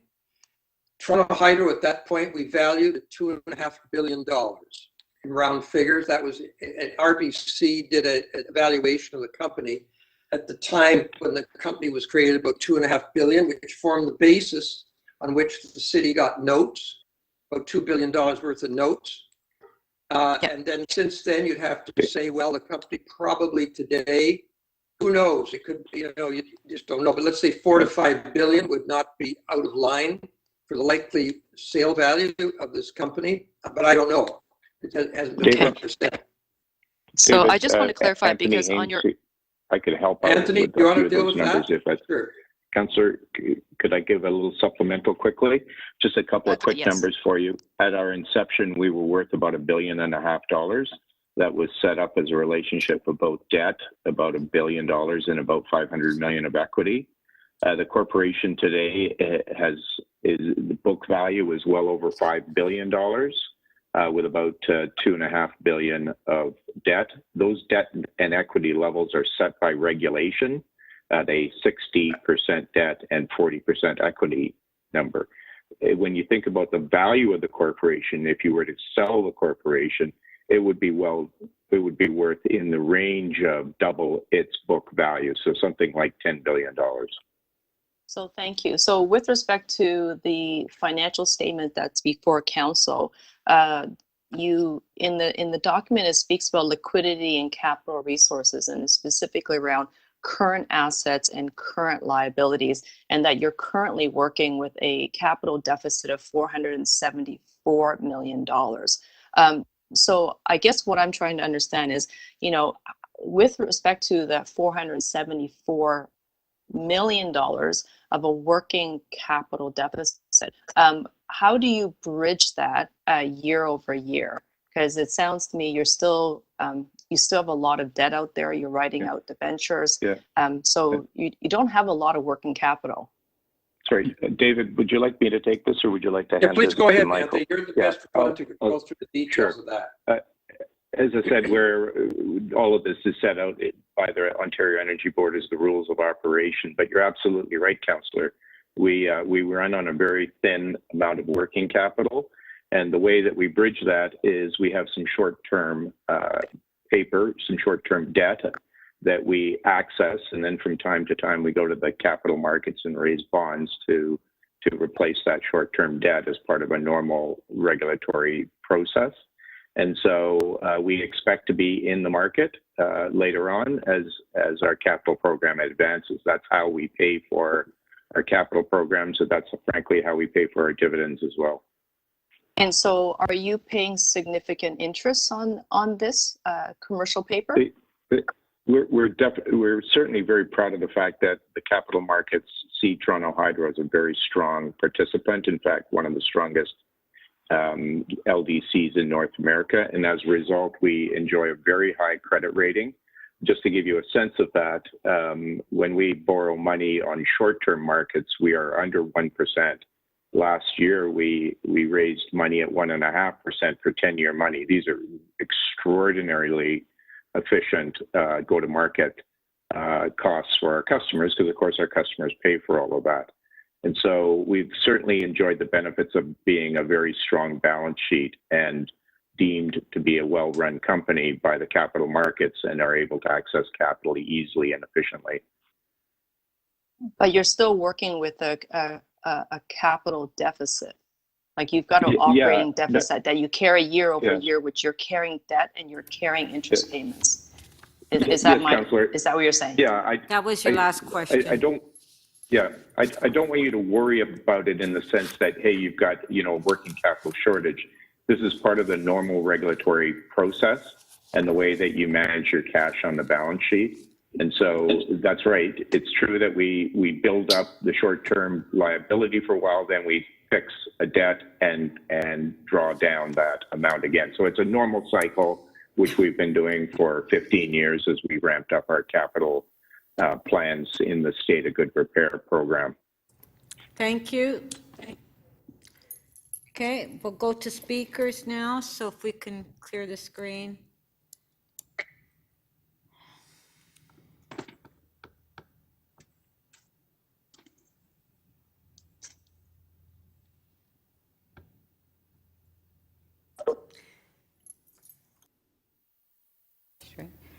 Mayor Tory to speak. Speaker, thank you. I am, first of all, moving the recommendations contained in the supplementary report from the city manager. So those are up on the screen. And they really just speak to the city manager completing the work that in part was begun by the city in any event and has been delayed a bit by the pandemic with respect to the general compensation policies and practices at city agencies and corporations, including Hydro. And that report would now come back in the fourth quarter of 2021. Also, any kinds of updates that he feels are appropriate in the context of that report to the city's policy framework adopted in 2014. And finally, that it directs that the confidential information contained in confidential attachment 2 remain confidential as it contains solicitor-client privileged advice.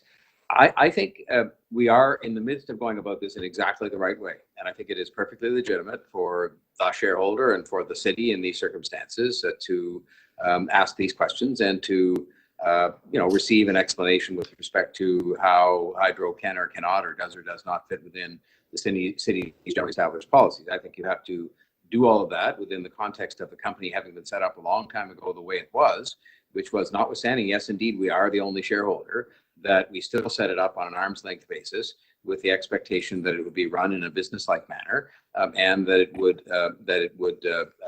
corporation and its board of directors appointed by us, including 3 members of our own council, could take into account the particular circumstances of that corporation and what is in the best interest of that corporation, which they're obligated to do, by the way, as a matter of fiduciary responsibility. And so I would say that doesn't mean that they should or should not pay bonuses at a given level, or they should or should not give salary increases. It simply means that this should be done in the kind of orderly fashion we're now doing it.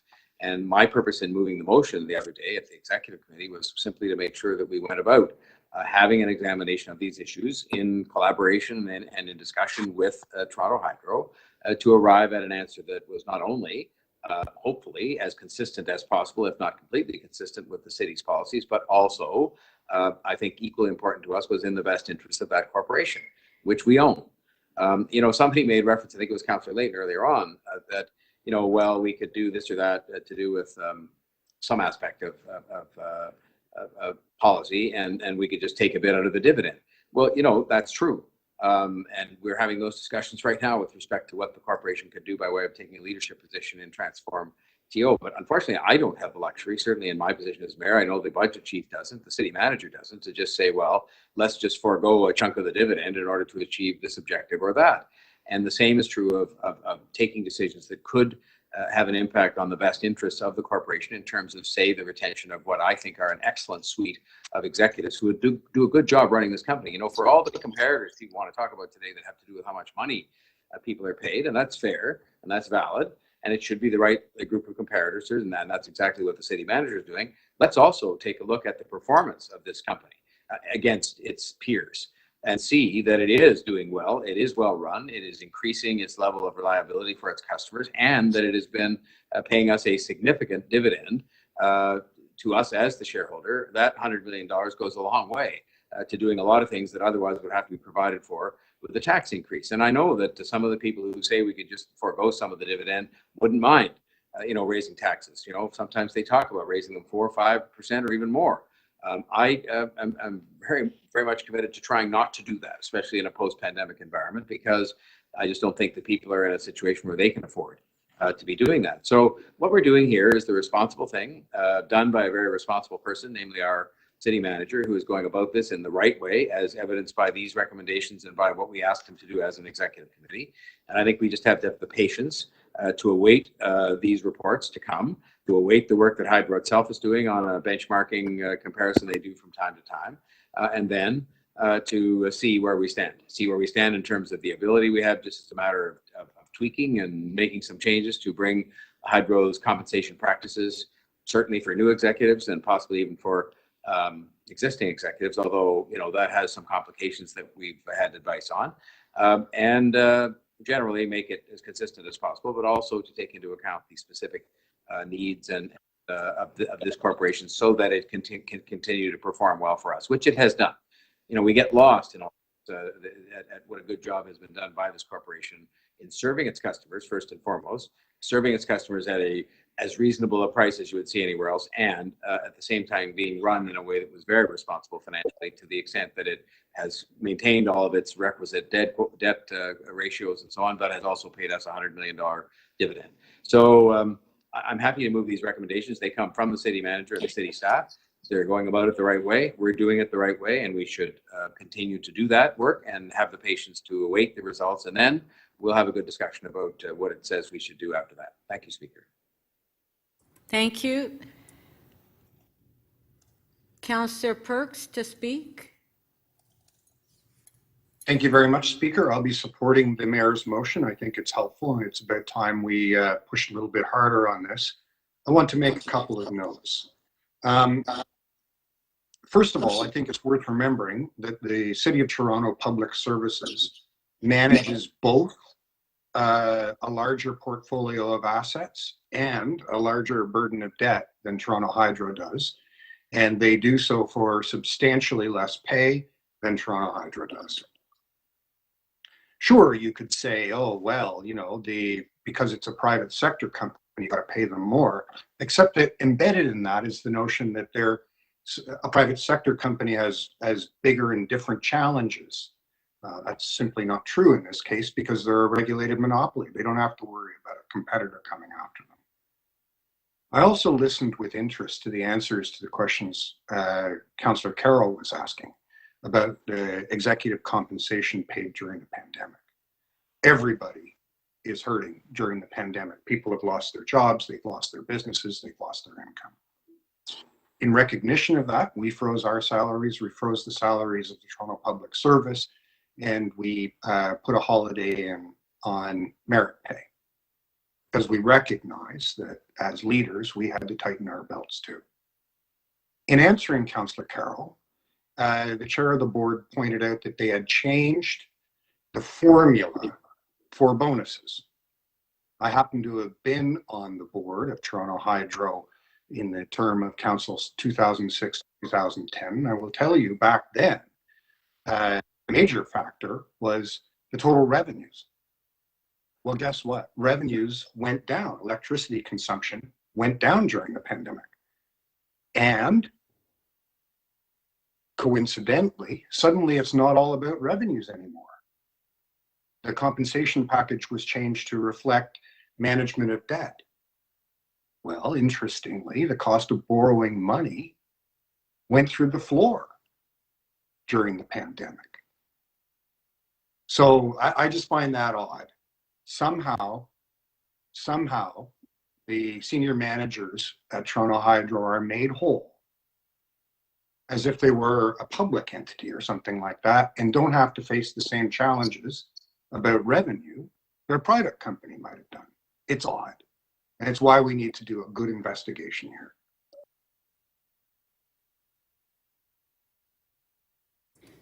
Thank you. Councillor Carroll to speak. Thank you, Madam Speaker. Madam Speaker, I can honestly prove that I'm not picking on hydro in particular in this. One of the busiest social media transmissions I've done recently was one on the weekend where I said, in this time when people have been so economically devastated, why are 2 billionaires going to outer space? So I'm not just talking about Toronto Hydro, but that is the item today. And so, you know, I would ask people when this review comes back, if it hasn't taken the tone of understanding why we froze our salaries and at great risk froze our staff salaries, to actually give some sort of emotional comfort to residents of Toronto that have been so devastated by this pandemic, that they might have taken a little moment to think about whether or not they could similarly make such a gesture. You know, when you make 30,000 a year, you don't have anything in reserve. And so if you lose your job or even have your hours cut, that's actual personal devastation. You make 100,000, it's a little inconvenient. You make 250,000, less so. A change in the price of a loaf of bread is not actually that big a deal to someone who makes 250,000 a year. So holding off on a cost of living until we know what world we're living in with COVID-19 would have been a really respectful gesture. It's time actually for people to speak up, and it's, I think, important and incumbent on us to notice that people are. In the United States, because of their laws, some people have gone to prison because they couldn't make their Amex payment during 2020. The CEO of Amex made $37 million. We don't want to be painted in that box. We don't. We can do better. And so that's what I'm going to be looking for. Some real gesture when this comes back that says we understand that we can role model and set the bar for private sector organizations, all the other arm's length organizations that we have that may have some freedom due to their board structure, but really ought to pay attention to what's happening here in the council chamber and what is happening in the minds of the public. Thank you, Madam Speaker. Thank you. Councillor Colt to speak. Yeah, thank you, Madam Speaker. I just want to say that, you know, there's no arguments here about whether or not Toronto Hydro is well run and the competency of Mr. McFadden and the board and everybody. But there's really a sense here, I think, of being tone deaf on behalf of Toronto Hydro. I mean, the reality is they know full well, or they should know full well, the steps that City of Toronto staff took in essentially freezing salaries, no merit or bonus pays, and same thing that council did. And then all of a sudden, in the middle of, you know, a historically treacherous year for everybody, that doesn't need, well, not for everybody. There's still some people like the billionaire astronauts there that flying around in space. But except for them, you know, people are suffering. And you know, that hydro bill hurts. And therefore, I support what the mayor's doing, but I just hope in this review, there's a meaningful opportunity to have those bonuses returned to the Treasury of Hydro. That would be something meaningful rather than just going through an exercise of evaluating how it operates. So, you know, and I'm just thinking of, you know, with the mayor, we were on Eglinton Avenue in Little Jamaica the other day where, you know, we ran into, we were talking to Nadine. She operates a beauty salon on Eglinton, suffered through the pandemic, construction hell at the, they basically be said of Metrolinx ignoring the reality that they're going through up there. She's holding down 2 jobs. She's at the beauty salon, plus she's out there working, and then she's got a student debt to pay off at the same time. So how can I explain these bonuses that Toronto Hydro got to Nadine? Maybe the Toronto, Mr. Nobrega or Mr. McFadden should go talk to Nadine and justify the bonuses to them, to Nadine. So I think you need something really meaningful done in this review, in the mayor's motion. And we need, Toronto Hydro executives there and the board and everybody to have a reality check. Thank you. Thank you. Councillor Fletcher to speak. Yes, thank you, Speaker.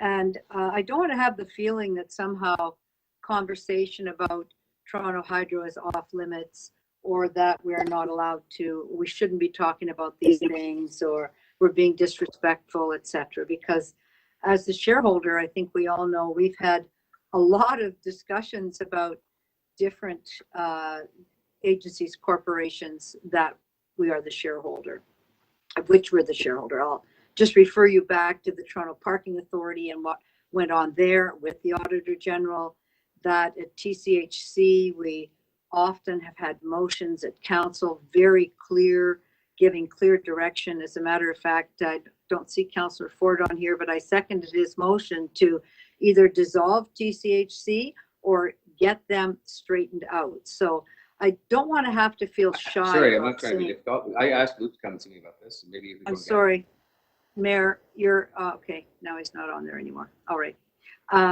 I did second that motion because Councillor Ford felt so strongly that maybe it needed to be dissolved and brought in-house. So I think it's our job to be concerned. It's our job to raise questions. It's our job to be interested. And it's our job to make sure that the alignment is there. And I look forward to this report coming. May have other questions before that. But really, the alignment of our agencies, boards, and corporation with council priorities is something that's very important. I don't think any corporation should feel like they're in a different orbit than our orbit. And I don't want anyone to take this the wrong way, but perennially, I feel like Toronto Hydro feels like that. We're different. We're really different. We're really different. We're really different. Rather than here's where we're the same, here's how we're trying to align. And I have to say, I was a little bit surprised when the chair couldn't remember anything about really, was there minutes, was there a discussion, was there a vote, what was the discussion about pay for performance and our city goal, our city priority to hold the line and actually sometimes turn the line back during COVID. That was not an easy decision for us to say no senior staff are going to be getting increases. Nobody's got to pay for performance. To have to go to TCHC board, the letters there to say this has to be the way it is. This is the way it is. This is what the city's doing. Everyone has to follow suit. And then some other corporate, and everybody has basically. I don't know. Maybe we should actually ask you, city manager, who followed suit and who didn't? Because I know that wherever we could, if it wasn't written expressly somewhere, then those things didn't happen. So there can't be two standards. There can't be two standards. There has to be one standard. And for everything that we do, I know we try to always have the gold standard. But I was interested in the discussion about standards, that they have to meet certain standards. Well, every corporation has to meet certain standards. Toronto Community Housing has to meet incredibly difficult standards. But everybody takes their position seriously as a City of Toronto board. There are times where boards don't feel like they belong to the City of Toronto. There are times when boards are complaining about the City of Toronto. But the fact is, it's a City of Toronto board. It's not a private board. It's not a corporate board in itself. It's a City of Toronto board in a city-owned corporation. That's the first thing. The second thing I want to say is I'm very interested in this review. I want to see the criteria for pay for performance. I want to see where the environmental portfolio sits the environmental initiatives, the environmental contributions, the environmental achievements in giving out pay for performance. And I'll say that because in putting in our charging stations, it took at least 4 years to get 8 charging stations. There's something, I'm sorry, for me, that's not good enough. That's not good enough. I want a robust, excited, demanding Toronto Hydro for environmental initiatives, for energy initiatives, to be part of our Transform TO. Not kind of, do we have to do that, Mummy? Yes, you do have to do that. It's part of your job. It's part of being part of the city. It's part of our goals. It's part of our plan. Nobody stands outside it. And so I think that it's fair that we have these conversations about Toronto Hydro. There's nothing wrong with having them. We have them about everybody else. So please don't feel like you're being targeted, because it's just going to say it's your turn. Thank you. Thank you. So if we can put the mayor's motion on the screen.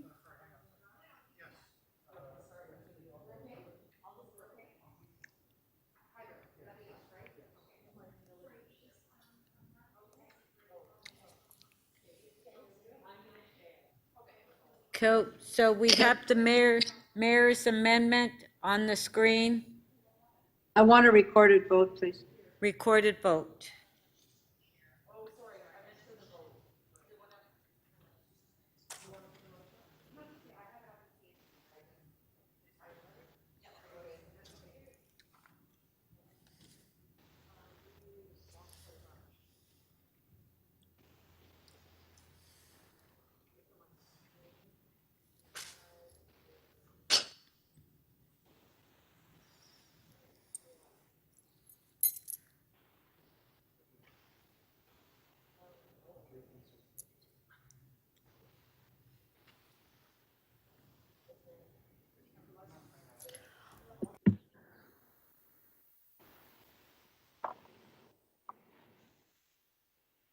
Councillor Barlow, may we have your vote, please?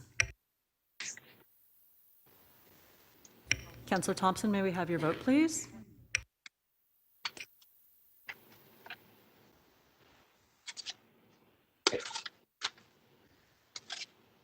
Hi, it's John Troy here. The We can hear voting you. panel the voting panel just isn't on my laptop at the moment, so I'll vote in the affirmative. It's my motion, so of course I'll support it. Thank you, Mayor We're Tory. supposed to hear you. Councillor Council, Lai. I hear too. Mine the same. It's not on my portal. So I'm voting in the affirmative. Thank you, Councillor Lai. Yep. Well, no, can you come down with Courtney? I asked her to have you.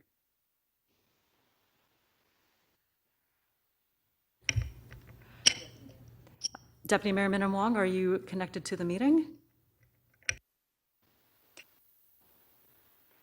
He's a Hydro board member. I hope so. Some ways yes, in some ways no.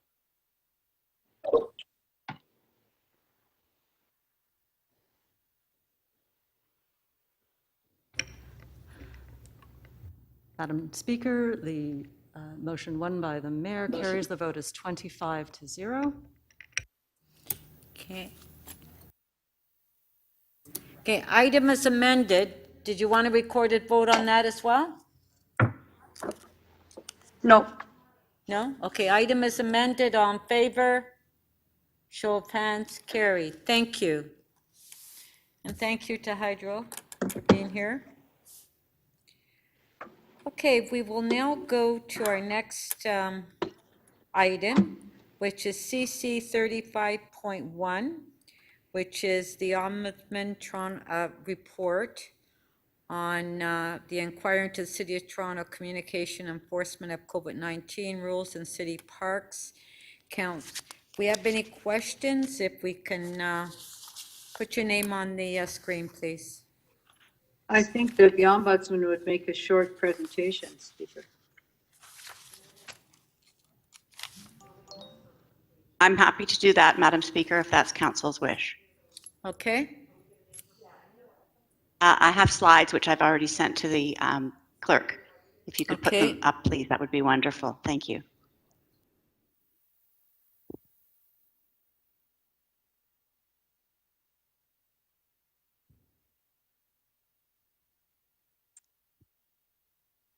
Thank you very much. You can go to the next slide, please. Through you, Madam Chair, members of council, as you know, spring of 2020 was an extremely difficult time all around the world and in Toronto. And the COVID-19 pandemic presented unprecedented challenges for city leaders, including yourselves, for city staff at all levels, and staff went to extraordinary lengths to respond to those challenges.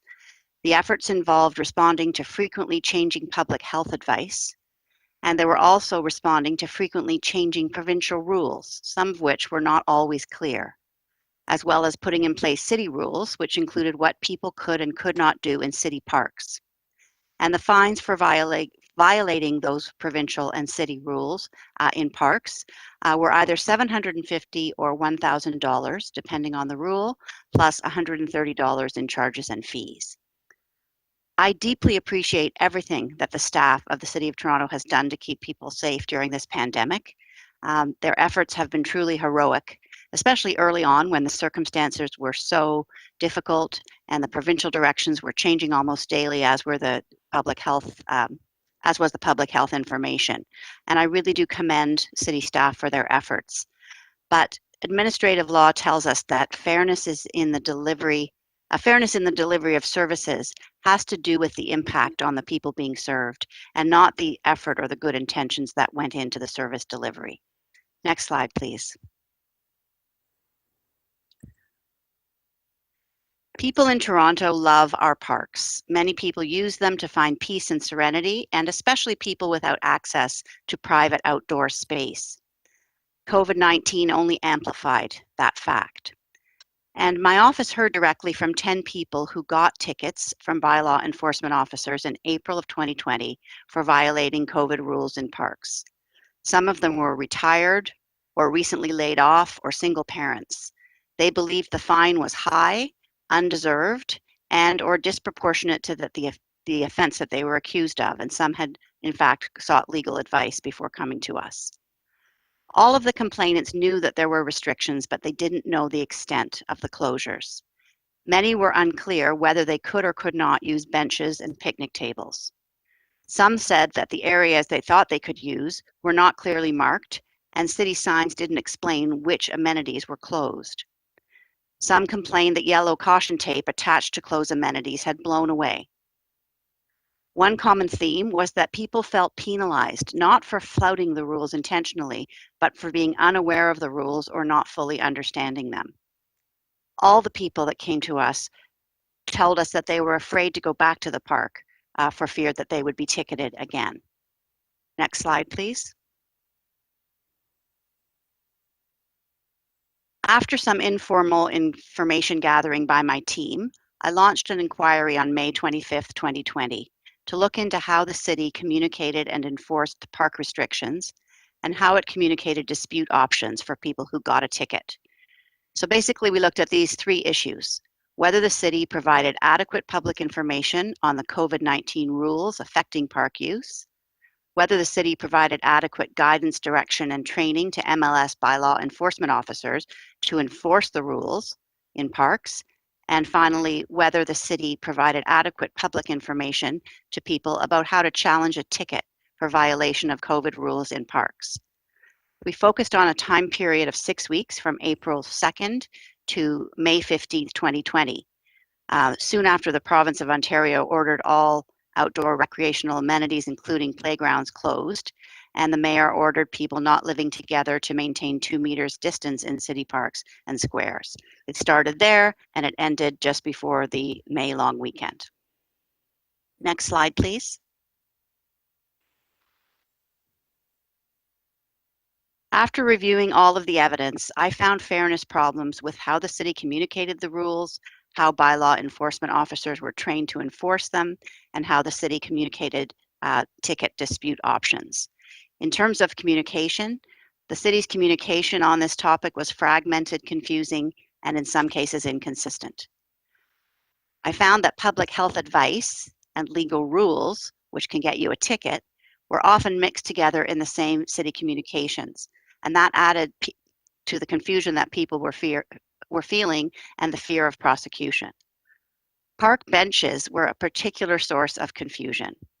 They were on the province's list of closed amenities, but they never actually appeared on the city's list. And the city knew that people were confused about them, but its messaging concerning using benches remained unclear. Next slide, please. In terms of enforcement, bylaw enforcement officers didn't understand management's zero tolerance directive, and they didn't understand whether they could still exercise judgment and discretion in their enforcement duties. We found that the number of tickets officers issued to people in parks went up significantly right after they were told to start applying a zero tolerance approach. Some officers told us they didn't feel comfortable raising operational concerns for fear of reprisal. And we found that officers have not received adequate training on how to exercise judgment and discretion, which is an important part of any enforcement activity, in a fair and equitable way. As well, we learned that 2 independent investigations had found that bylaw enforcement officers discriminated against Black people while enforcing COVID rules in parks. Next slide, please. And finally, on the issue of ticket disputes, we found that the tickets that people received had information on the back of them that was out of date. They said you have 15 days to either fight this ticket or plead guilty. In fact, the province had suspended that timeline, and there was no way to do those things within 15 days. But the tickets gave people the information that those were their choices. Bylaw enforcement officers didn't tell people how they could dispute the ticket or point to the fact that the information on the ticket itself was actually wrong in the circumstances because of the changes that COVID had brought. And to sort of compound that problem, provincial offences courtrooms, public counters, email and call centres were all closed. And court service staff were not responding to emails or answering telephone calls. So when people had questions about their tickets and their dispute options, there was no way to get answers. Next slide, please. Thank you so much. All of this, in my opinion, the cumulative effect of the problem with the communication of the rules, the training, and the communication of dispute options, all put together, resulted in a climate of unfairness. And that climate of unfairness really affected all people in Toronto who did not understand the COVID-19 rules as they applied to parks between April 2nd and May 15th of 2020, and especially the people who got tickets. Next slide, please. While we were conducting the inquiry, I noted several instances of unfairness that required immediate attention. And I spoke to several division heads, as well as writing to the city manager about these issues on May the 12th, 2020.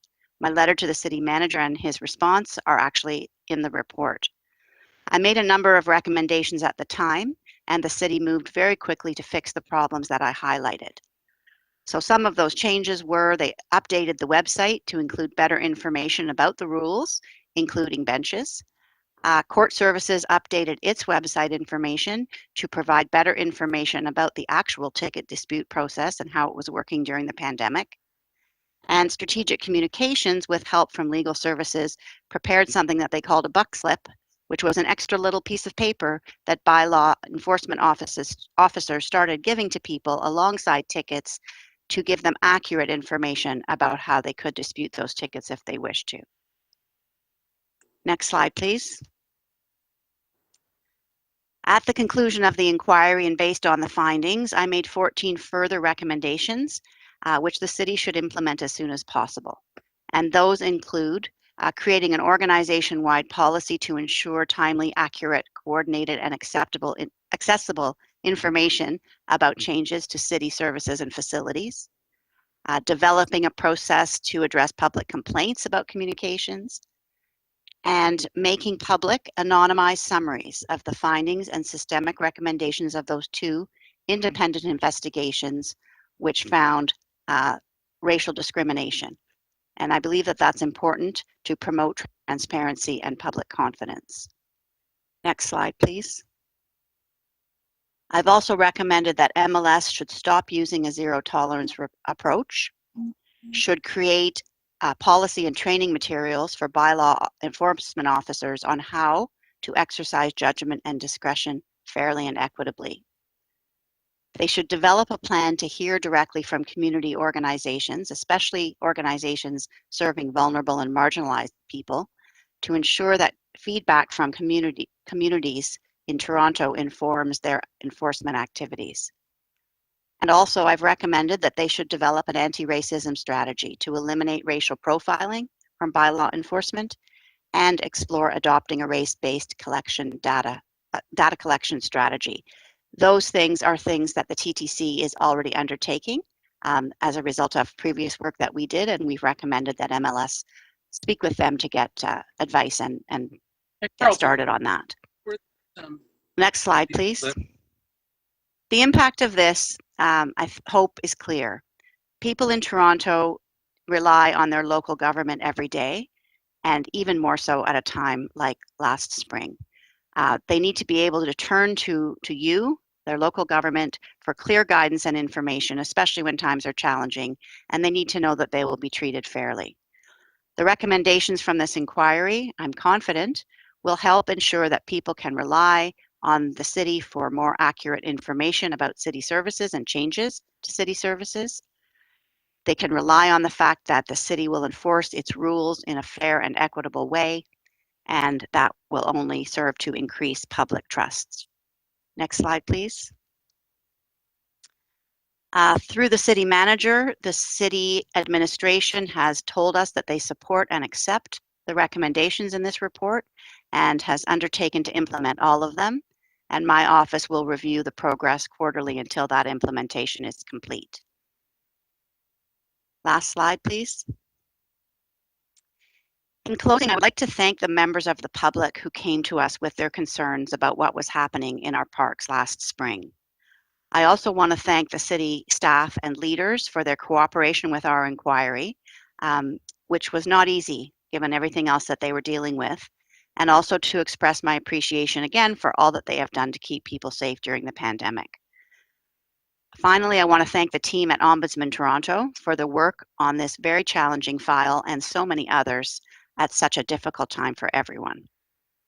With that, Madam Chair, I'd be happy to answer any questions that Council may have. Thank you for your attention. Thank you. Councillor Fletcher, do you have a question?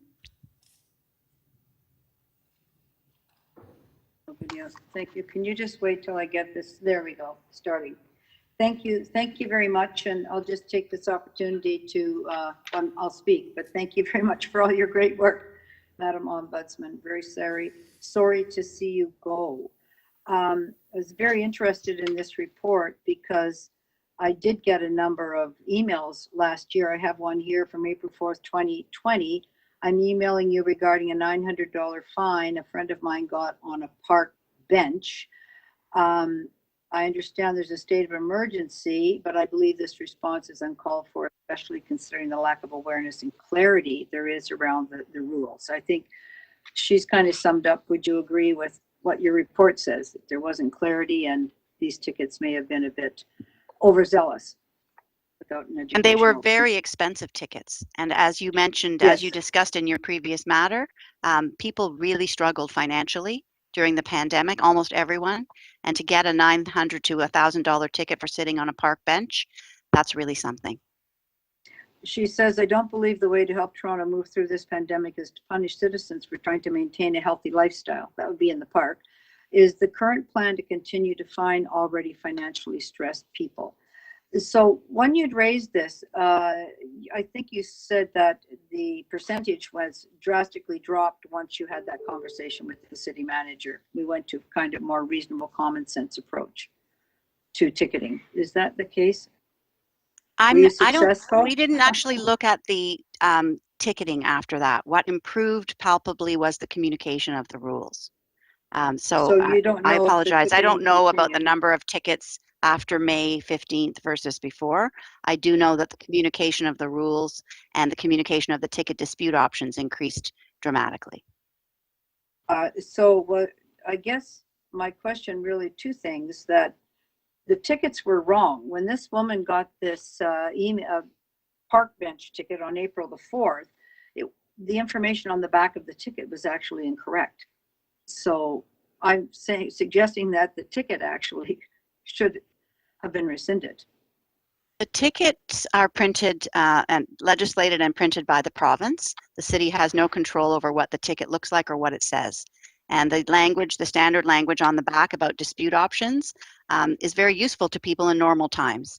The trouble was that these were not normal times, and that information was not helpful and also not accurate. And so people were left reading the back of their ticket, understanding what their options were, but they were actually not their options. When my staff asked about these tickets issues for these single park bench sittings, we got the answer: MLS will not be withdrawing any charges issued during COVID-19 emergency. All charges have been issued in accordance with the regulation. Our enforcement focus has changed, and we will no longer be charging for people who are resting on benches. However, benches are an amenity and contained in the emergency order. That's the provincial emergency order, but not the city's emergency order. So I think you would agree with me that things were pretty confusing, and there was a lot going on, people trying to do their best everywhere, but this was a bit overzealous given that the only place people could go is outside, and I won't read all of the emails. As regarding the very concerning issue of the anti-Black racism and the targeting of two young Black women in that field, has there been an apology? Did you follow up? Was there an apology of some kind or acknowledgement to those two people that you felt they were unfairly treated, or the staff that apologized because you found they were unfairly treated? It wasn't I that found they were unfairly treated. It was an independent investigation that the city commissioned, and I don't know whether there was an apology. I think the city needs to answer that question, the city administration. I think I'll ask that. Yes, I'll ask that question to the city manager or city administration. We've heard that about the two young women, independent investigation. What kind of apology was issued? Follow-up took place with those two young women, please. Hold my time, please. Yeah, it's Carlton here. I'll start. This was an investigation launched by myself and with the support of my peers and by Tracy and Chris. So it was initiated by us. We saw the wrongdoing and we initiated an independent investigator with legal. That was a lengthy investigation, and the findings were then reviewed by the Ombudsman. We have since written letters to the complainants. We have spoken with them, and we are actually right now in the middle of an arbitration. So that is as far as I can go on that topic. Okay, thank you. That was your last question. Thank you. Thank you, Francis. Did you get your pillow? Yeah, yes, thank you. I love the pillow. It's great. Good. I can actually put my feet on the ground now. Okay. Councillor Pasternak, questions? Yes, thank you very much. And through you to the Ombudsman, and once again, congratulations on your term here at the city, and best of luck. Thank you. In your future endeavors. When it comes to the timeline, now, the provincial government ordered a closure of all non-essential businesses on March the 24th. When did they start, and I guess they declared an emergency under the Emergency Management and Civil Protection Act. Oh, that was March 17th. How quickly did they generate the legalese and fine regimen for tickets? Like, what was the timeline for declaring this emergency and producing a ticketing system? Was it rushed? Was it immediate? Was it several weeks later? I think perhaps City Legal would be best positioned to answer that question for you, Councillor Pasternak. Through you, Madam Speaker, I don't believe that there was a new ticketing system created, but there were set fines established. Okay. Carlton Grant may be able to add to that. Yeah, thank you. I can add to that. And those set fines, and again, in the last series of questions was talking about the expense of them. Correct, they are expensive, but those were set by the province of Ontario, not by the city of Toronto. So the ticketing infrastructure, what was written on the legalese on the ticket, was pretty well already in place. Yet the offense was different. That's for all provincial offences tickets through you, Madam Chair. So Okay. those tickets have been the same for years. exactly. You know, what I found, and your report's about 100 pages, and I must admit, I didn't go through all of it. But what I found problematic in our area was there was not multilingual signs. In other words, we have a very high concentration of Russian speaking, Italian speaking, Tagalog. Was that an issue at all, that when it came to the warnings, the COVID warnings in our parks, there was not a multilingual approach? Through you, Madam Chair, that was not an issue that we specifically looked at. We were looking at what the messaging was, and we didn't get to the level of granularity of in how many different languages that messaging was conveyed. I think it's a very important and valid point, but it's not something that our inquiry addressed. I don't know whether anybody else from the city, perhaps from Strategic Communications or MLS, wants to comment on that. Through you, Speaker. Thank you, Susan. Councillor, no, the signage was not produced in multiple languages within our parks. There are more than 1,500 parks, and therefore thousands of signs were printed, necessitating a quick turnaround. However, I can tell you that our website has multiple languages, signage, posters, etc., that were translated and available for review, for viewing, for printing. As well, our website is available in 51 other languages besides English through Google Translate. Okay, no, fair enough. Okay, but so that really wasn't part of, I know everyone was rushing around, but really a multilingual approach, we have a multilingual city, was really not really taken into consideration, although maybe it was discussed.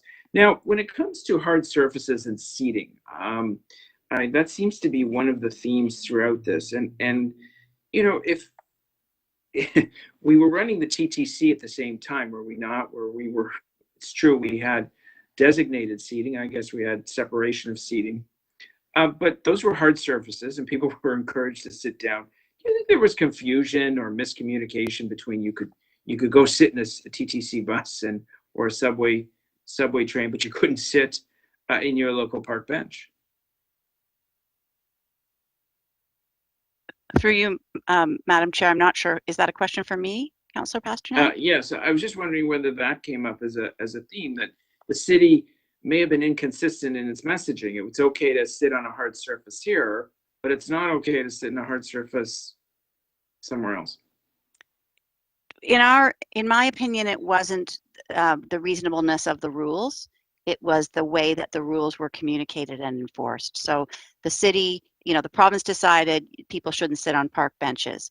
The city's communication of that, these are park benches in city parks, the city's communication of that was very confusing to people.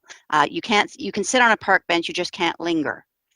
We're not going to be enforcing as much on park benches anymore, but it took a week to tell the public that. The benches were actually never on the list that the city's website had of closed amenities. So, we had one case where a couple was out for a walk because the woman had just lost her job for COVID. They literally sat down on the bench of a picnic table, and a bylaw enforcement officer came up and gave them each an $880 ticket. She was in tears, crying about the fact that she'd lost her job, and they were just issued one $880 ticket each. Oh my God. They were very, very upset. And, I think if we put ourselves in their shoes, we would have been too. Yeah, I understand. And our parks are supposed to be free. Thank you, Okay. Councillor Thank you. Pasternak. That's it for your questions. Thank you. Councillor Wong-Tam. Thank you very much, Madam Ombudsman, and along with the council colleagues, I'm sure we all like to convey our thanks for your service. For your final report that's before us today, you cited in your presentation that city staff, I guess MLS bylaw enforcement staff, felt that they were unable to perhaps raise concerns. I don't know if I caught exactly where they were feeling uncomfortable. Was it concerns that were coming from the leadership table that was managing the emergency service? Were they uncomfortable about raising it with management, uncomfortable with raising it amongst their peers or supervisors? Can you elaborate on that point, please? Through you, Madam Chair, of course, Councillor Wong-Tam. The discomfort that was shared with us was in terms of the directions that they were getting from management. They didn't understand or sometimes agree with what they were being told to do, but they didn't feel they could speak up. It was a very challenging time for MLS to be training its people. As noted in the report, they were doing training in parking lots. You know, at the beginning, you'll remember that we all had restrictions on our VPN access. So they were sending emails with instructions, and sometimes people couldn't access them on their mobile devices and so on. It was a very challenging time. But what we heard from officers is that they got the zero tolerance direction. Number one, they didn't really understand what it meant. They had different understandings. And number two, in some cases, they didn't feel comfortable challenging or questioning it with their superiors. And with respect to where the zero tolerance policy comes from, I think, you know, we all recall that the province was making, you know, daily briefings. There was a subsequent cascade of then news release, and then there was then, you know, probably the details released afterwards. At some point in time, as you were doing your review, was there just confusion coming from the province on how different local health units and different municipalities was interpreting the provincial rules? Did you find that? I think there was a lot of confusion at the local level about the information that was coming from the province. It was coming fast and furious. Sometimes it was changing day by day, for sure. But the concern that we had with the zero tolerance direction arose from two emails, which are outlined in the report, two emails from MLS management directing staff to stop taking an educational approach and start taking a zero tolerance approach. And so in jurisdictions across the country, we were sort of different cities and different jurisdictions was being compared at different points in terms of how they were approaching the health protocols. And I recall very carefully that in BC, I think was the example here, that they would go out to educate and try to somehow draw out some goodwill from the community to follow the public health rules because we're all in it together. And then I think what we saw here, and by your report confirming, is that we had a more hard line zero tolerance policy, a bit more of a punitive approach. And I guess my question would be, should we have taken a more BC-like approach with respect to public education, more time on the ground, not having zero tolerance, but perhaps progressive enforcement? There's a lot of questions in there through you, Madam Chair. I would say, first of all, that it needs to be clear when you're telling people whether you're giving them advice or whether you're telling them rules that will put them at jeopardy of getting a ticket. And we were, you know, the public was hearing public health advice and, for example, stay home. And then we were also being told rules. If you do the following things, you could get a ticket. That was mixed up, and that's unfair to people. I think there was an intention at the city to start with education. I think that's the principle that MLS enforcement always proceeds under, as I understand it, is education first and using judgment and discretion. The trouble is then when that got layered on top, now we're switching to zero tolerance, start giving more tickets, then the fairness fell away because no longer were bylaw enforcement officers feeling that their job was to educate and use judgment and discretion and give tickets only when it was necessary. All of a sudden their bosses were telling them, you just got to start giving more tickets. So I hope that answers the question. Yes, it does. Thank you. Final question is, your report does not go as far as suggesting that we reimburse those who paid for the fine, which you noted as being fairly high. But would you, even though it's not in this report right now?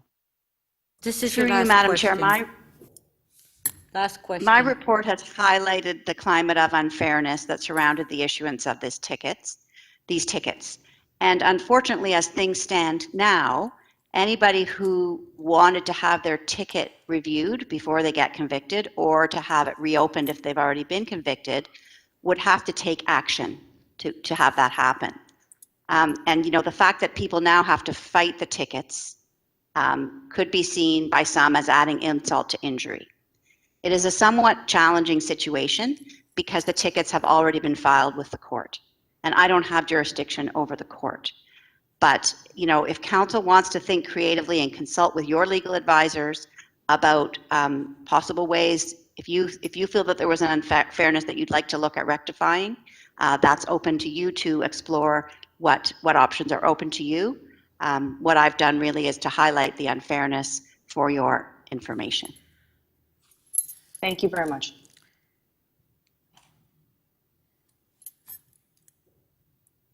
I just have a couple questions. So I've listened to the questions and answers, and I guess the complaints I was getting from my constituents, and I don't know if you received any to the Ombudsman during her investigation, is that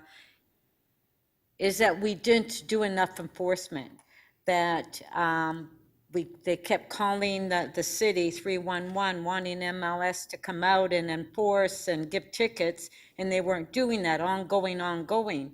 So did you not get that as well during the investigation, that staff didn't feel we did enough enforcement or give enough tickets out for the people that were misusing the parks? Through you, Madam, or to you, Madam Chair. Yes, I am aware that there was a lot of public pressure being brought to bear, more enforcement. I'm sacrificing, I'm not going out, and yet people are in the park, so you should be giving more tickets. There was for sure, there were voices saying that. But, you know, enforcement has to be done fairly. And that includes being clear about what rules will get you into trouble, having people trained to enforce fairly and equitably, and then being clear with people about if they get a ticket, how they can fight it. So to simply capitulate to, oh, people want more enforcement, so start issuing more tickets, zero tolerance, unfortunately, that's not fair. And that's what we found in this inquiry. But some of the people that received the tickets were deserving of receiving the tickets. We didn't review the individual tickets, and that may be so. What I found just was that there were these three areas of overarching unfairness that existed at that time. It was a very challenging time. Thank you. Okay, Mayor Tory to speak. Well, Speaker, thank you. And I want to begin by thanking the Ombudsman for the work that she's done here and the recommendations that she's put forward. And I think that they offer very valuable guidance for us in terms of you know, lessons learned. And again, I wanted to speak about the lessons learned part for a minute, because if you went through the compendium, and I have had a unique position sitting you know, at the table that met every single day, starting at the very beginning of this pandemic, and a lot of these tickets were issued back at that time, and all the way through with Dr. Davila and Councillor Cressy and also Chief Pegg and the city manager and a host of others. And, you know, we've learned many lessons about a lot of things. And I guess you say you learn the lessons for next time. You hope there isn't a next time with respect to, you know, this, which is an absolutely unprecedented event in the history of the city, the history of the country. And I won't say the history of the world, because there have been other pandemics before, but certainly for us, this was quite unprecedented in modern times. And I think there were a lot of people that were, you know, that were trying to sort of figure out exactly what the right thing to do was and how to do it on a day-by-day basis, because of what the Ombudsman was very fair in acknowledging, which is changing provincial rules, changing health circumstances, changing health guidelines, changing public moods, and so on. The only thing, and it just came out now in your question, Speaker, that I was glad came out, is that for myself, I can just say that I was being interviewed, you know, on basically a daily basis by the media, and that on Monday I would be asked, you know, why I was somehow overseeing a police state where people were being given too many tickets, and on Tuesday the questions would be exactly the opposite, which is why weren't we enforcing the rules and why weren't we cracking down on people who, as the Speaker put it, were misusing the parks. And so it was even, and we don't direct how many tickets get given out. You know, we don't even venture an opinion. I ventured a couple of public opinions to the media, but never to Mr. Grant or to the police or anybody else. I just, you know, made any comments I had to make publicly. But the point of all this is, in my case, to say the following. First of all, thank you for having a look at this, because I think the three areas that you identified are areas where we can do better, and we'll learn some lessons from that and should do better. Because, you know, while politicians don't control the discretion with which tickets are given out or any of that sort of thing, and while a lot of this, as was pointed out, I mean, the rhetoric on the back of the ticket, or the language, provincial language, as the Ombudsman was fair enough to say, it's been there for years. When it came to the setting of the fines, it was pointed out by Mr. Grant, those were set by, I believe, the court on recommendation of the province, or were set directly by the province in their regulations. So a lot of the things that were speaking to the question of kind of scale and fairness were in fact out of our direct control. But nonetheless, we can learn lessons from this. And the second thing I want to say is I am, sympathetic to the situation in which our staff found themselves. I can just say this. I mean, I say to people all the time that they, because a lot of them were critical. Recently, this last night, people were critical of me about how many lockdowns there were and how long they lasted. And I said, well, that's fine. I accept that everybody has different opinions on these things, but and yes, we do have an overriding objective, as the Ombudsman, again, was fair enough to say, to deliver services fairly, and you can always learn from places where apparently you did not. But if they put themselves in our shoes, the shoes of our officials, the shoes of our bylaw officers, the shoes of the public health people, they would have found this was a very difficult, unprecedented circumstance that was changing hour by hour. There were, health circumstances that caused people's lives to be lost, and that therefore there were decisions to be made that had to be made either by individuals out on the front lines or by politicians or public servants that were difficult and complex. And that doesn't mean you don't change how you do those better next time, but it just means that was the circumstance in which we found ourselves, on top of the whole business of some people out there phoning us and sending us emails saying, how dare you not enforce the law more rigorously, and other people phoning in the very same day or writing in to say, what are you running here, some sort of a police state? So we're trying to achieve that balance that is fair and that is respectful of people's rights and that is respectful of the public health crisis. And, I think, did we miss the mark on a few things? Sure. And do we have an obligation to try and learn from that? Absolutely. And does this report help in that regard? Yes, it does. And so I accept and thank the Ombudsman for the recommendations, but I just wanted to say a word about, the balance with respect to which you have to look at these things, in my view, in light of what was an unprecedented challenge that all of us faced, including all the officials of every stripe whatsoever in all governments, but here too. Thank you. Thank you. Councillor Fletcher to speak. Thank you. I believe that my motion is there, which is, there we go. From the CCLA sent us a very thoughtful letter, particularly around the tickets. And this is a motion that would forward the report to the Honorable Doug Downey, the Attorney General, request that consideration be given to the impact of the general unfairness, allowing all impugned tickets should the exercise of prosecutorial discretion by prosecutors, obviously written by a lawyer. And to ask the city manager in consultation with relevant city staff to practically refund the full cost of any impugned tickets that have already been paid. So that is a request, yes, and that is from their letter. As you know, they are, we all know who they are, Civil Liberties Association in Canada. So I'll table those two motions. And I will acknowledge what the mayor said, that this was a time of, there was such upheaval going on. And yes, people were calling the office. I saw somebody sit on a bench. I saw somebody do this. I saw somebody do that, as if that meant everybody was getting COVID. Everyone was very concerned. We were really and truly in the early days. But and then I'm getting the emails. I walked across the park with my dog. I now have an $880 ticket. I kicked a ball in the park with my son because we need exercise. I got an $880 ticket. I sat on a park bench. I got a $900 ticket. I think, and to not have been clear that the field was locked down. Yeah, you're walking on a soccer field. Well, if it's not supposed to be on it, can't have somebody there all the time. That really is the moment where there's something handed out that says it's COVID, here's the amenities in the park, you can't do this, etc. I mean, even until recently, we had this whole thing about the drinking fountains because the province had said they had to be washed and we couldn't wash them twice a day. So what are we going to do? I think that we really realize, friends, how critical parks have been for the pandemic. Every single one of our parks has had probably 200, maybe 300% increase of people going there, usually doing good things, sometimes having raves, which those of us who have waterfront parks know all about and wish that we could have a bit stronger enforcement around those, zero tolerance for those actually, rather than the park bench sitters. And remember at this time, and we haven't talked about that, but we had no access. We had our send a message to council emergency. We had weekly kind of tape messages. Council, who kind of know what's going on the ground, we had no access to fix things. And we were very frustrated because this should have been easily dealt with to find that balance that the mayor talked about. We always need that balance that, yes, you're not supposed to do that. And here's your warning.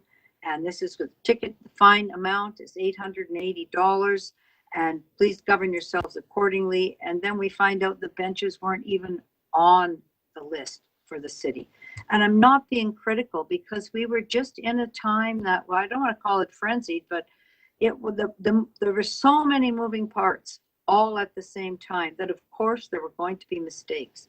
What should be very concerning was the findings that there was an incident of anti-Black racism with 2 people getting fined and others basically in the same area, in the same venue, not being fined. That's kind of called carding. It's called targeting. It's not good. I'm very concerned about that. And I'm very appreciative that Mr. Grant, the city manager, undertook an investigation. We should be worried about that. Our ombudsman has had an investigation into the TTC special constables. TCHC has a special committee looking at the CSU, those special constables. And now we found there was these incidents of anti-Black racism in our bylaw enforcement unit. So when you have the power to enforce, our job is to make sure that things are being enforced fairly. I don't mean by going there. I mean by policies and making sure our staff are doing that. So that really to me is a follow-up one. And I do hope we support these motions for all those people that didn't have a lot of money, needed some fresh air, and ended up with $900 out of their pocket. Thank you. And no way to challenge it. I mean, 5 that's the other seconds. part that's just amazing. Thank you. Okay. Councillor Holiday, you have a question, 3 minutes, clarification of the motion. Yeah, thank you, Speaker. I just needed to ask a member of council, what does she mean by impugned tickets? Like, what are they? All of them? Some of them? How would we know? Hello. Thank you.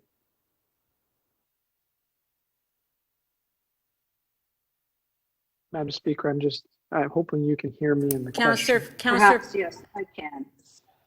Impugned tickets, given in haste, given improperly. The park benches weren't part of that, but you know what? They got a ticket for sitting on a park bench, and yet that wasn't part of our protocol. So I think looking at those tickets for that time and what may be egregious shouldn't be that hard to figure out, Deputy Mayor. So doesn't a judge do that? Like, are we kind of getting into the legal process? Did you talk to a lawyer about this? That's the motion. This is from a lawyer. Okay.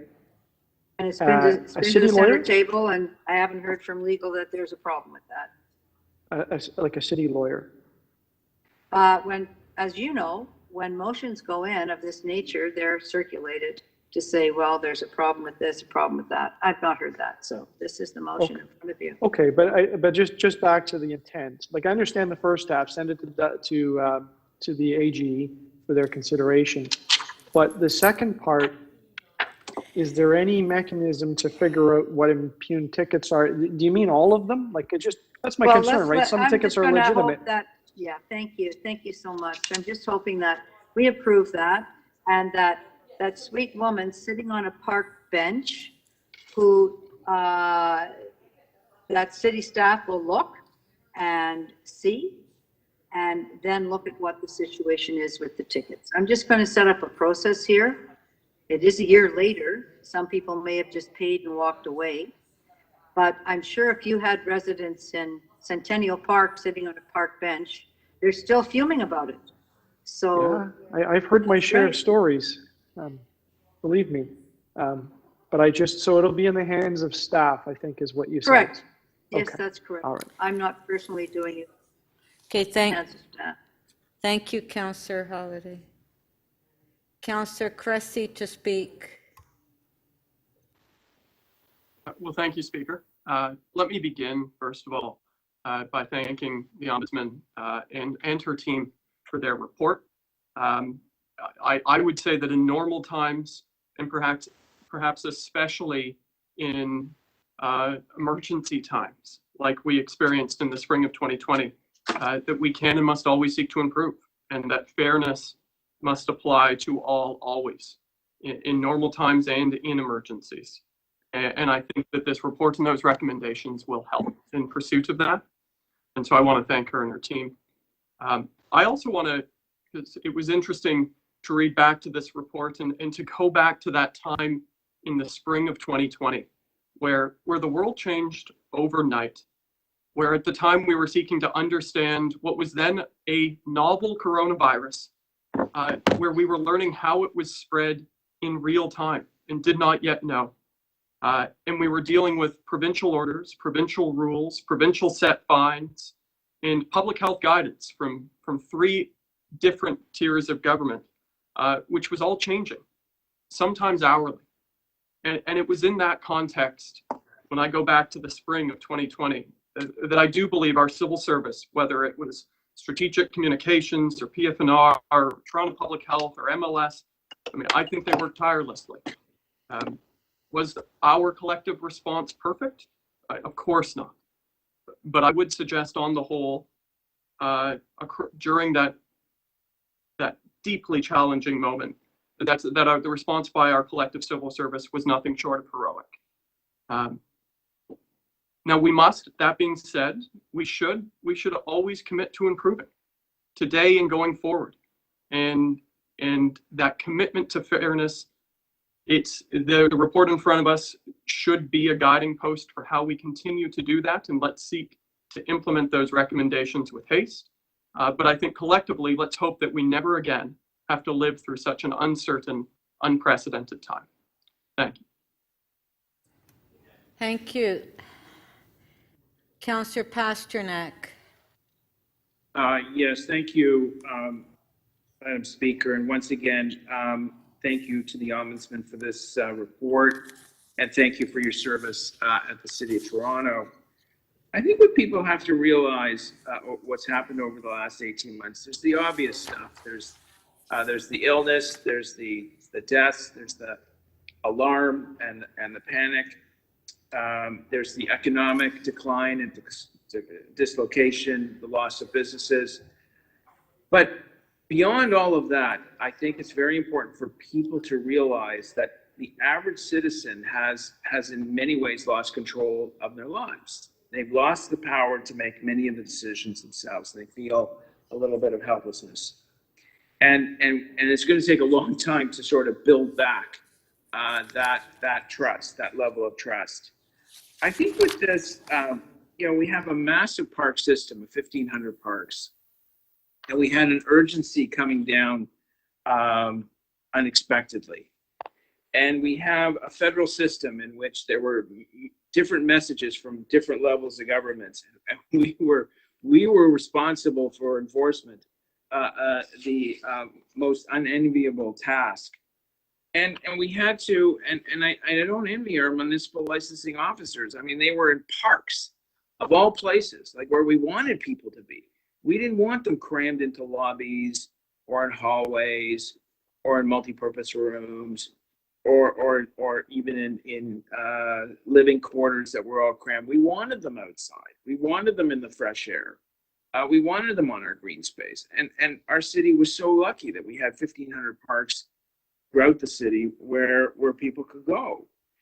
And then along comes these problems and a disconnect between really our citizenry and the seriousness of what we were trying to do. Now, I mentioned the multilingual signs. I mean, I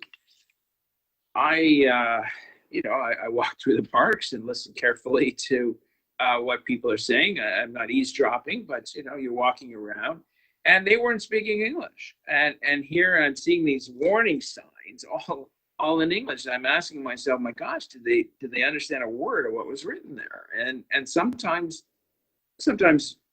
not. And you'd be surprised. Many of you know we have unilingual, non-English speaking people in the city. hundreds of thousands of them, and they've chosen this as their home. But when it comes to sort of emergency signage, it wasn't in the many languages that we need in some of our communities. I'm not saying they had to have 100 signs on each park bench. Now, before I wrap up, I just wanted to commend our park staff, our operations park staff, because they were put in the most difficult situation where they had to kind of close off the playgrounds and put the caution tape around, and then I think at one time we were trying to clean them up or whatever, and keep people away from them. Sometimes the tape would fall off, and they'd have to keep people away from them. So they had a very difficult time when it came to manage the play equipment, the park benches, and other seating areas, the gazebos and so forth, the pergolas, where people would gather. And we've always welcomed people in our parks. We've always encouraged them to come to our parks, no matter what the circumstance. And here we were, sort of discouraging them from using these facilities, and it was a paradigm shift, a cultural shift on very short time frame, and with little notice. And I got to tell you, being handed an $800 fine for sitting on a park bench. I mean, many of these people probably thought we were from the moon. I mean, they just didn't relate to it, and I don't blame them. I mean, we don't like a $30 parking ticket. So I think this is a good part of our kind of our teaching moment, our learning moment for the future. And I don't want to predict future pandemics, but it's a good thing to know. And I think this template here is a cautionary tale for the future. And I think if we learn from this, if there is a next time, and there may not be, let's hope not, then we've learned from this, and we can roll out in a safer, more responsible, 10 seconds. and compassionate way. Okay, Thank you very much. Thank you. We're trying Point of order? Yeah, we're trying to get through this agenda as fast as possible. Councillor Holliday, yes, point of order. Thank you, Madam Speaker. I would like to request that you rule on number 2 of Councillor Fletcher's motion as to whether or not it is legal for council to do this. I will, thank you. Thank you. Councillor Wong Tam to speak. Thank you very much, Madam Speaker. And I want to first begin by thanking the Ombudsman, Toronto's distinguished Ombudsman, Susan Nobler. Thank you for all that you've done for us at the City of Toronto, for keeping us honest and holding our feet to the fire. The work that you've done and how you carry about in delivering your report and bringing this information to us, I know has been immensely helpful for myself as a sitting member of council. And those, my gratitude should be extended to your team of investigators and administrators who help you do the good work that you do. This report is quite illuminating for a number of reasons, and much of it has already been highlighted by the Ombudsman. I want to just be able to point out a couple things that I think are important that perhaps need to be reinforced. We've talked a lot about social inequities throughout the pandemic and how oftentimes different communities have had to wear the pandemic in different ways. And I think one of the key findings for me in terms of the Ombudsman's report is that we recognize that valuable outdoor space is rare, and it's also accessible to many different people. I think about members of my own extended family who are quite honestly living in the suburbs, and they have big spacious backyards and pools. And when they were told to stay home, they kind of just retreated. Everything was brought to them. They had their, I don't think their lives changed a heck of a lot, to be quite honest. And then there are other family members where they really had to hustle. All of a sudden, things dramatically changed. I know amongst my neighbors, it certainly was the case. Especially for those who live in apartments and small spaces, my immediate family, we don't have a big backyard. We rely very heavily on those parks. And especially as someone with a young child who only naps when he is pushed around in a stroller, there are very few city streets that you can go to that are quiet and contemplative, and especially when you need to have that sort of open green relief. So I want to think about, how we go about our business in the city and how we take care of Torontonians. And I don't think we can ignore the fact that there are significant inequities in how the pandemic has impacted people. And these are just like a couple of small examples. I know council is already aware of it. We've spent a lot of time over the past 16 months talking about collecting disaggregated data, meeting people where they are, recognizing that, race and low income individuals, Black, Indigenous, BIPOC individuals, low income individuals have been especially harmed by the pandemic. And that includes people living with disabilities as well as women and and different gender people. And I just want to, I think it's aside from pointing it out, which I think that Ombudsman did really well for us, I think the other valuable service contained in this report is a reminder to MLS and to all our divisions that if we are to embody the issues around race and how we address the issues around enforcement, we cannot separate the two. We have to be mindful and thinking about it. Having said that, I also want to recognize how difficult the pandemic was for each and every single one of the Toronto Public Service members, especially for MLS. They were being tossed so many different rules, and it was changing almost hourly in some cases because there was different information coming from all sorts of sources. And like the one division that we rely so heavily upon, we kept calling them to do more and more and more and more for us. So the fact that they were hiring new people and training them in parking lots is just a great example of how nimble they were and how stretched they were as a department. At the same time, we were asking so much of them. So I want to be able to hopefully acknowledge this as perhaps a teaching moment. I don't think that there was any, to me, I don't think there's a bad guy or bad gal in this. I think it is what it is. And not necessarily to say that the residents of Toronto who receive those tickets should have to pay. I think that Councillor Fletcher's motion is a very good one. I think it actually allows us now to peel back on some policies that were adopted, not necessarily through council, perhaps it was just through the state of emergency. But I just do want to thank that. 10 seconds. I do think it's important. I do think, Madam Speaker, it is absolutely important for us to recognize when we did good work, when we erred, and how we can move forward from that. Thank you very much. Thank you. Okay, members, we're going to have a 5-minute break. When I come back, I'm going to rule on Councillor Fletcher's motion, and then the mayor will be making a motion.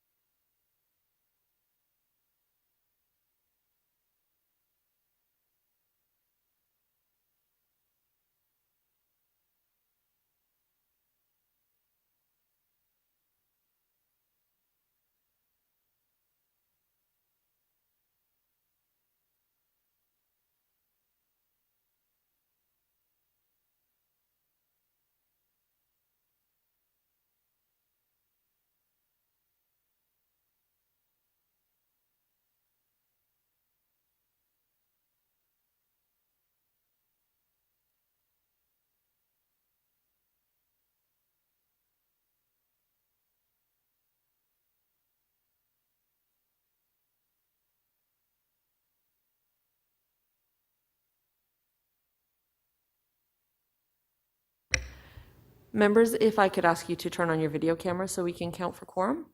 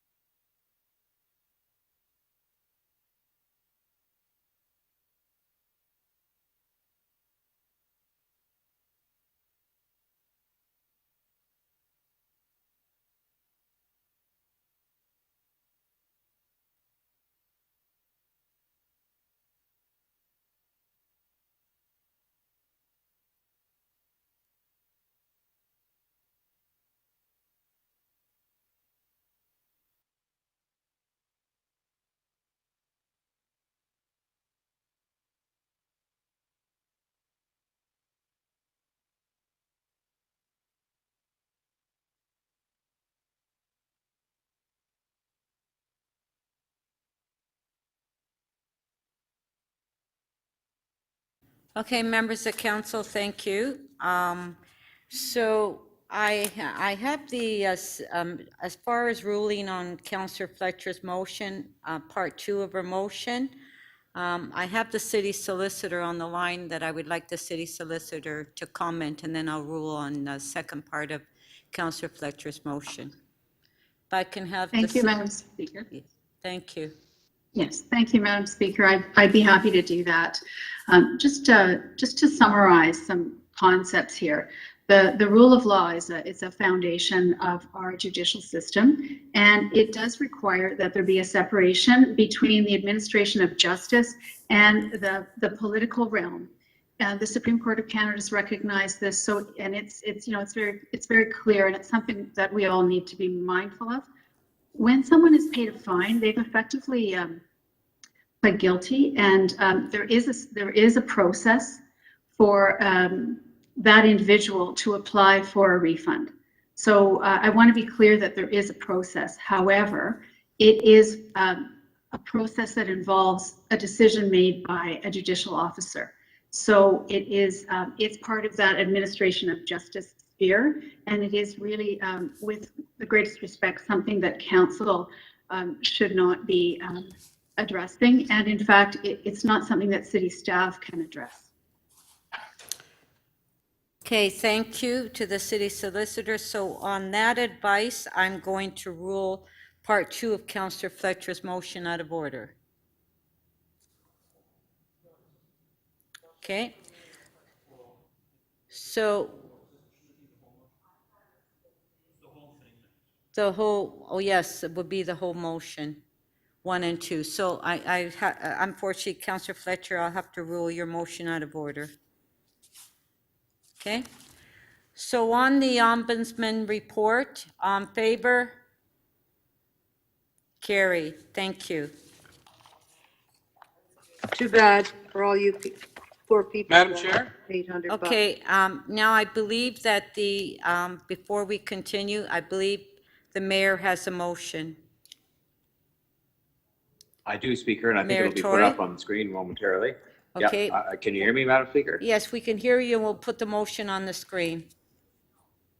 So this is just a motion to extend by a modest degree this meeting, and I think it really reflects the amount of work we have left to do, but and it's not on any particular item, but it's also just also being mindful of the advice received by the clerk, from the clerk earlier on, that would have to go over to Monday if we couldn't pick some other date that was convenient to us, that I think, based on my past experience in the years I've been here, a lot of people make plans at the conclusion of this meeting to be somewhere, and I'm mindful of that as well in terms of both Monday, but also even in terms of tomorrow night, when I guess under the rules, theoretically, we could sit until an hour before sundown, which is 7:30 at night, but I'm not sure how popular that would be. So I just think if we spend a little bit of time tonight and use it wisely, with a break between 6 and 6:30, and we sit then until 8 o'clock, so it doesn't mean sitting late, where we often tend to get not into the best of decision-making modes, that would be helpful to us in terms of completing some of our business. So that's my motion, Speaker.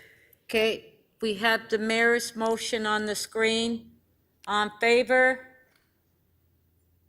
Carried. So maybe if we can try to get through some of these items as quickly as possible and try to limit maybe the speeches, we might be able to do it. by the end of tomorrow. Pardon? Yeah. Okay, and before we, well, first of all, I believe Deputy Mayor Minnan-Wong, did you have a point of order? I did. It's really on behalf of Councillor Cole. There was an item that was released in his ward and he wasn't here for it. So he can't be on the presiding side. I'd like to reopen it. It's NY 2530. It's regard to a tree removal on Fairlawn. And he wasn't here for that, and he would like to be, and he asked me to move a motion to reopen it. Madam Speaker, we did already reopen it for him. And he was here. Okay.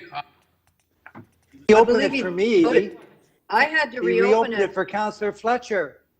No, And it was because a I tree in voted my it improperly. ward that you arbitrarily decided to reverse without even consulting me. Madam Chair, I'd like to move to reopen as a courtesy to Councillor Cole. Okay, Councillor Cole, you actually, because Councillor Fletcher voted incorrectly, if I remember, you reopened the item, so Councillor Fletcher couldn't re-vote, and you were here for the vote. But I asked to speak, and you wouldn't let me speak to it. Well, you didn't ask to speak to it. I did ask to speak to it. Okay, well, all right, if you want to reopen it, there's a motion to reopen. NY. Sorry, Speaker, Councillor Perks on a point of order. Point of order, Councillor Perks.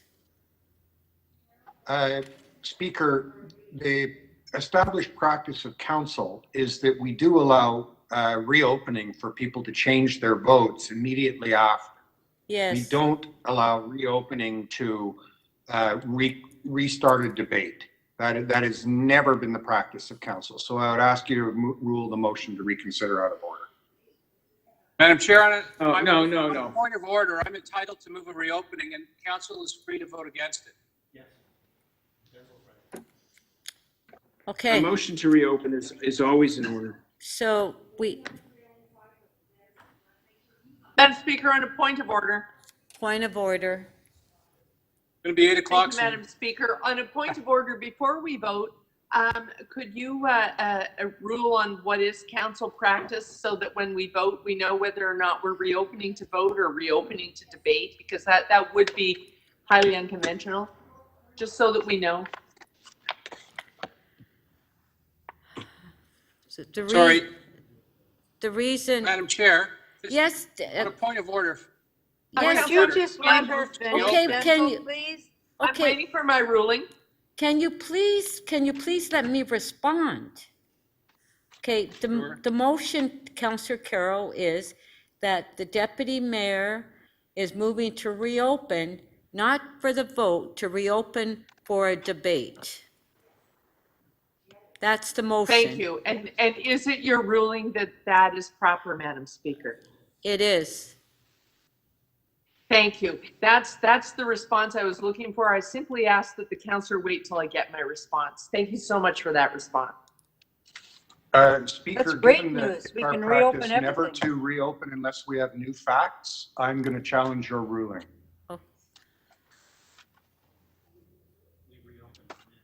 Okay.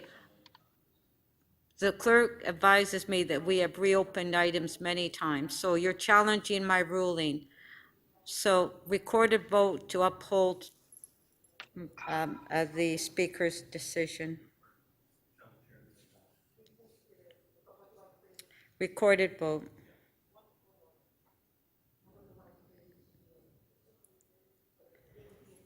Just stand by, members. We're creating that vote in the system so we can turn on the voting panel. Madam Speaker, just for clarification, so if I agree to uphold your decision, I will vote for yes. Is that correct? That's correct. Thank you.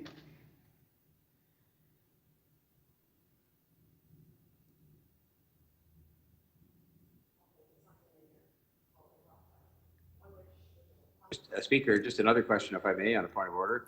If we reopen it for debate, which is what you said is permissible, does that mean you also are reopening it for the vote as well? it makes sense, I guess you would. Is that true, or? Yes, we would open up the vote, yes. Okay, the clerk wants to respond. John, do you want to respond?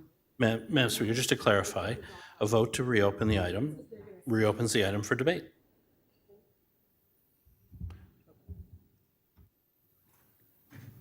And the decision of the council remains in force until and unless council changes it.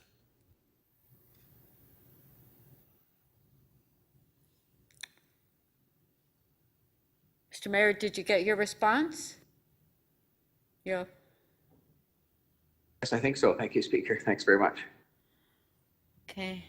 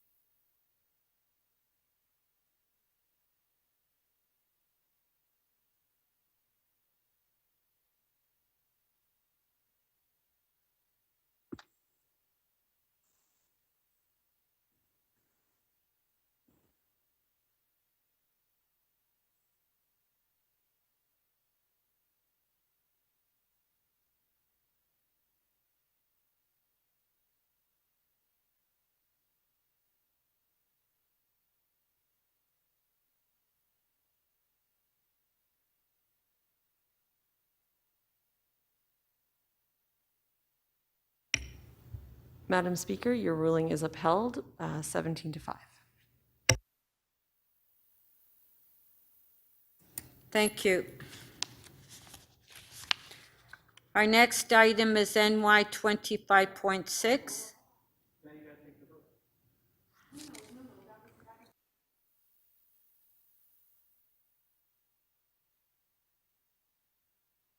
Sorry, Madam Chair. Oh, sorry. We upheld your ruling, but we never had a vote on Yes, whether yes, to you're reopen. right. You're right, Deputy Mayor. You're right. It's a long day. So, yeah. It's a thank you long very day. much. Okay, so now Has been a long on your motion to reopen the item. Recorded vote.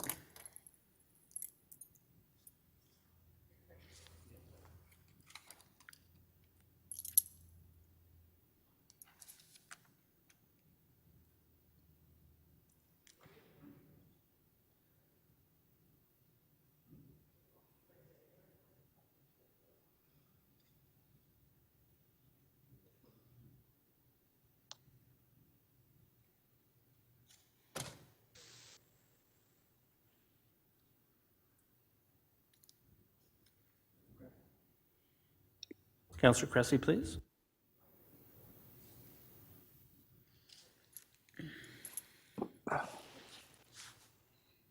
Speaker, the motion to reconsider item MI 25.30 carries. The vote is 19 to 3. Okay, so that item will be held down. NY 25.6, which is our next timed item. Councillor Pasternak. You have questions? Yeah, You have point questions of to order. staff? Yeah, a point of order, Madam Speaker. Staff have requested that this item be deferred to the next scheduled city council meeting. I did send a note into the clerk for a motion of deferral, so if you want to hold it down for a couple of minutes, I'd be happy to move deferral. Sorry, which item is this? NY 25.6, which is the final report for the Allen East District Plan. So do we have the motion? Oh, so Councillor Pasternak, would you like to move to defer it? Yes, it's a next request meeting? of staff that, yes, Madam Speaker. Okay, so Councillor Pasternak is moving to defer the item to the next meeting. All in favor? Show of hands, carried.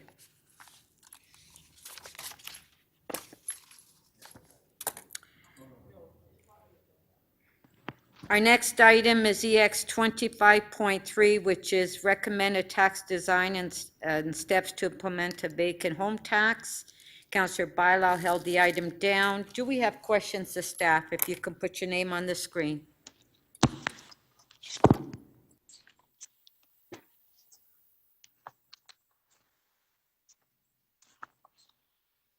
Councillor Matlow. Thanks, Madam Speaker. Through you to staff,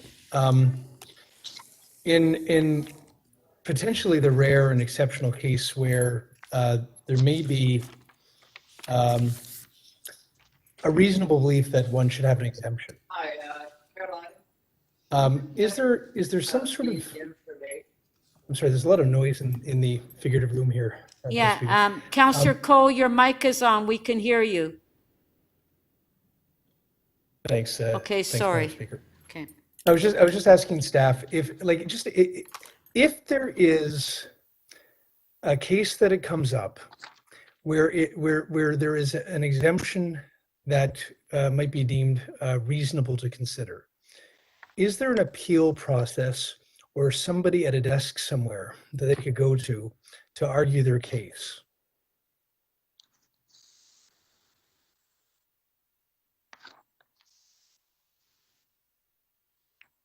To whoever can answer. Do we have staff here to answer the question? Yes, it's Casey Brendan. Madam Chair, can you hear me? Yes. Yes. Casey Brendan from Revenue Services. And through you, Madam Chair, and to you, Councillor Cole. Matlow.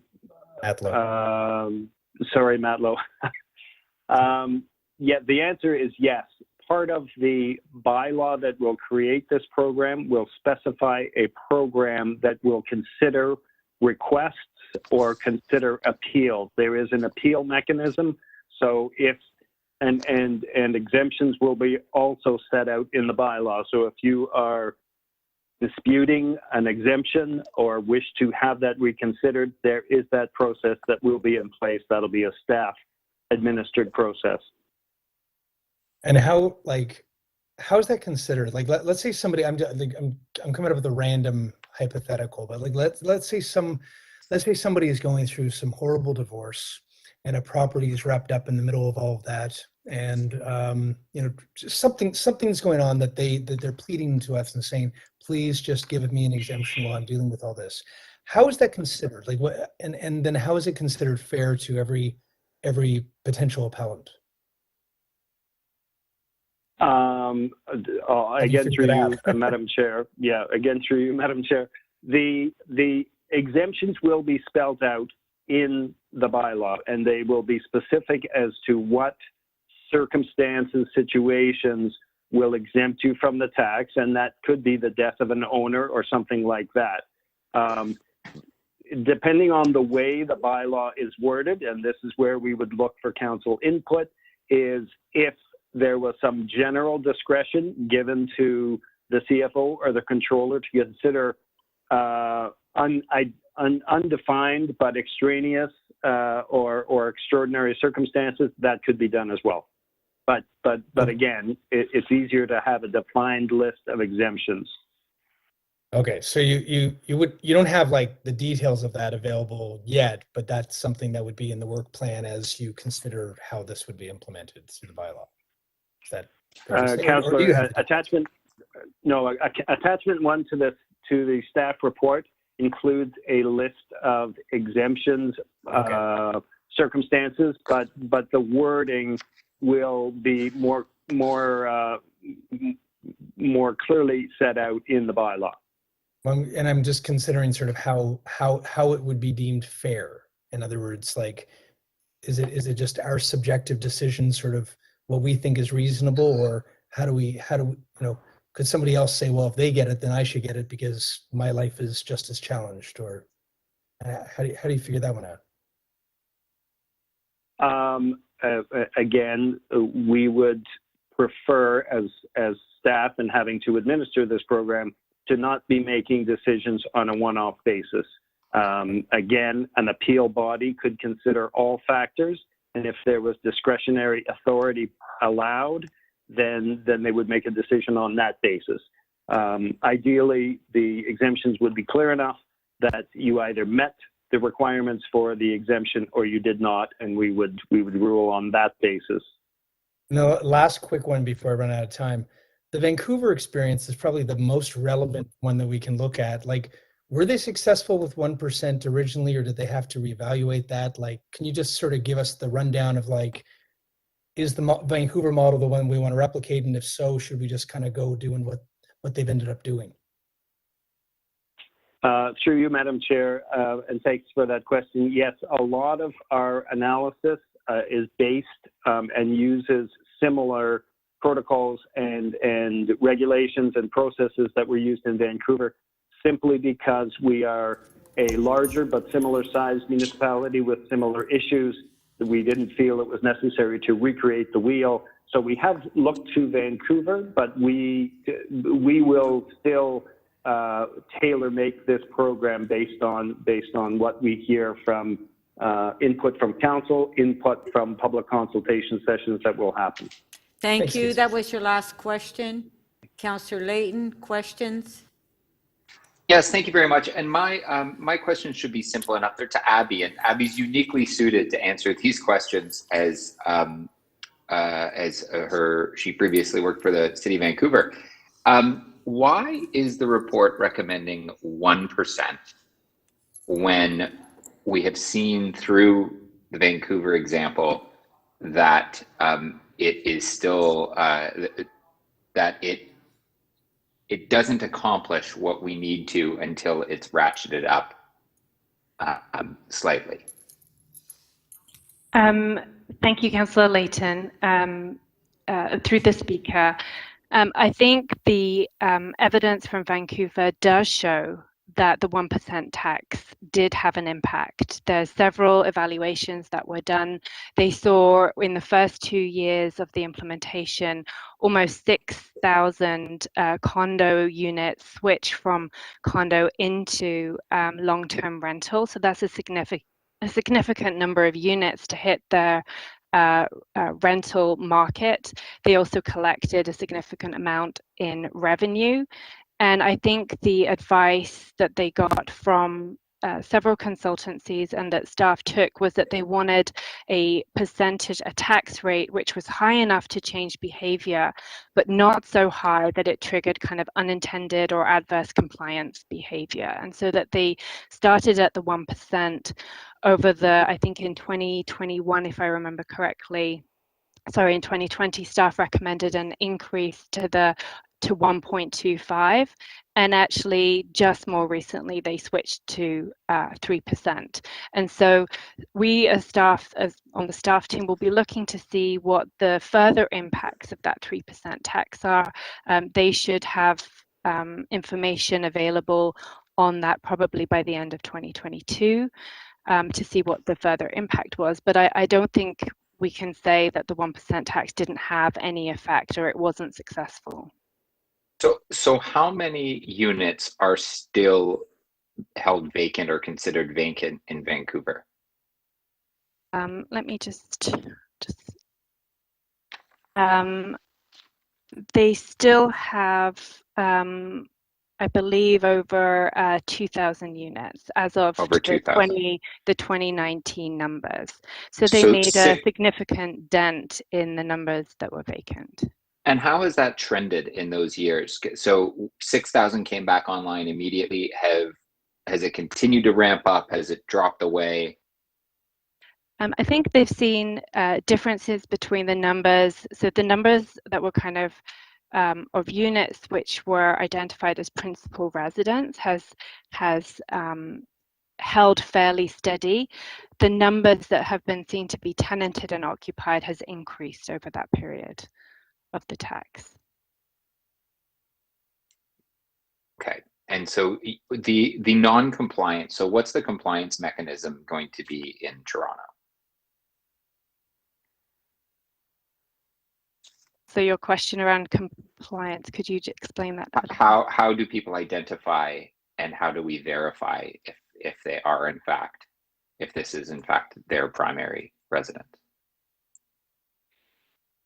Maybe I'll let my colleagues in FPD answer that around principal residence confirmation and eligibility. And again, it's Casey Brendan.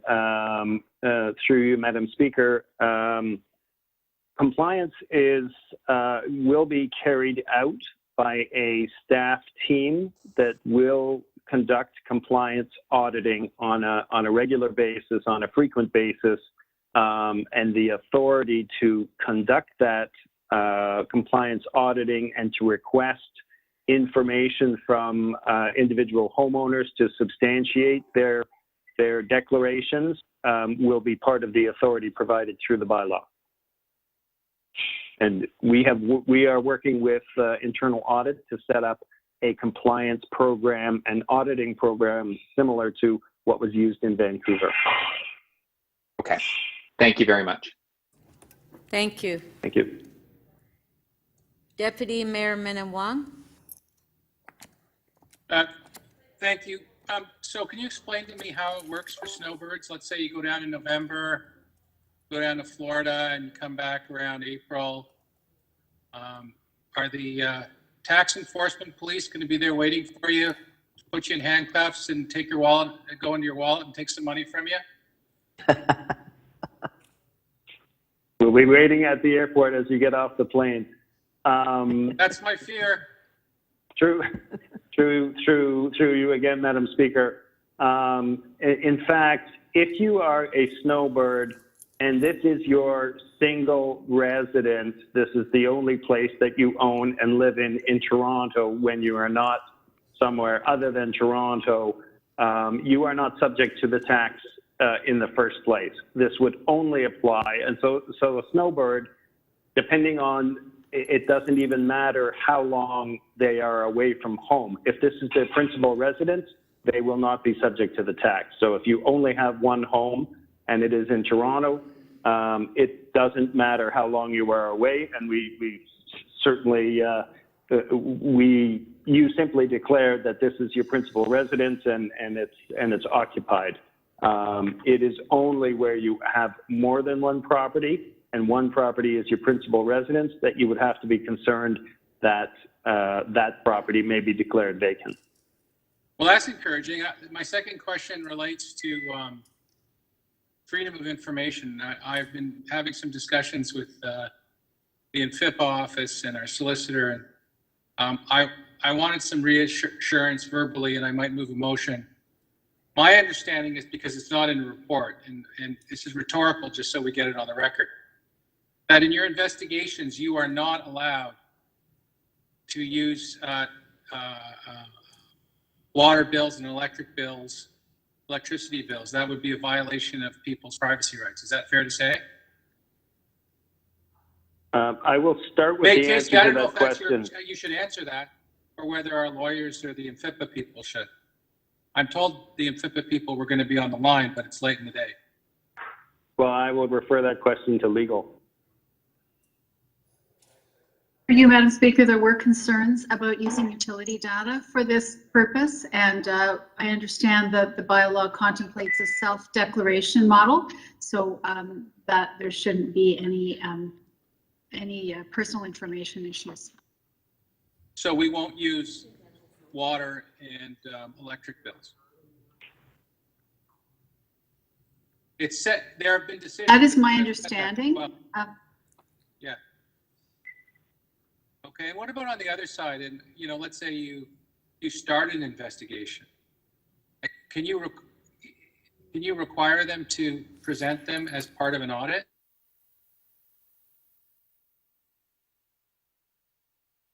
I'm sorry, could you repeat the question? I had not thought that was a question for me, but I'm now wondering whether perhaps it was. So let's say my neighbor rats me out and I haven't been living in this house. And it's my second house because I'm not a snowbird. Let's say I'm not a snowbird.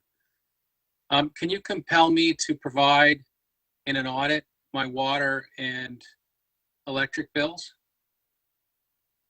So I'm going to ask Ian Duke of Legal Services to answer that more detailed question about the personal information. I believe he's on the line.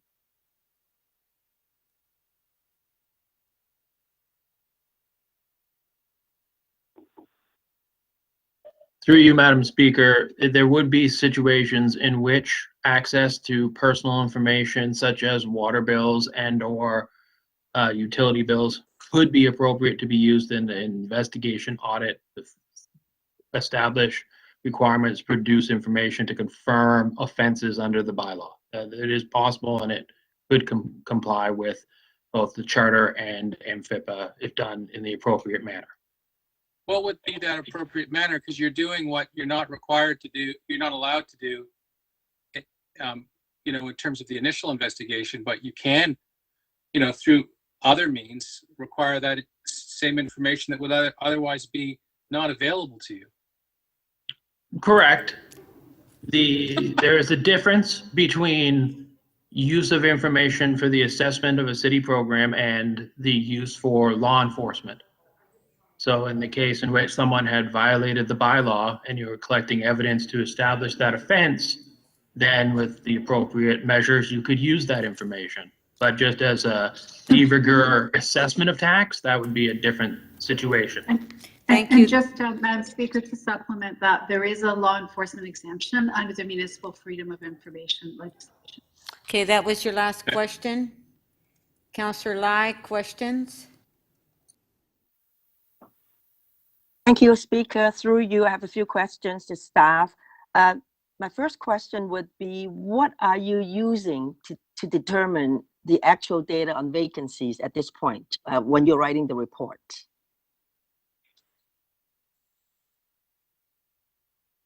How do you determine that when in the report? The number of vacancy, let's say, you know, I forgot the number, but so many vacant homes. How did you determine that? If I may answer you, Madam Speaker, Councillor Lai, if the question is, how do we know how many properties will be vacant? For the purposes of this report, we have used an estimate based on Vancouver's experience. Vancouver finds that of their total residential population, approximately 1% of units are vacant and subject to this tax. We've applied a similar 1% as an estimate of the number of units in Toronto. So there are 800,000 units in Toronto, residential units. At 1%, that is approximately 8,000 residential units that may be deemed to be vacant. That's what we've used for estimating purposes. I see. So are you assuming that the market in Vancouver is the same as the market in Toronto then?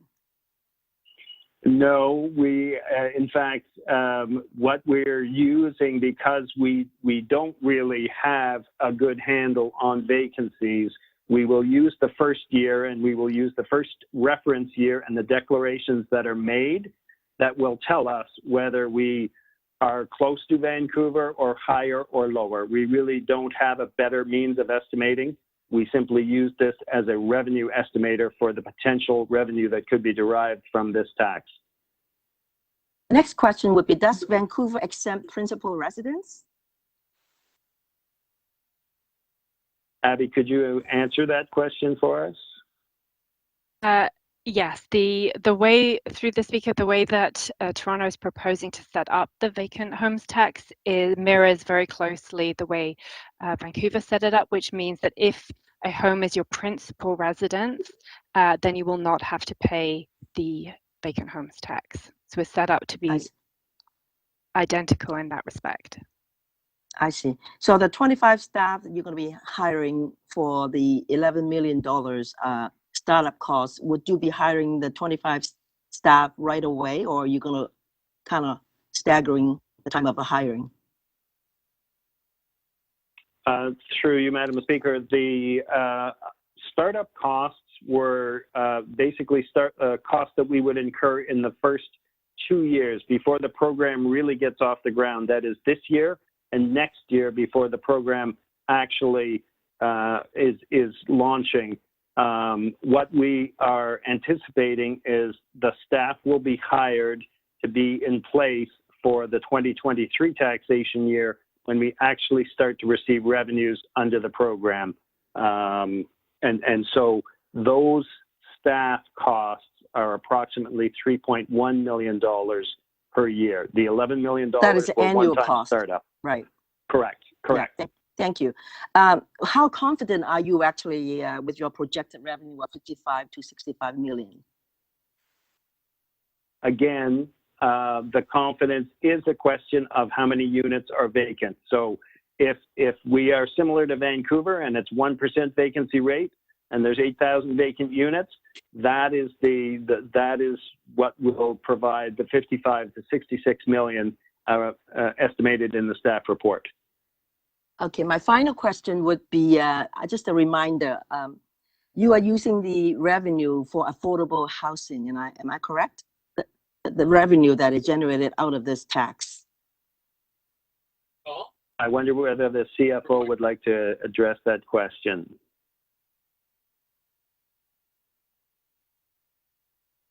Through you, Madam Speaker, Councillor, that's correct. The proposal of the policy would be that the funding would be dedicated towards affordable housing.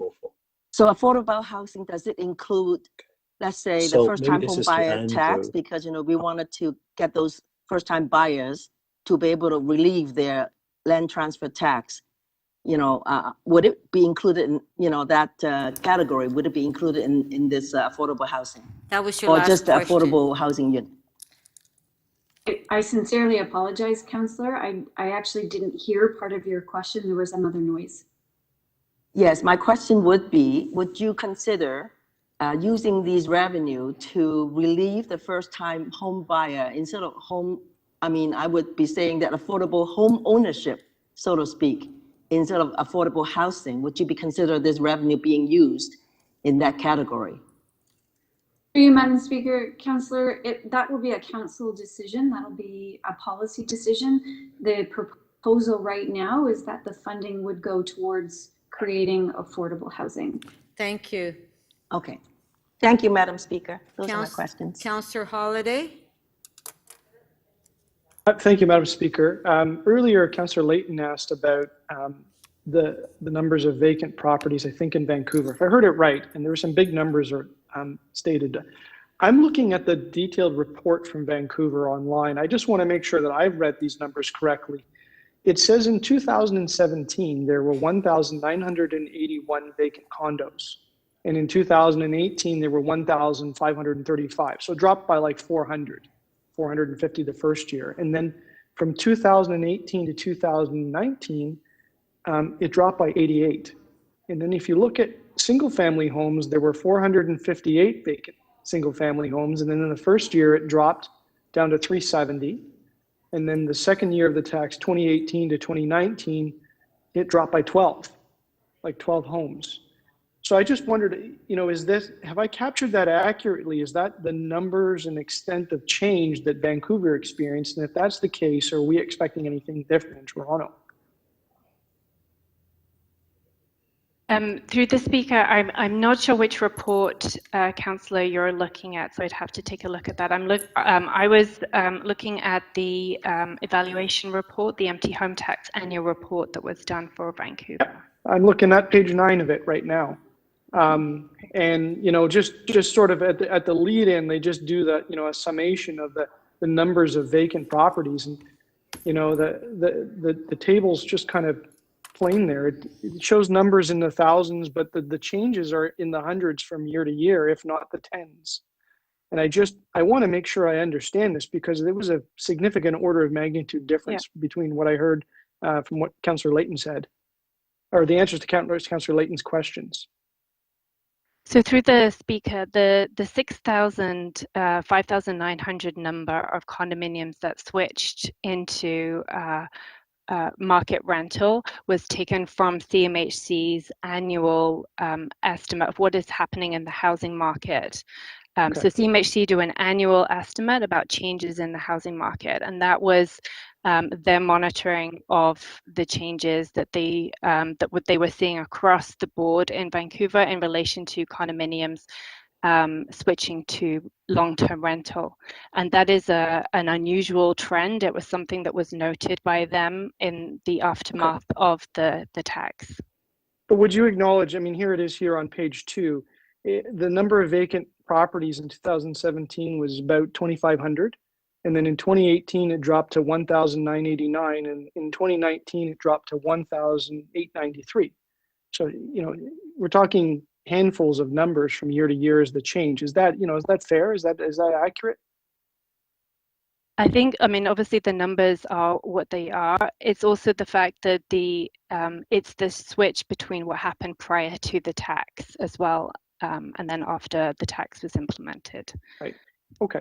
To the CFO, it's a very quick one. In the report, there's a mention of a national homes tax or a vacant home tax. I hope I got the name of it correct. I just want national vacancy tax. Forgive me. I just wondered if, for the purposes of enforcement or application, is there a way, if this is implemented by the federal government, that we could share information that makes it easier for us, right? Because, part of the hard part about this is trying to identify the properties. So if they are going through a process to tax people, and specific people on this, I think it's foreign ownership, can we benefit from that mechanism for what we're trying to do here? Because you talk about doubling up the tax in the report. Through you, Madam Speaker. Deputy Mayor, that would be something I would defer to legal as to whether or not we would be able to access the information that the federal government is collecting. Okay.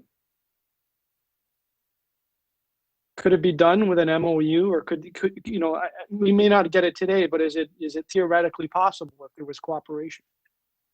I'm going to refer that question to Christina Hoonican, who I believe is on the line.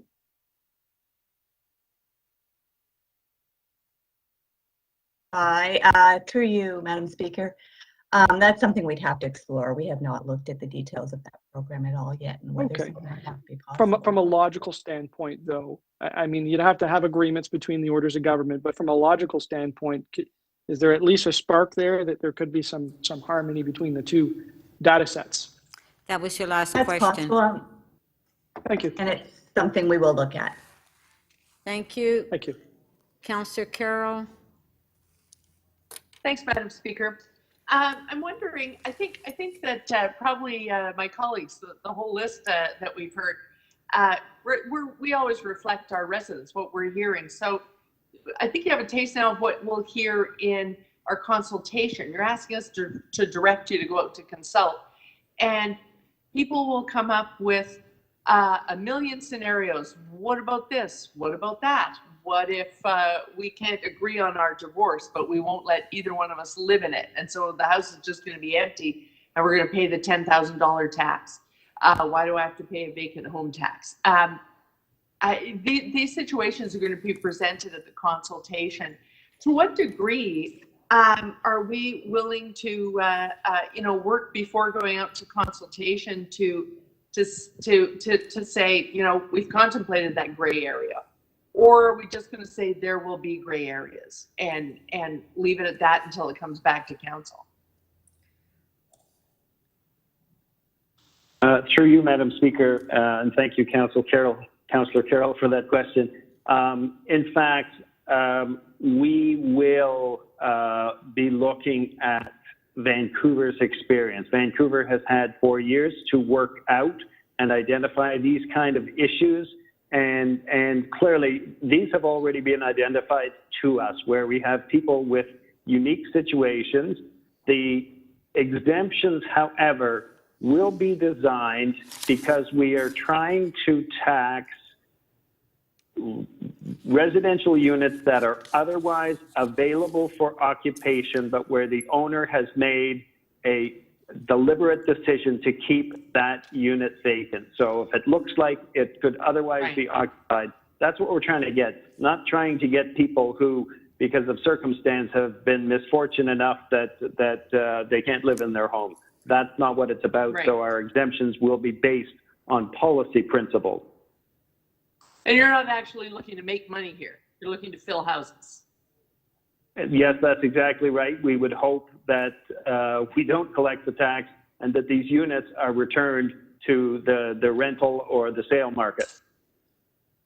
So I'll just ask one more question, Madam Speaker, and this is my most common sort of gray area question about this, in popping up in neighborhoods and asking people how they feel about it. And And I chose neighborhoods where this is happening. They have vacant homes that make them uneasy. And someone said, and then it happened again in the next neighborhood, but what if I have a house on the market and haven't sold it for 2 years? Now, I wasn't being flip when I sort of said sincerely, in a city where a garage in East York on a 20 by 100 foot lot sold for $600,000, there we have to question what you've got it on the market for. The average selling price of an appropriately priced house is 7 days right now. It's slightly longer for condos. So I'm concerned that you'll be put in that position. Is there a remedy for that, or at the very least an answer for that when we get into consultation? Because it's an awkward time in consultation, but I'm concerned that you're able to say reasonably priced for the market. There again, I mean, really, we don't want to reach too far into, business transactions, sales transactions between one owner and another, or the fact as to why a property hasn't been sold. We specify as one of the possible exemptions that tax is not payable in the year of a sale, so that you might have an owner partway through the year they sell, they can't find a tenant immediately. So that is one of the exemptions, but would we extend that to 2 years for somebody simply because they priced their house too high for the market? I don't think so. We've done a reasonable to say in the year of a sale, and you happen to be vacant, you are exempt from the tax for that year. Sounds reasonable. Thank you. Thanks, Madam Speaker. Thank you. Thank you. Councillor Bylaw. Thank you, Madam Speaker. Through you. There were some questions around the compliance audit, and you started going a little bit into it. Are we going to get more details on how this is going to work when the bylaw comes back? Are we going to have further information on how the compliance audit and the audit will work? Yes, through you, Madam Speaker, and thank you, Deputy Mayor Ballau. Yes, the bylaw will have to specify the compliance auditing procedures and the powers of an auditor to request information and receive that information. It will also specify penalties for providing false information or not providing information. So our authority and the penalties will be set out by bylaw because they have to be. And so that while we're asking council today to approve in principle the items contained in attachment 2, the detail that we will need to effectively enforce this will be set out in the bylaw that will come before council before the end of the year. The chief planner, I guess, how many units of rental are we producing every year? I don't have their number at my fingertip. It's not a lot. It's not a lot. No. Market rental. I mean, we're producing. We're now starting to crank up under 1,000. Oh, yeah. 1,000. Did we have a study recently saying that we actually had a deficit of 2,500 a year in production of rental in our city? I can't specifically recall that number, but we've looked at the fact that we are running a deficit, and anything that we can do to bolster that effort would be a smart move. And Chief Planner, we often hear people in the real estate and the development industry complaining of the lack of supply, don't we? Right or wrongly, people do complain about the lack of supply. Yeah, it's a debate about all kinds of factors, supply, demand, and all kinds of factors that influence the market. So 8,000 units vacant do have an impact on our housing, not being able in the market, either resale or rental, they have a significant impact in our market, correct? Oh, absolutely, absolutely. Okay. Through you, Madam Chair, to our Housing Secretariat, we talked about the way that Vancouver implemented the tax. Would your recommendation be that we have an initial approach that we have a tax rate of a 1%, and then really come back and report on how we're doing in terms of implementation and that tax, that we don't want to start like some people are calling for us to go much higher right now, but is your recommendation to use the same methodology that we used in Vancouver, that Vancouver used? Through the speaker, yeah, as a staff team, that is what we're recommending. It enables, adoption, understanding of the tax for people to make decisions about to change their behavior and to get their properties tenanted. It is a significant thing that we're asking, many homeowners to kind of take on. Potentially, if there are 8,000, that's a lot of change that we would want to see in the market. And I think we can be confident that 1% is sufficient to really begin that change. And we can continue to learn from other jurisdictions like Vancouver, or maybe slightly ahead of us, about what the then impact of a later increased tax rate might be before we embark down that path. Because we really have no information on that, right? Correct? Vancouver just implemented that at the end of last year, so there's no information on what happened. No, that's correct, yeah. Thank you, Madam Speaker. Can you? Okay, sorry. Thank you. Can you clear the screen for? Okay, well, we're going to go to speakers, and Councillor Bylaw, you're the first speaker, but before we do that, we have 2 minutes to 6. Does anybody want to have a quick release before use the 2 minutes to release maybe a couple of items? Any members?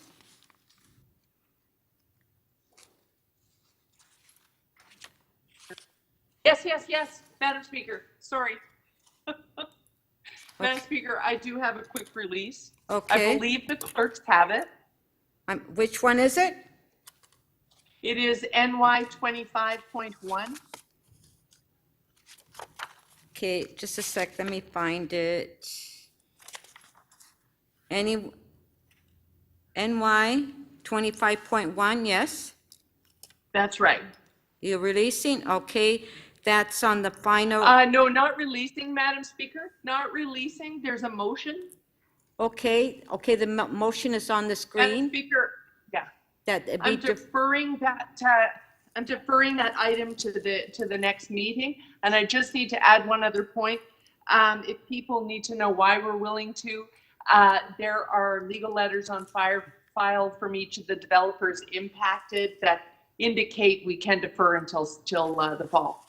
Okay, so Councillor Carroll has a motion on NY 25.1 to defer to the next council meeting. On favor? Show of hands, carried. Do you have another one? No, that's it. Thank you, Madam Speaker. Does anybody else have a quick release before we have our break? No? Okay. We'll break to 6:30, and then the first speaker on the item will be Councillor Bylaw.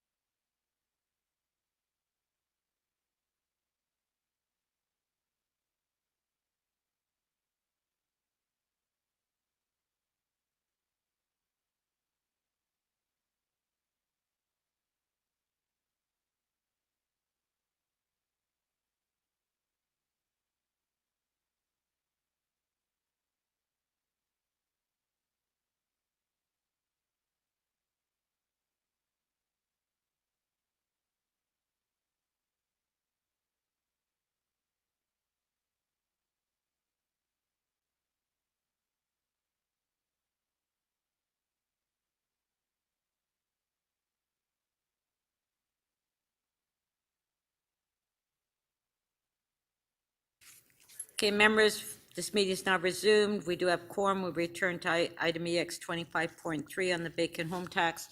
Now, members of council, in the interest of time, there are members of council that held down a number of items. If you would like to release any of them, if you have, we could, so we can speed up the agenda a bit, would be greatly appreciated. Do we have any releases? That possibly the questions have already been answered.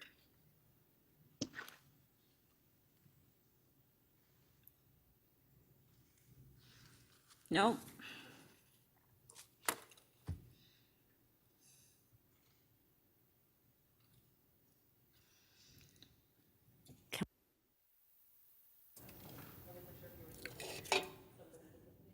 Councillor Bylaw to speak.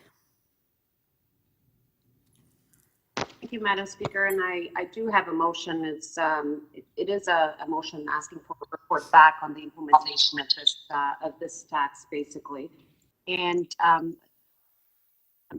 I think we all understand that it's not the intent of this policy to go after anybody's principal residency, and we all know that it was really important to have exceptions to this policy to ensure that we were not going to have unintended consequences. But this is a new tool. Vancouver was successful in implementing it. I think we're learning a lot of lessons from Vancouver as well. But it is important that we pay close attention to the way that this is being implemented, the impact that is having, to make sure that we are getting where we want to get, which is really have these homes being brought back into the housing stock, either for rent or for the resale market. We just want these houses to be somebody's home. That is the main goal of this policy. We know how it worked in Vancouver. I know that there were some people that were saying that maybe we should start with a much higher tax. I've questioned staff about this. I've mentioned it. If there is other jurisdictions that are at a higher tax, should we do the same thing? And I think what we've heard today in here is that this is the best approach to ensure that we do it in a methodical way, that we have compliance with the tax, and that we get the result that we want, which is having these homes being put into in the rental or the resale market. I want to thank staff for their work. I think it's really important that we do a robust communications effort around this the implementation of this policy. Again, this is not the main goal is not to use this as a revenue tool. But if somebody decides that yes, they want to use this as just pure investment, not to rent it out, not to resell it, that at least that pressure that is created by doing this, those funds are able to assist the pressure that is created by having that home sitting empty. And we're all working very hard to create housing supply in the city. So it is important that that housing supply turns into somebody's home. And if not, that we have funds to compensate for that. So that is the reason behind this policy. I hope that we can get your support today, and I hope that I get the support of my colleagues to have a report back on how we're doing with the implementation and the rate that we're charging on this tax, to ensure that it is the appropriate one, and how if it needs to change at that point in time. Thank you. Councillor Holiday to speak. Thank you, Speaker. I have a motion, please. City Council requests the CFO and the Treasurer to include as part of the report back coming next quarter an option to harmonize the city's vacant home tax with the proposed national vacancy tax. 3 letters, TAX. It captures my attention each time. I think members of council know that I have been very critical of this tax. Looking at what happened in Vancouver, I think we are over optimistic about what we think it's going to achieve. I'm worried that there will be a lot of people that will be caught up in the spider web of this, that, unintentional or not, are going to make things difficult. I think there's going to be a lot of maneuvering of people trying to find ways to not pay this tax. But the other sort of criticism I have is just about the overhead cost of delivering the tax. I think it's $5 million, if I recall, is the setup. And it's going to take a lot of work by a lot of people every year to go through all of these declarations and extract the money out of the tax system. And I worry about efficiency. So I really think, it's worth just looking at a report. Is there a way that we can use the national vacancy tax as a way to achieve the same end, but maybe a far more efficient system where the federal government does the heavy lifting? There is a difference, and I should be clear about that in my speaking, that the national vacancy tax centers on foreign property ownership. And that's a big difference. And I wonder if we did something like that, if it would just make things a bit easier for some of the scenarios that we know we're going to hear about in the consultations.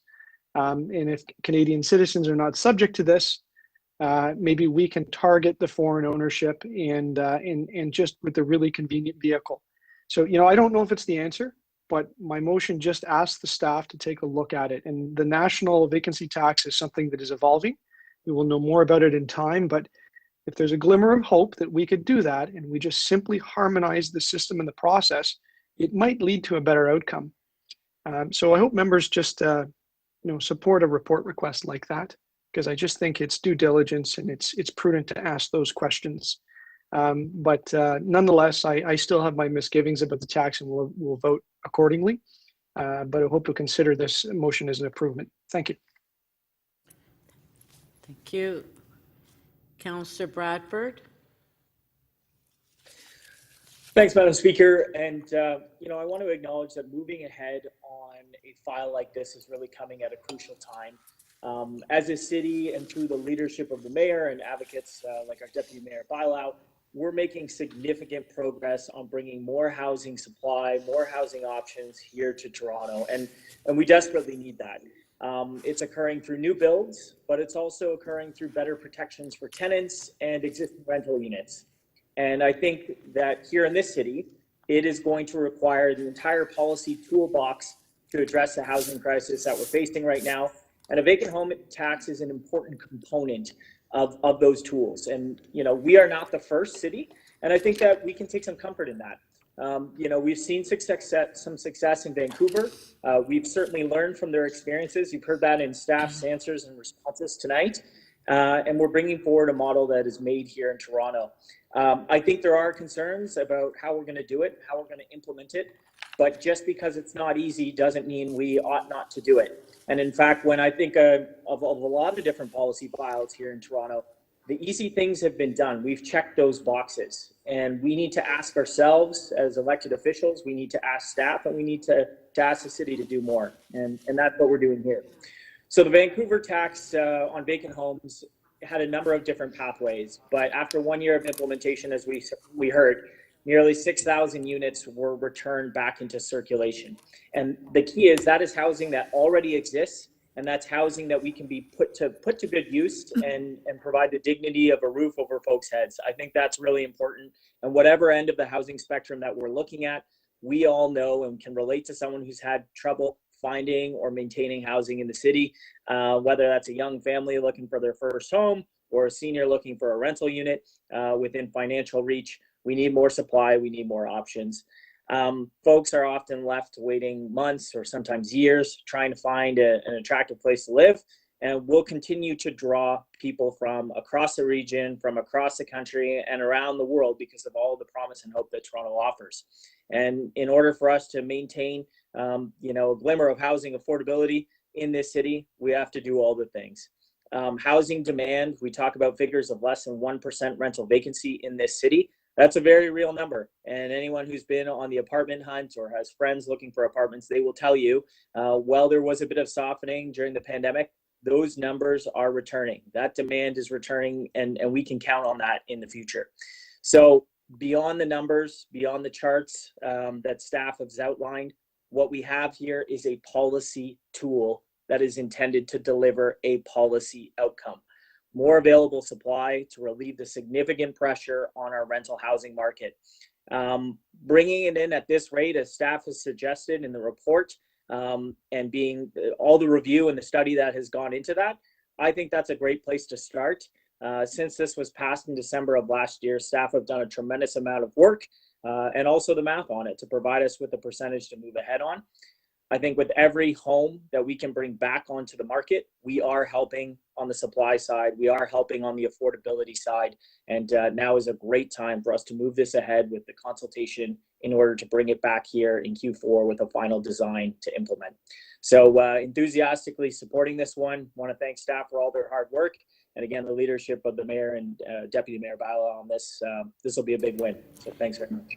Thank you. Okay, let's move it along. Deputy Mayor Minnan-Wong. Thank you, Madam Chair. I've got two motions. Does the clerk have them? Or have they prepared them? Do we have the deputy? Yeah, it's on the screen. That's one of them. So this speaks to the freedom of information requirements and stating that, you know, we have to work within this, within the parameters of that. And essentially it speaks to the, and supported by staff. And this speaks to not using the water bills and electric bills that are people have told the city and through decisions that they're not allowed to do. So finance staff and I believe legal staff who I've talked to support this. So that's fairly easy. I also sent another motion. Does the clerk have that? Madam Speaker, we're not quite ready to display that, but we will. We will work on it while the member's speaking, if that's okay. The second one's not ready. Okay, all right, well, I'll speak about it. I mean, it's pretty simple. It's amending Councillor Bylau's motion about her additional report, and it's deleting the section that essentially says, let's look at increasing the tax. I think that's fundamentally wrong. We're already taking 1% away. So on a $1 million home, that's $10,000 a year. On a $2 million home, it's 20. And if we go up to 2%, on a $2 million home, that's $40,000 a year for nothing. These homeowners are paying that tax for nothing. They are getting no services. They are getting absolutely nothing. It is wrong. And I understand that, the left side of this council might love taxing residents, but not here, not my residents.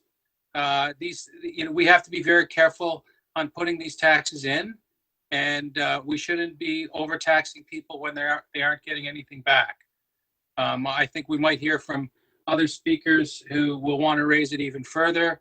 I'm not surprised, but the taxpayers in the city don't want that. I understand there's a housing problem, but there's also a tax problem in the city, and I don't support raising taxes in an excessive way, and we need to keep some parameters on that, keep that under control. I also support Councillor Holliday's motion and looking at the national tax and maybe looking at some way to coordinate that. We have to make sure that we don't overtax our taxpayers. Thank you, Madam Chair. Well, if she wants to question on that, then she should stand down. Councillor Bylaw, you have a question on his first motion or second motion? The second motion. Okay, because it hasn't been completed yet, we have to put on the screen, so you can ask a question later, okay? Okay. So we'll go to another speaker and then we'll Yeah. Yeah, we'll go to another speaker. Thank you. Councillor Fillion to speak. Thank you, and I have a motion which I believe the clerk staff have. That City Council direct the Chief Financial Officer and Treasurer and Executive Director Housing Secretariat to report to the Executive Committee by the end of the fourth quarter 2021 on any additional tools available to the City of Toronto, such as a speculation tax, including those used in other major jurisdictions to discourage the treatment of housing as a commodity.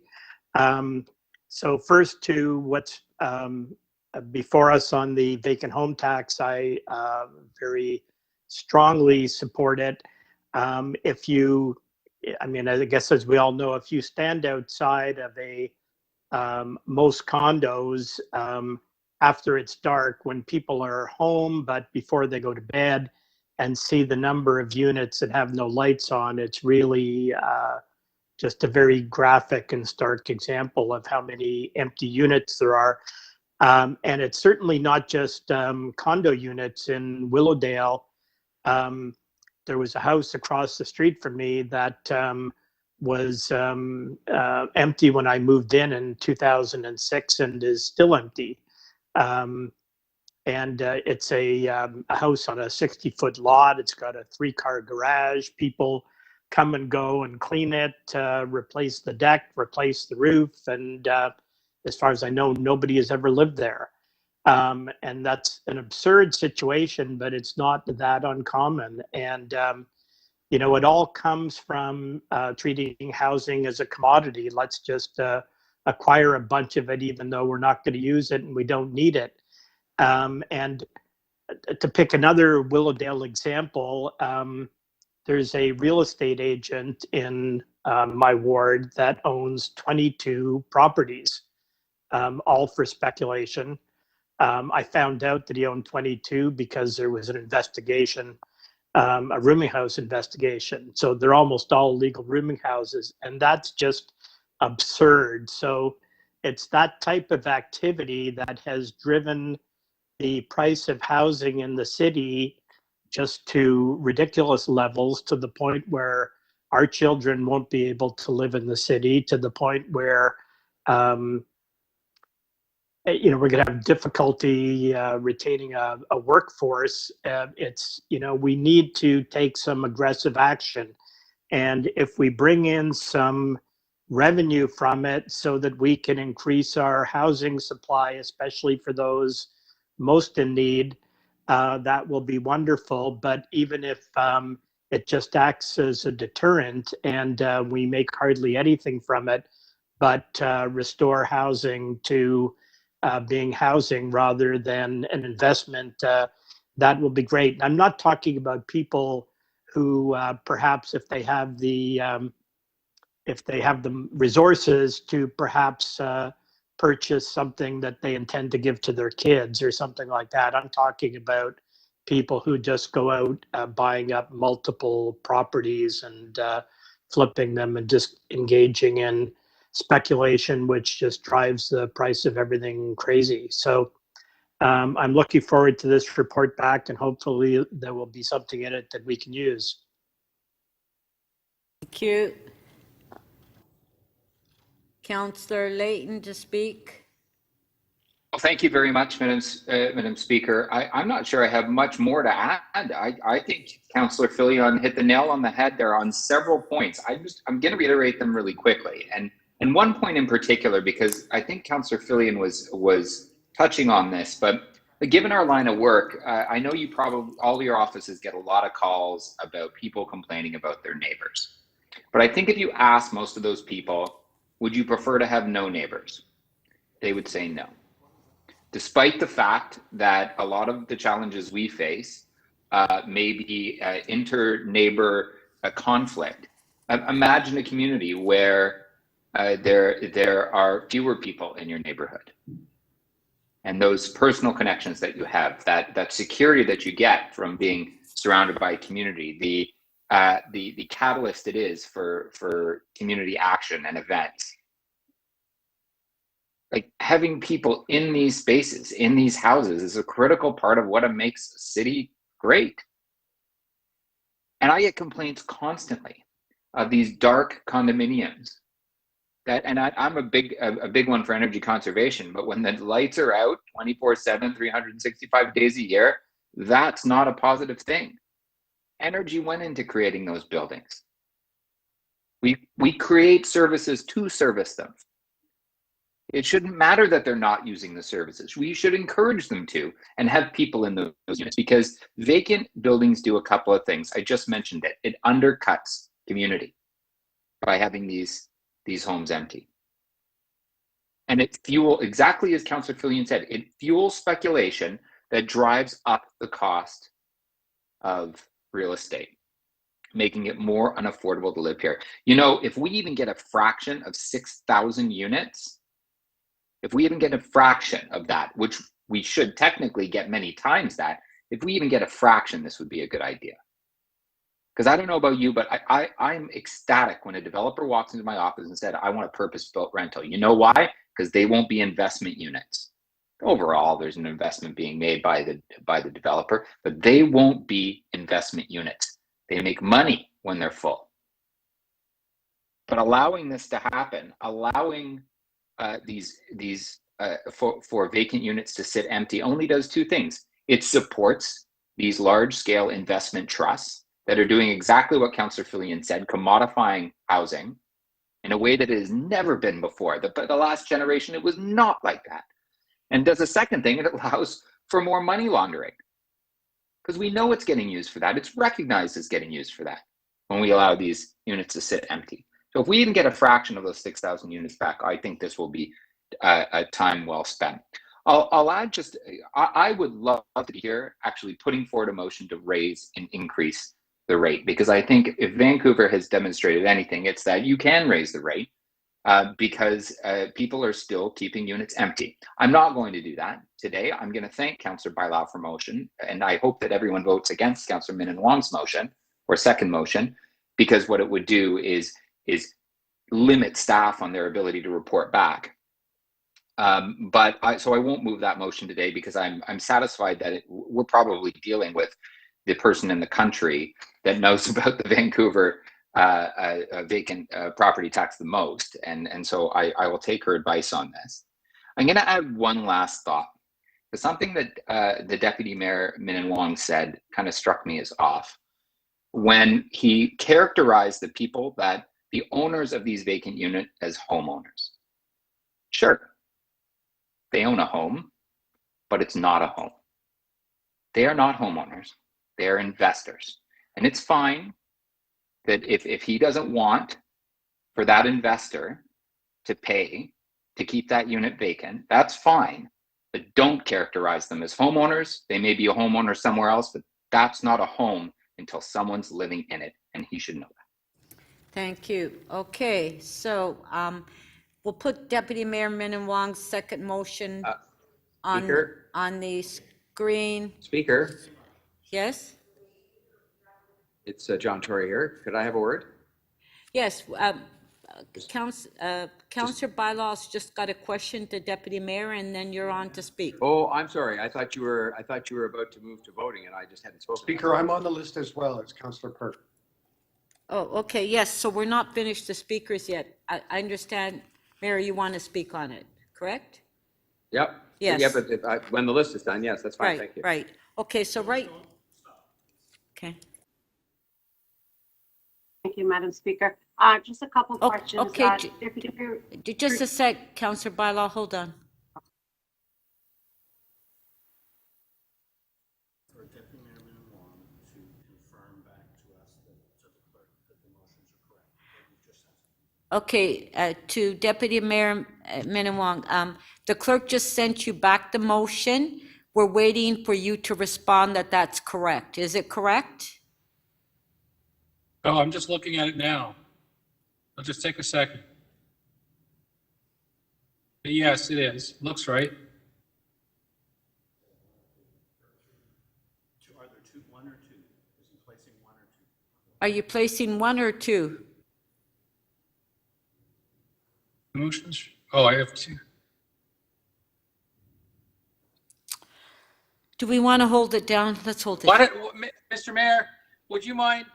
Could you let me read the motion, and then maybe for efficiency's sake, if the mayor would like to speak, then I could read it carefully without being rushed. No, I'm ready to speak. No, the mayor is speaking at the end. Just hold it, let Gord speak. No, the mayor is speaking at the end. There are other speakers. Okay, let Councillor Perk speak. Okay, we'll go to the next speaker. Hold on, we'll go to the next speaker. Councillor Perks to speak. In the interest of giving Councillor Min Wong a moment, just very quickly, I wanted to comment on a real danger in the motion that Councillor Holyday has put, which is to direct the staff to look at harmonizing with the proposed federal tax. Having lived through the last time the City of Toronto meaningfully looked, at harmonizing different kinds of taxes with other orders of government, I'm referring to the vehicle registration and the land transfer tax. It is a non-trivial exercise to achieve that, how taxes are collected, how the various breakpoints are set, who's eligible, who's not. This is stuff that takes years to negotiate, literally years. And given that the purpose of the federal tax is somewhat different than what we're trying to achieve, the effect of Councillor Holliday's motion will be to delay the implementation of what Councillor Bailao and Councillor Layton and others have been arguing for years and years and years. I don't believe that's his intention, but it certainly will be the effect. So voting for Councillor Holliday's motion, deliberately or not, it's a poison pill and we can't support it. Thank you. Point of order, Madam Speaker. Okay, thank you, Councillor Perks. Point of order, Councillor Holiday. You know, I really have to protest because I don't think Councillor Perks's remarks were accurate. And to call this a poison pill, this is a report request that asks for comment to come back. That's not right. Madam Speaker, if it was an action-oriented motion that required this to be implemented, that's different. This is a report back on the next round to talk about it. This is not a point of order that Councillor is raising, it's a point of debate. Thank you. If you. he wants to go back and forth. Well, Madam Speaker, if I may, is not a point of order. If I may, if a member of council makes an untrue statement on the floor, I have to raise that. Okay, but Councillor Holiday. Privilege. Point of personal privilege. The member has accused me of making a false statement deliberately on the floor, and that is a violation of my privileges as a member, and I ask him to withdraw.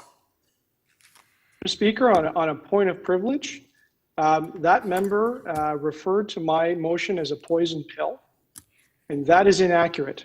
Okay, but and I only raised this in earnest.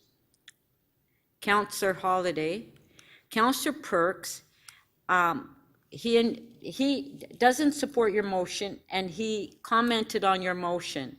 And so even though it's a report request, I don't think this is a point of order.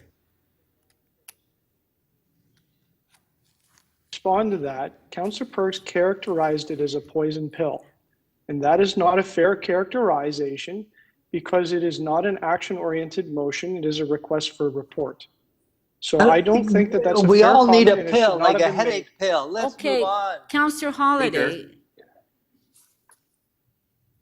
Okay. Let's move on, Speaker. Thank you. Do we have the Deputy Mayor's motion we put on the screen? Like, let's move this agenda along now.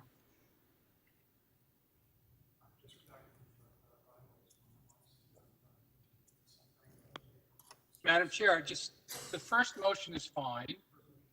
The Okay. second motion that they sent. Can you just wait until we see it? Okay, the second motion's incorrect. Okay, we're waiting for your instructions, Deputy Mayor. So the motion in number one, it says that Councillor Bailau's motion be amended by deleting words, including any potential increase to the tax rate. So the motion reads as follows. And then at the bottom, it doesn't delete the section that it's supposed to delete. That's the email I got. I'm sorry to cause you some troubles and delays. It's not my intention, but the staff have got that wrong.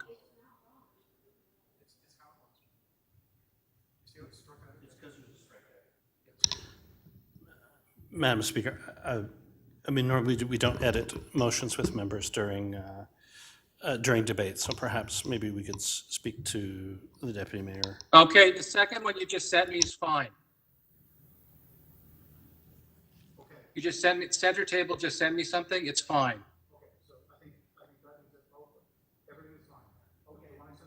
Both motions are fine now, Madam Chair.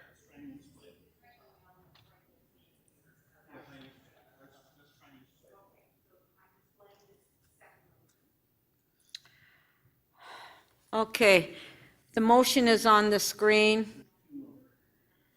And Councillor Bylaw, you had a question. Okay, I know. There were two motions. Yes, I know. Wait Sorry, for go us ahead. to point it out. Okay. Councillors, you have to be patient with the staff here.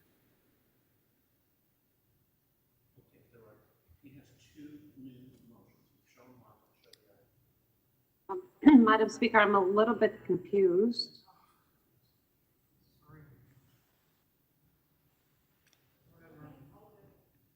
Oh, there's three motions. There's the second one. So through you, Madam Speaker, to the Deputy Mayor. Deputy Mayor, you're aware that the intent of this policy is to get these empty homes to be occupied, correct? I'm aware that this report recommends a number of things, one of which is to increase taxes. And I think that we should take a slow incrementalist approach. And I disagree profoundly. I agree. Can I ask my next the taxes question? more than 1%. So my next question is, Madam Chair, can I finish? Councillor, I got my answer. I'd like to answer the question. Councillor Bylaw, please allow the councillor to answer your question, please. Okay, Deputy But I Mayor. got my answer, and I have more. So just to finish, what this home vacancy tax does, the third word is tax. That's what it does. It creates a tax. I understand what it also does, what some others want to do in terms of making more housing available. I am not in favor of an aggressive tax. I'm not in favor of 2%. I am not in favor of 3%. I think it should remain at 1%. And Madam any Speaker, report, that was not my any question. motion that My time invites is going a by. greater increase, you That asked was me not that- my question, Madam Speaker. You asked me if I understood I asked what I the asked if report you does, understand. and I'm answering I got that the question. answer. What it Deputy- does is it increases Come taxes. on, Deputy Mayor, please. This is not a debate. This is a time for the councillor to ask a question. And I'm answering it. But you're not. So, Sure so I am. as She you asked me acknowledge, what the report did. as you acknowledge, there are people that believe that the tax is not high enough to get the result that we want. And so why not get a report back? I understand. That's why I asked for a report back. Let's have a report back after it is implemented, because it might be just fine to get the result that we want with the tax at 1%. That's the intent of my motion. So why wouldn't you want just a report back on the implementation and the need or not, like in other jurisdictions, to increase the tax or not? As the staff have told us, this is going to take quite some time to implement. And that's why the report's coming back in 23. Madam Chair, Councillor Bylaw keeps on interrupting me. It's like she doesn't want to hear the answer. Can I finish? Yes, Councillor Bylaw, please allow the councillor to answer the question.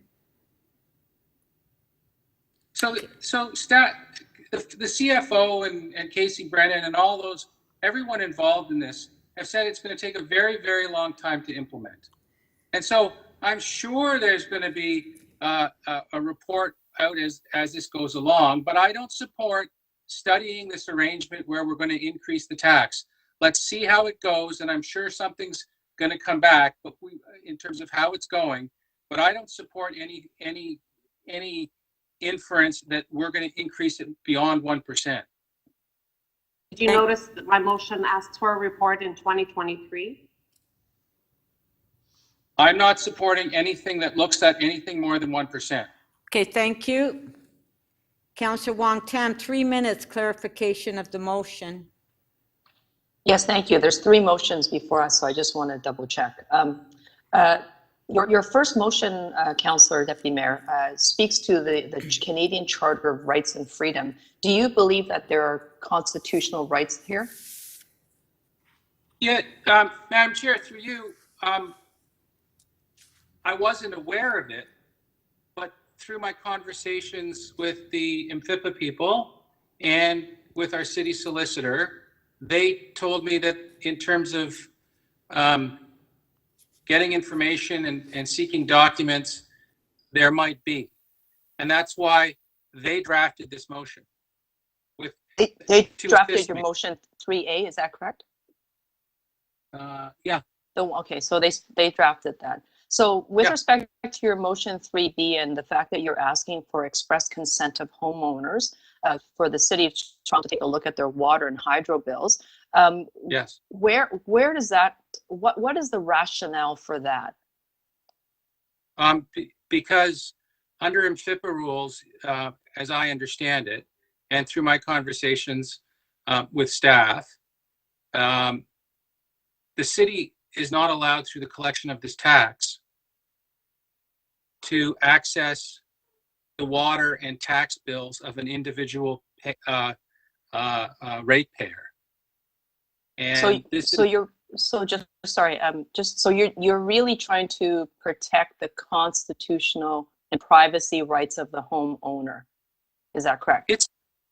So when I looked at this, when I originally looked at this, I called staff and I asked them, and they said, no, the MFIPA people said, we've had a number of conversations with the people at the finance department, and there have been a number of decisions that have come out that say that information cannot be used for that purpose. This is a restatement of what the rules already are. And I wanted to put it in there so we were crystal clear that in the administration of this policy, if it's adopted by council, that the rules would be followed and the legal rights of taxpayers would be protected. So just to clarify, I mean, the city of Vancouver has implemented this tax. They didn't run into any of the problems that you allege that maybe we may run into, but that's separate. I'm going to put that aside for a moment. So when we are trying to address money laundering, where we have investors that perhaps are buying 20 units or the entire floor of condominium buildings, that does not concern you. Is that correct? Because the way I'm reading your motions is that you're really trying to kill this new incentive to try to put housing back into the market. Okay, Councillor, that's your last question. Thank you. Yeah, Madam Chair, I think the councillor and I'm understanding this is reaching just a little bit when she says that when she infers that I support money laundering. I mean, that really isn't appropriate. Yeah, come on. Okay, Councillor Carroll, please, questions on clarification of the motion. Yeah, I just want to clarify with respect to 3B, Madam Speaker, is the councillor not concerned that by moving the motion, we're closing the door on a legal regime that may at some point change? I mean, another municipality could set a precedent, but your motion would prohibit us from taking advantage of it. So I'll say it again, Madam Chair. I've had extensive discussions with staff. I'm restating what the law already is. Yes, that was not my question. Pardon? That was not my question. My question is, are you not concerned that by moving this motion, you're taking the current situation and closing the door on any change that might be brought about by any municipality challenging it anywhere in Ontario? No, I'm not concerned about that. Okay, thank you. My question. Thank you, Madam Speaker. Thank you. Okay, Mayor Tory, last speaker to speak. Well, Speaker, thank you. I won't be long. I just want to say that I will support Councillor Deputy Mayor Bailow's motion as is, because what it asks for is a report that simply looks down the road, I think a couple of years, at the experience of others and at the experience that others have had that are a couple of years ahead of us on this, including in particular Vancouver, with respect to changing the rate. And it doesn't cause us to have to implement anything it says or to do anything to raise the rate. I am one who believes the right approach to take is, and I commend and thank members of council for the fact they didn't move motions to try and bind us to have the tax at a higher rate, because I think the right way to go is this kind of incremental way, as some have described it, and put the tax in. So I will support Councillor Bailau's motion as is, therefore will not support Deputy Mayor Man Wong's motion to amend hers. I'm not troubled, actually, notwithstanding the question just asked by Councillor Wong Tam with respect to motion 3B about the water bills and hydro bills, because I have been told in all of my examination, because I'm very supportive of this tax for reasons I'll set out in a moment. I don't have to set them out at length. It's pretty simple. But I've been told all the way along from the first day we contemplated this that it was not going to be legal or permissible to use hydro and water bills to determine vacancy. And so as a result, I can't imagine what's going to change in that regard, such that we can suddenly start using them, because it would have been a much easier way to take a look at vacancy questions, because if nobody's using any hydro or any water in particular, then the house is probably empty. But having said all that, so I'm not particularly troubled by the staff not being able to do that, because they've already told us they can't. And I'm not troubled by Deputy Mayor Man Wong's first 3A motion, because it looks at the questions of MFIPA and the Charter of Rights to see, just to see. And I'm sure, again, that the work that the staff has done have already taken a look at those things to make sure that we're in compliance as we would want to be with the Charter of Rights and with freedom of information, privacy considerations. Where I take complete issue, unfortunately, with the Deputy Mayor, and I regret to have to do so, the Deputy Mayor Man Wong, is that the people have a choice as to whether to pay this tax or not. We have a housing crisis in the city, as they did in Vancouver. And I can't imagine what could be in the mind of someone who would own a home, but I'm perfectly willing to accept their freedom to do so, to own a home that nobody lives in, and that nobody can rent, and that nobody can buy. And as somebody has said earlier on in this, if people want to invest their money that way, that's entirely up to them. But I think at the end of the day, as an incentive to cause people to at least think about putting those housing units back into the market for rent or for sale, that this tax is an entirely appropriate mechanism. And what is the best evidence that I have of that? It's the city of Vancouver. 6,000 housing units came back into the rental market because of the tax, where people chose not to pay the tax. And what did they have to do? They didn't have to fire sale their house. They didn't have to abandon it. They didn't have to do anything except to put it back into the rental market. And they obviously did a calculation in their own mind and decided that was the better course for them to follow than to pay a tax that was, yes, several $1,000s. So how long does it take us to produce 6,000 more housing units in the city of Toronto? What do we have to do in terms of some of the incentives and other kinds of things we have to do to produce 6,000 units? And this is something that will do that in a relatively short period of time, as proven by the experience in the city of Vancouver. And I, for one, even in wards like those and neighborhoods like those represented by Deputy Mayor Man Wong, I've had complaints from people from those precise kinds of neighborhoods who don't like the idea of living next to a vacant house. You can imagine, you don't like it. It's not a comfortable kind of feeling. Neighbors look out for each other, and in some neighborhoods, in fairly well-to-do areas of the city, there are 2 or 3 of these vacant homes on a street. And that is not what is going to help to produce either a good housing supply or a healthy neighborhood at the end of the day. And so to me, again, you're not forcing people to do anything, but you are giving them a choice and saying, well, if you choose to leave it that way, because we don't believe that's in the interest of good housing supply, but if you choose to do that, then fine, you're going to pay a tax for it. And I agree, they don't get any extra services for it, but they make up for the fact that we're being denied those housing units in a city that badly needs more supply of housing.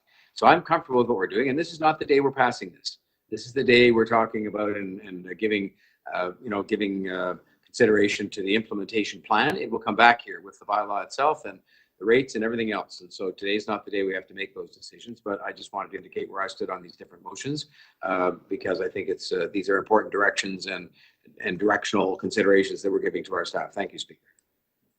Thank you. Okay, if we can put the motions on the screen, please.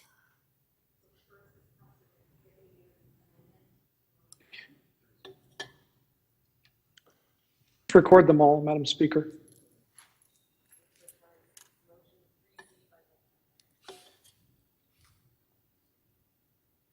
Okay, motion 3C on the screen, recorded vote.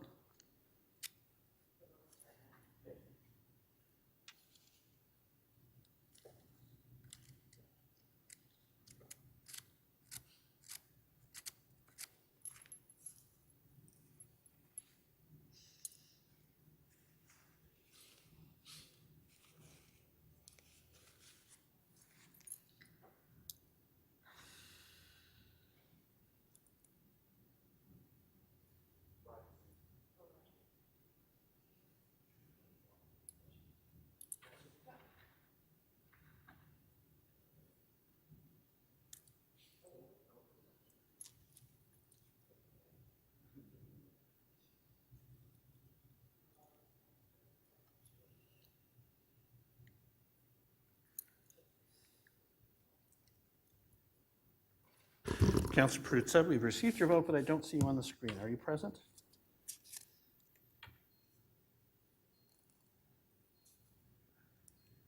Councillor Perruzza, are you present in the meeting? Thank you. Councillor Robinson, your vote, please. I'm sorry, I can't get it up. Could you just clarify the item we're voting on? I know the item, but what motion are we voting on? This is motion 3C, moved by the Deputy Mayor. There's two deputy mayors that I'm moved sorry, by motions. Deputy Mayor Minnan Wong, pardon me.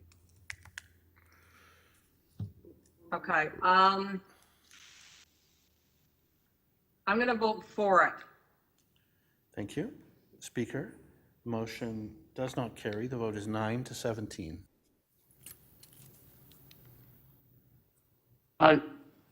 Speaker, my sincere apologies. I voted incorrectly there. Could I ask for a reopening? I'll move to reopen that item. Joe, Maybe several people. It's correct, Joe. Your vote is good. Okay, moving to reopen. All in favor? Carried. Let's revote.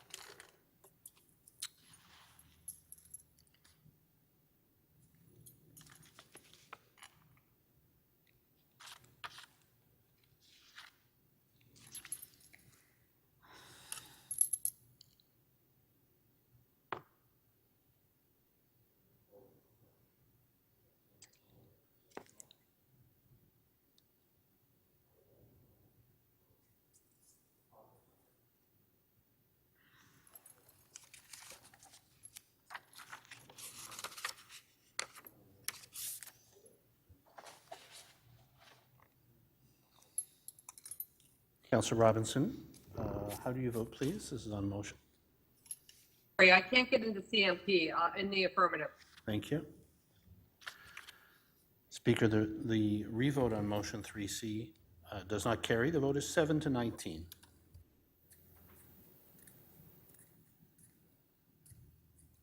Okay, next motion.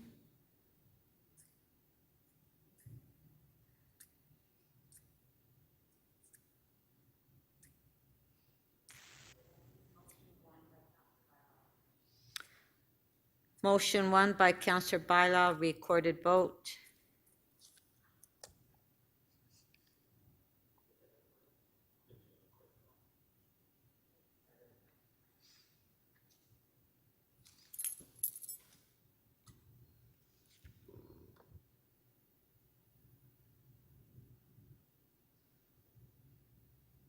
Oh my God.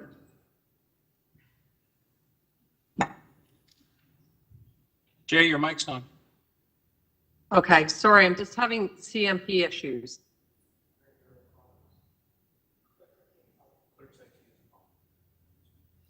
The clerk's IT is calling you. Councillor Carroll, your vote, please.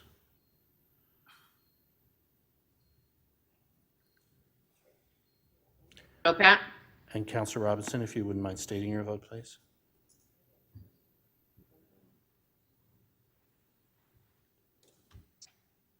In the affirmative. Thank you.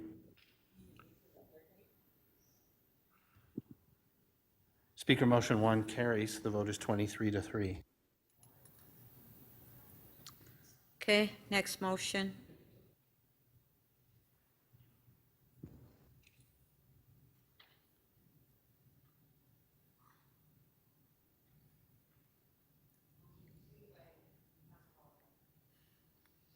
Okay, motion 2 by Councillor Holiday. Recorded vote.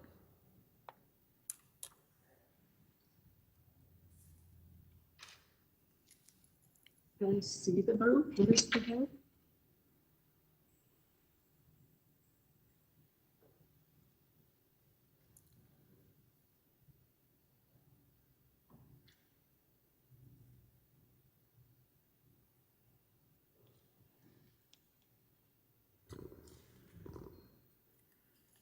Councillor Thompson, please, and Councillor Perruzza.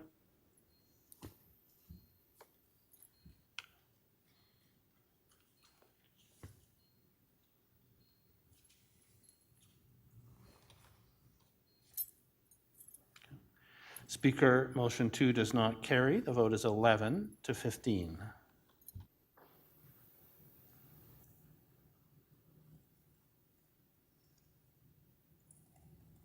Okay, next motion.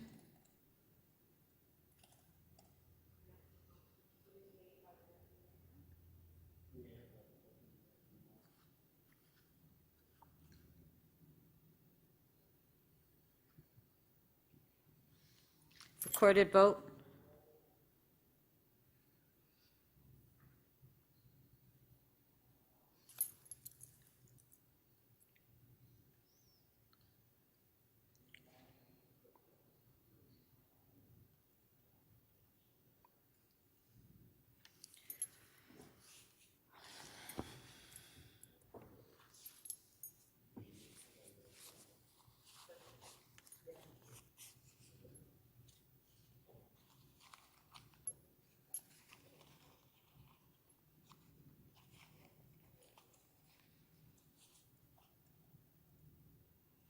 Councillor Filion, please.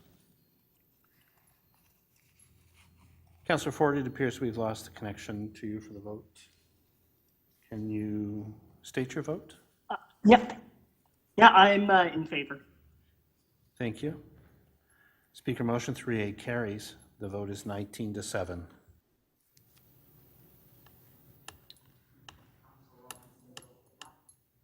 Okay, next motion.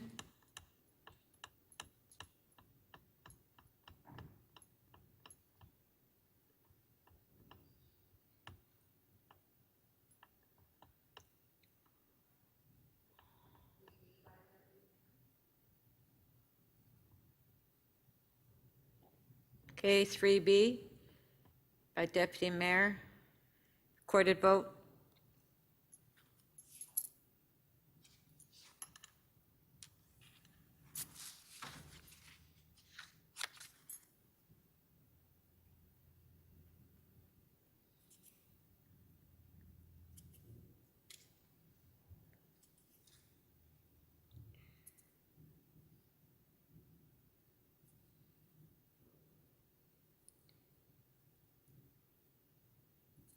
Councillor Cressy, thank you. Councillor Perruzza, thank you. Speaker, motion 3B does not carry. The vote is 11 to 15. Item as amended. Oh, one more motion.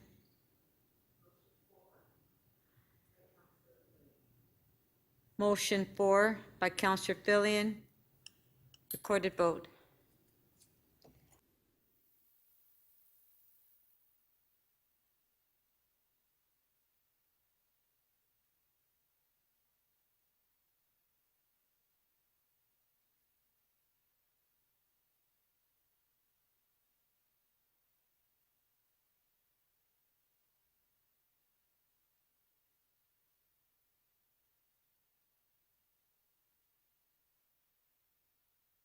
Councillor Perruzza, please.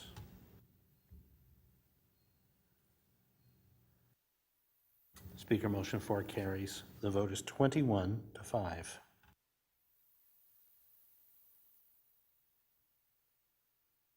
Item as amended. Recorded vote.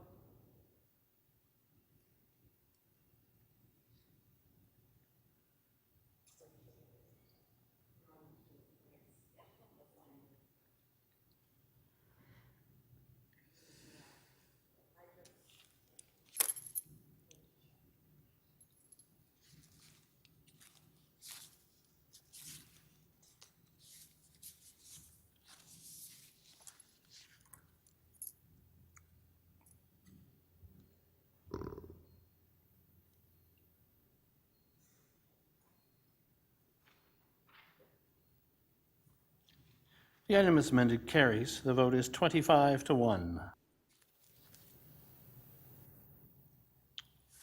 Okay. EX 2522 Operating Variance Report.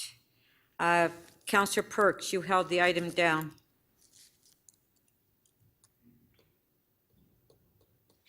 Questions of staff? Okay, questions to staff. So first, I guess these are to the CFO or somebody, I don't know. My read of the operating variance report suggests that with the exception of public health and the Toronto Police Service, just about every division at the City of Toronto did not hire up to full complement. And in fact, because of that, in some divisions, we had to contract work out or bring in contract resources or pay overtime. Is that a fair summary?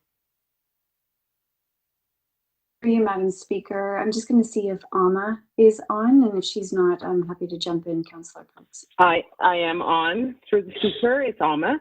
So the question was about the positions that have not been filled, and it is true that this year the divisions are carrying a significant amount of vacancies for a number of reasons. One of the reasons is there have been some delays in recruitment this year, particularly because we have had to divert a lot of the recruitment resources to support the immunization clinics and the pandemic response.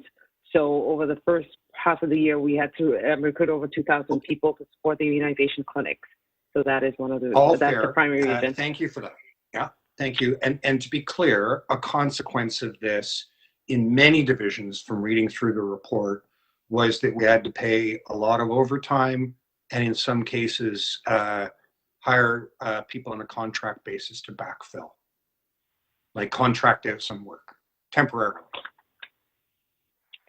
I can't speak to the decisions around contracting out because those decisions are made for a whole range of reasons. So we have a number of contract employees, for instance, who are working in the pandemic response. So unless you speak about a particular division, the circumstances will be different as to why people use contracted services. But we did wind up paying a lot of overtime. Yes, in a number of divisions, yes, there was significant overtime paid this year. Okay. During the budget debate, I raised the issue about whether we would be able to adequately staff back up.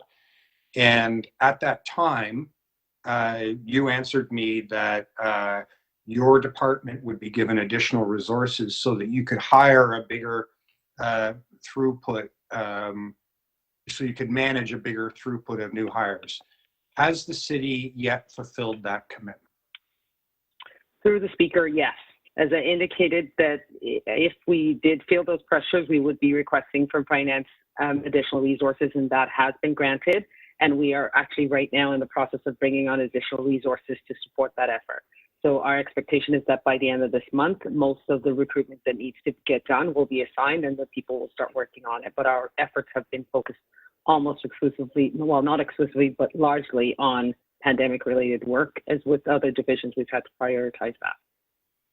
Okay, thank you.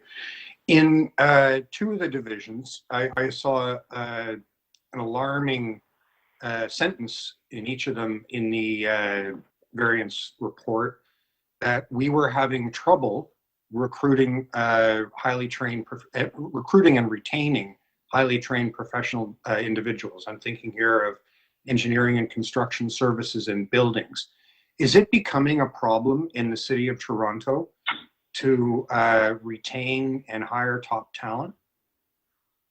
Through the speaker, yes, it is. That we are recognizing that there are certain roles within the organization where we are having attraction and retention issues. And so we're addressing that through an ongoing total rewards review we're actually going to market right now to do some comparison between ourselves and other employers to really get some data to support what we are seeing right now as a trend that in some areas, yes, we are having trouble.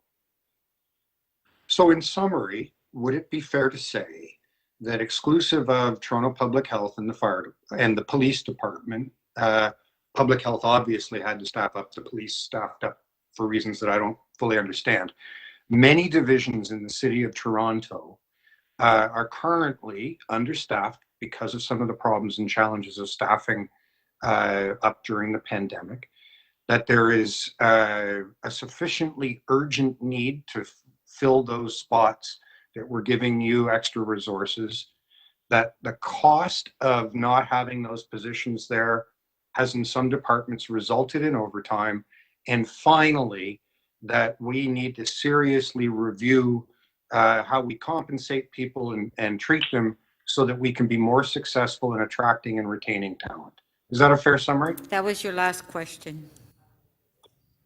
Okay.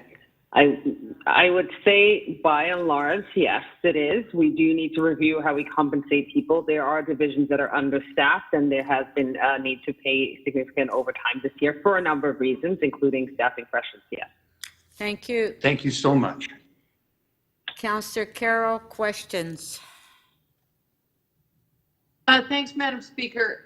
This variance report really speaks to the beginning part of the year, but I'm wondering if there's if you can help us.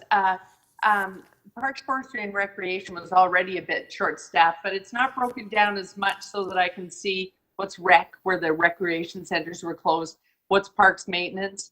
I'm wondering if you could tell me what the strategy is on park staff, on seasonal staff, that towards the end of this, the hiring would have happened around February, and by the end of this 4-month period, we would be bringing on seasonal. How short are we there, and is it by design? Through the chair, Councillor Carroll, it's Janie. It's a very hard, we are mid-year, so it's a very hard estimation to make. I can say that on the seasonal hiring this year, we added a number of seasonal positions, and our hiring has actually been at pace or a little bit ahead of where we've been in past years on the seasonals. As Amma has said, it is for us, the hiring, just because of community centers closed and open, and a bunch of services sort of coming and going as the pandemic and the regulations changed. I'd say our staffing levels have not been as they always have been. We also have a number of staff that were redeployed to public health, as an example, because the functions that they may have been performing weren't being performed. So as an example, a number of our recreation centers were closed, and part-time staff were not hired to deliver programs, and positions that we had vacant in some of those community recreation centers, we may leave vacant because they were closed at that time. So we're now, as we're moving into the sort of full-time operation of things and things opening up again, we'll be moving back towards a full complement as our programs are restored. So I'm wondering if I don't know if I need to move a motion. Is it possible? I know it's not usual to give a huge amount of detail in the quarterly variances, but in the next quarter, do you think we could get a little more of a breakdown between the P, the F, and the R, so that we know what demands we can place? I ask because we're starting to see motions from individual councillors saying, "Please come and do this in my ward." It's because we're all feeling that pressure, and so I'm wondering if we get a little more breakdown at budget committee in the next quarter. Certainly, if that's council's wish, we can provide that information, just keeping in mind that, again, we're not in a usual operating year just because of the impacts of the pandemic, but we're happy to provide that information if so desired.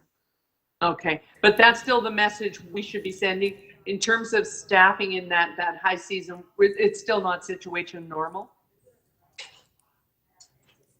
Back through the chair, moving back towards situation normal. I can say that confidently. I can say, as an example, because of a lot of the outreach we did through digital approaches this year, we're actually at full capacity, and we've been able to hire all of our lifeguards on time and have everything open. So there have been some positive outcomes of those types of recruitments. We're happy to report back on it if folks are interested. Thanks so much. Okay. Thank you. So on the item, on favor? Speak. Oh. I'm down to speak. Oh, sorry. Councillor Perks to speak. Sorry. Thank you. And please forgive me, colleagues, for taking up time. I know that it's late and we have a lot of work to do. I do urge all of you to read the department by department text in the operating variance. Time after time after time, it says, we are below budget because we did not have the capacity to hire on staff.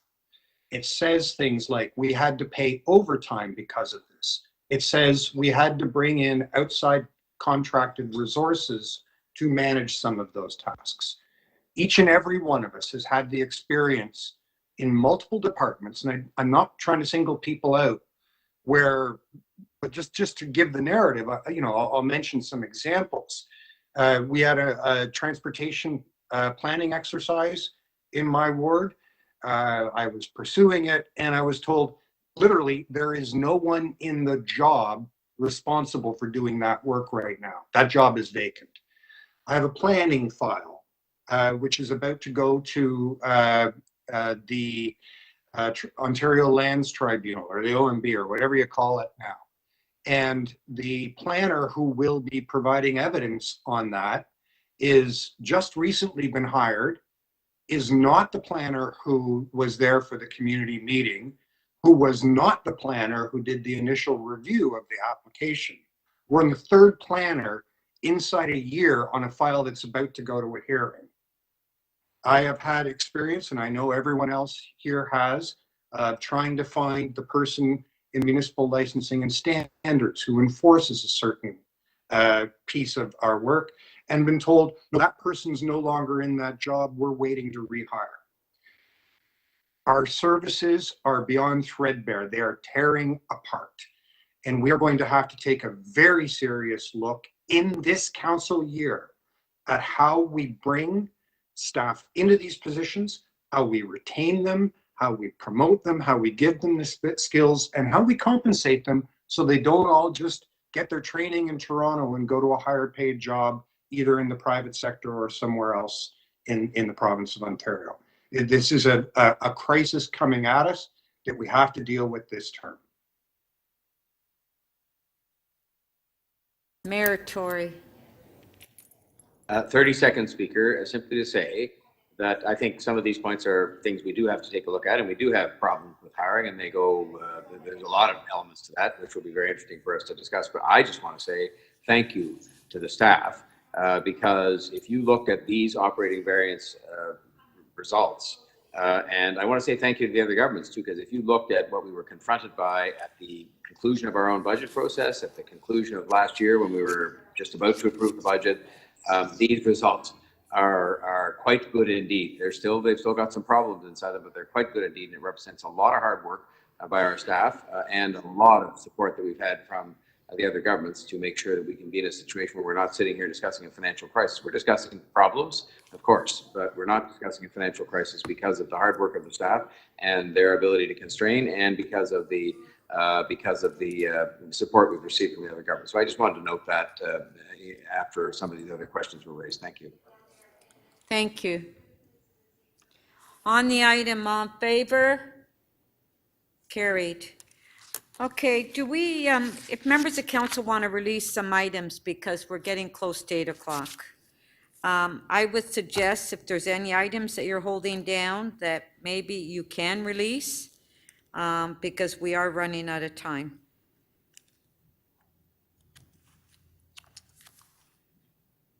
Anybody want to release anything?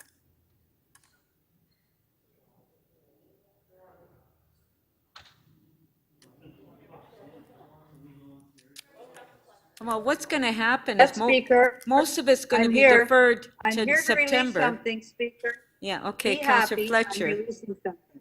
Okay. Thank you. Give positive reinforcement for people releasing things. I'm going to release TE 26.67, 23 Fielding Avenue, request for city solicitor to attend at the local appeal body, Ward 14. Thank you. Okay. Recorded vote, please. T 2667, Councillor Fletcher is releasing a recorded vote. Thank you. I'd love a recorded vote. Be deferred to the September meeting. Huh? No, I know, but we're not going to get it done tomorrow.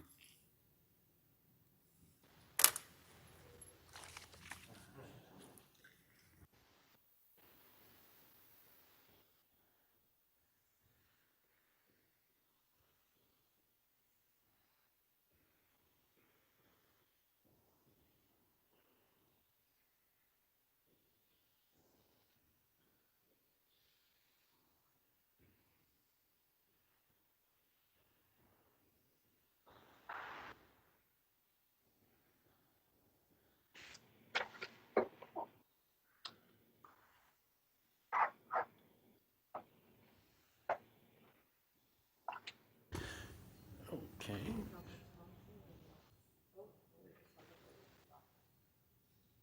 Councillor Thompson, your vote, please.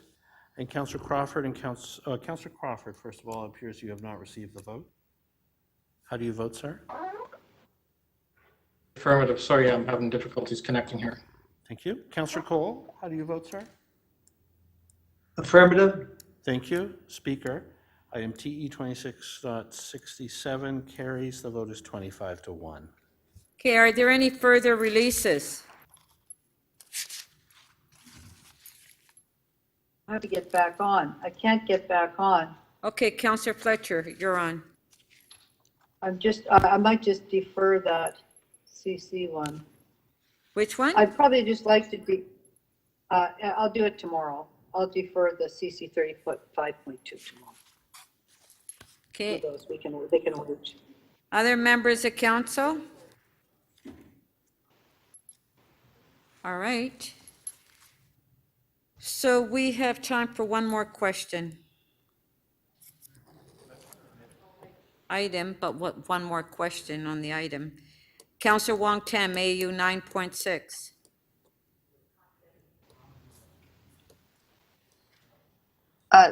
Madam Speaker, thank you. There's a confidential attachment to this item that I can't get to because my portal is not letting me. So you want to go in camera? I may need to go into camera, but I recognize there's about 4 other items that have confidential attachment immediately after this one. So I'm not sure if it's best for all 4 of us to go into camera tomorrow. Yes, that's what we'll do. And the next site, so.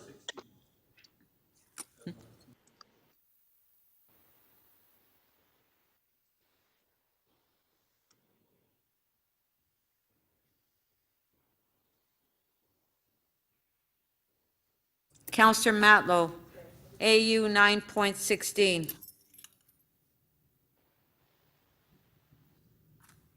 Councillor Matlow. Madam Speaker, we are working on a motion. May I attend to this tomorrow? All right. You're ready tonight. Down. Okay, Councillor Perruzza, quickly, GL 2414, Downsview East Lands.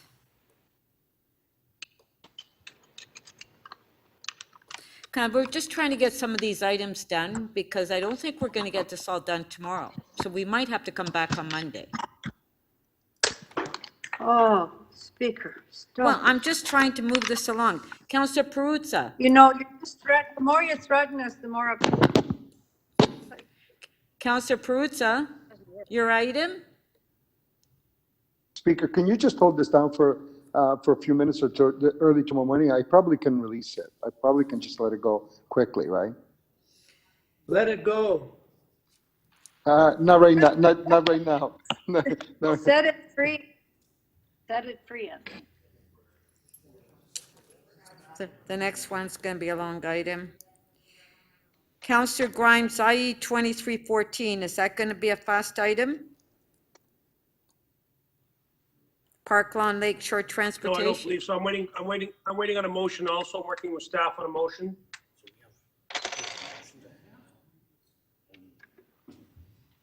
Okay, well, looks like we don't have, then we won't do anything more tonight. Yeah. Speaker, I might be able to do mine quickly on PH. Which one? Good luck with that. Which one, Councillor Holiday? PH 24.3, it's almost the next one on the list. Modernizing Chapter 49 Grass and Weeds. I have one question of staff and I have a very brief motion, which is for a report in the future. Pray not quick. Okay. It's not. So it's not a quick item? All right, okay. So. Okay, we have one motion to add on. If we can put it on the screen.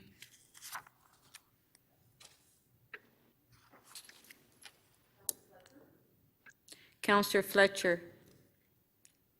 Yes, thank you, Speaker. Oops, I can't. It's urgent. don't have any meetings till September, and all these little patios, if we can make it happen for them, we can support a lot of small businesses. Thank you, and thank you to the staff for working so hard on this one. Okay, all in favor? Carried. Speaker, it's Peruzza again. I do have a quick item I can release. It's 25, PH 25.9. I just have a minor little amendment, and the clerk has it. Which one is it? Which? PH 25.9, the upcoming review of city. Right. I think it's entitled Upcoming Review of City Affordable Homeownership Policy and Programs. Okay, so do you have the motion ready? Yeah, the clerk has it. It just basically adds Fir Grove to the list of sites to be looked at. Okay, PH 25.9. Councillor Peruzza has an amendment. It's on the screen. All in favor? Carried. Okay, we have a few more minutes. Item is amended. All in favor? Carried. We have some members' motions that were held down. Councillor Carroll, are you ready to release MM 35.6? Questions of staff, Madam Speaker, I'm sorry. Oh, so it's not a quick release. Councillor Robinson, MM 3510? Also hoping to ask questions. Okay. Speaker, A for effort, doing a good job. Yeah, trying to well, get I this mean, moving. everybody has questions, so I don't know. Madam Speaker, my questions may only take, there are 9 minutes and they may only Yeah. take 9 minutes. MM 3523, Councillor Crawford, is that going to be quick? Your member's motion? Listen, I don't, if I can speak to it for about a minute, I think that would work. Okay, why Madam don't you Chair, if speak that's for it for a okay. minute and we can release it. Go ahead. Yeah, thank you. First of all, I want to recognize, number one, that this is a real significant milestone that we are supporting here, which is the first healing lodge, or the first Indigenous-led healing lodge in all of Ontario, all of Toronto, of course, and it's in my ward. This has been a long time coming. It has come to council over the last number of years. We've been working incredibly hard with the healing lodge. And I just want, again, what we are doing here is really looking at how can we support them a little bit more to get them over the goal. And this will be giving, there's some financial support to them, but this is really a milestone for the City of Toronto in opening up our first Indigenous healing lodge. So I just wanted to thank, first of all, Patty Pettigrew, who is the executive director of the Healing Lodge and has been instrumental in pushing this through. Not only, I think, when you're looking at, the whole bureaucracy in government, but within the community, and recognizing that a bit of work had to be done to help support and this in the community. And I just wanted to recognize her entire team for the incredible work that they've been doing over the last couple of years. And me as the councillor, I think we as a community are looking forward to supporting this lodge and the great work that it's going to be doing for women who have come out of and gone through the correctional system and the supports that they need around them. So I'm looking forward to this. I believe they'll be breaking ground in September on this, and this is the last opportunity or last step to move them. And again, I want to also thank the mayor for seconding this motion. Thank you. Okay, on MM 3523, Councillor Crawford's releasing. On favor, carried. Councillor Wong Tam is MM 3530 and 31. Good job, Gary. Could that be a job, quick Gary. item, or did you want to ask questions? No, Madam Speaker, the only thing I needed to do, which I haven't gotten to, was to change the report back date. The clerks can probably do it fairly quickly from September Executive Committee meeting to October 27th Executive Committee meeting. And this matter is regarding the Province of Ontario's expropriation of the First Parliament site. Just for members of council, for your awareness, the plan of expropriation has already been registered on title, which means that we no longer own it. It's already in the hands of the province, and the keys will be handed over August 31st, and council has never even taken a vote on it. So I just want to get to the bottom of it, Madam Speaker, and none of us will have the answers until the staff are ready to report back. And I'm told that they can't do it until October 27th at the Executive Committee meeting. So did that amendment come through to the clerk? No, I don't think so. There was just a confusion between my staff and I who was going to do it. I could do it tomorrow. Okay, we'll take that. So on MM 3530, you just want to amend the date. On favor? Carried. Item is amended. On favor? Carried. On MM 3531, the staff will amend the date. It's the same. Same thing, amend the Yes, that's date, right? Okay, Yeah, we have to move it to October 27, Executive Committee meeting. That's the report back. And hopefully we'll get the answers that we're looking for. This community is very concerned. And one thing that if members don't know, and I didn't know this as well, but through the Building Transit Faster Act, the province can actually expropriate lands from any municipality and not pay us. So just to catch your attention, we just found out recently, so now we need to get more information. okay. On MM 3531, we're going to amend the date, amended by Councillor Wong Tam. On favor? Carried. Item is amended. On favor? Carried. Okay, we got a few items done. Okay.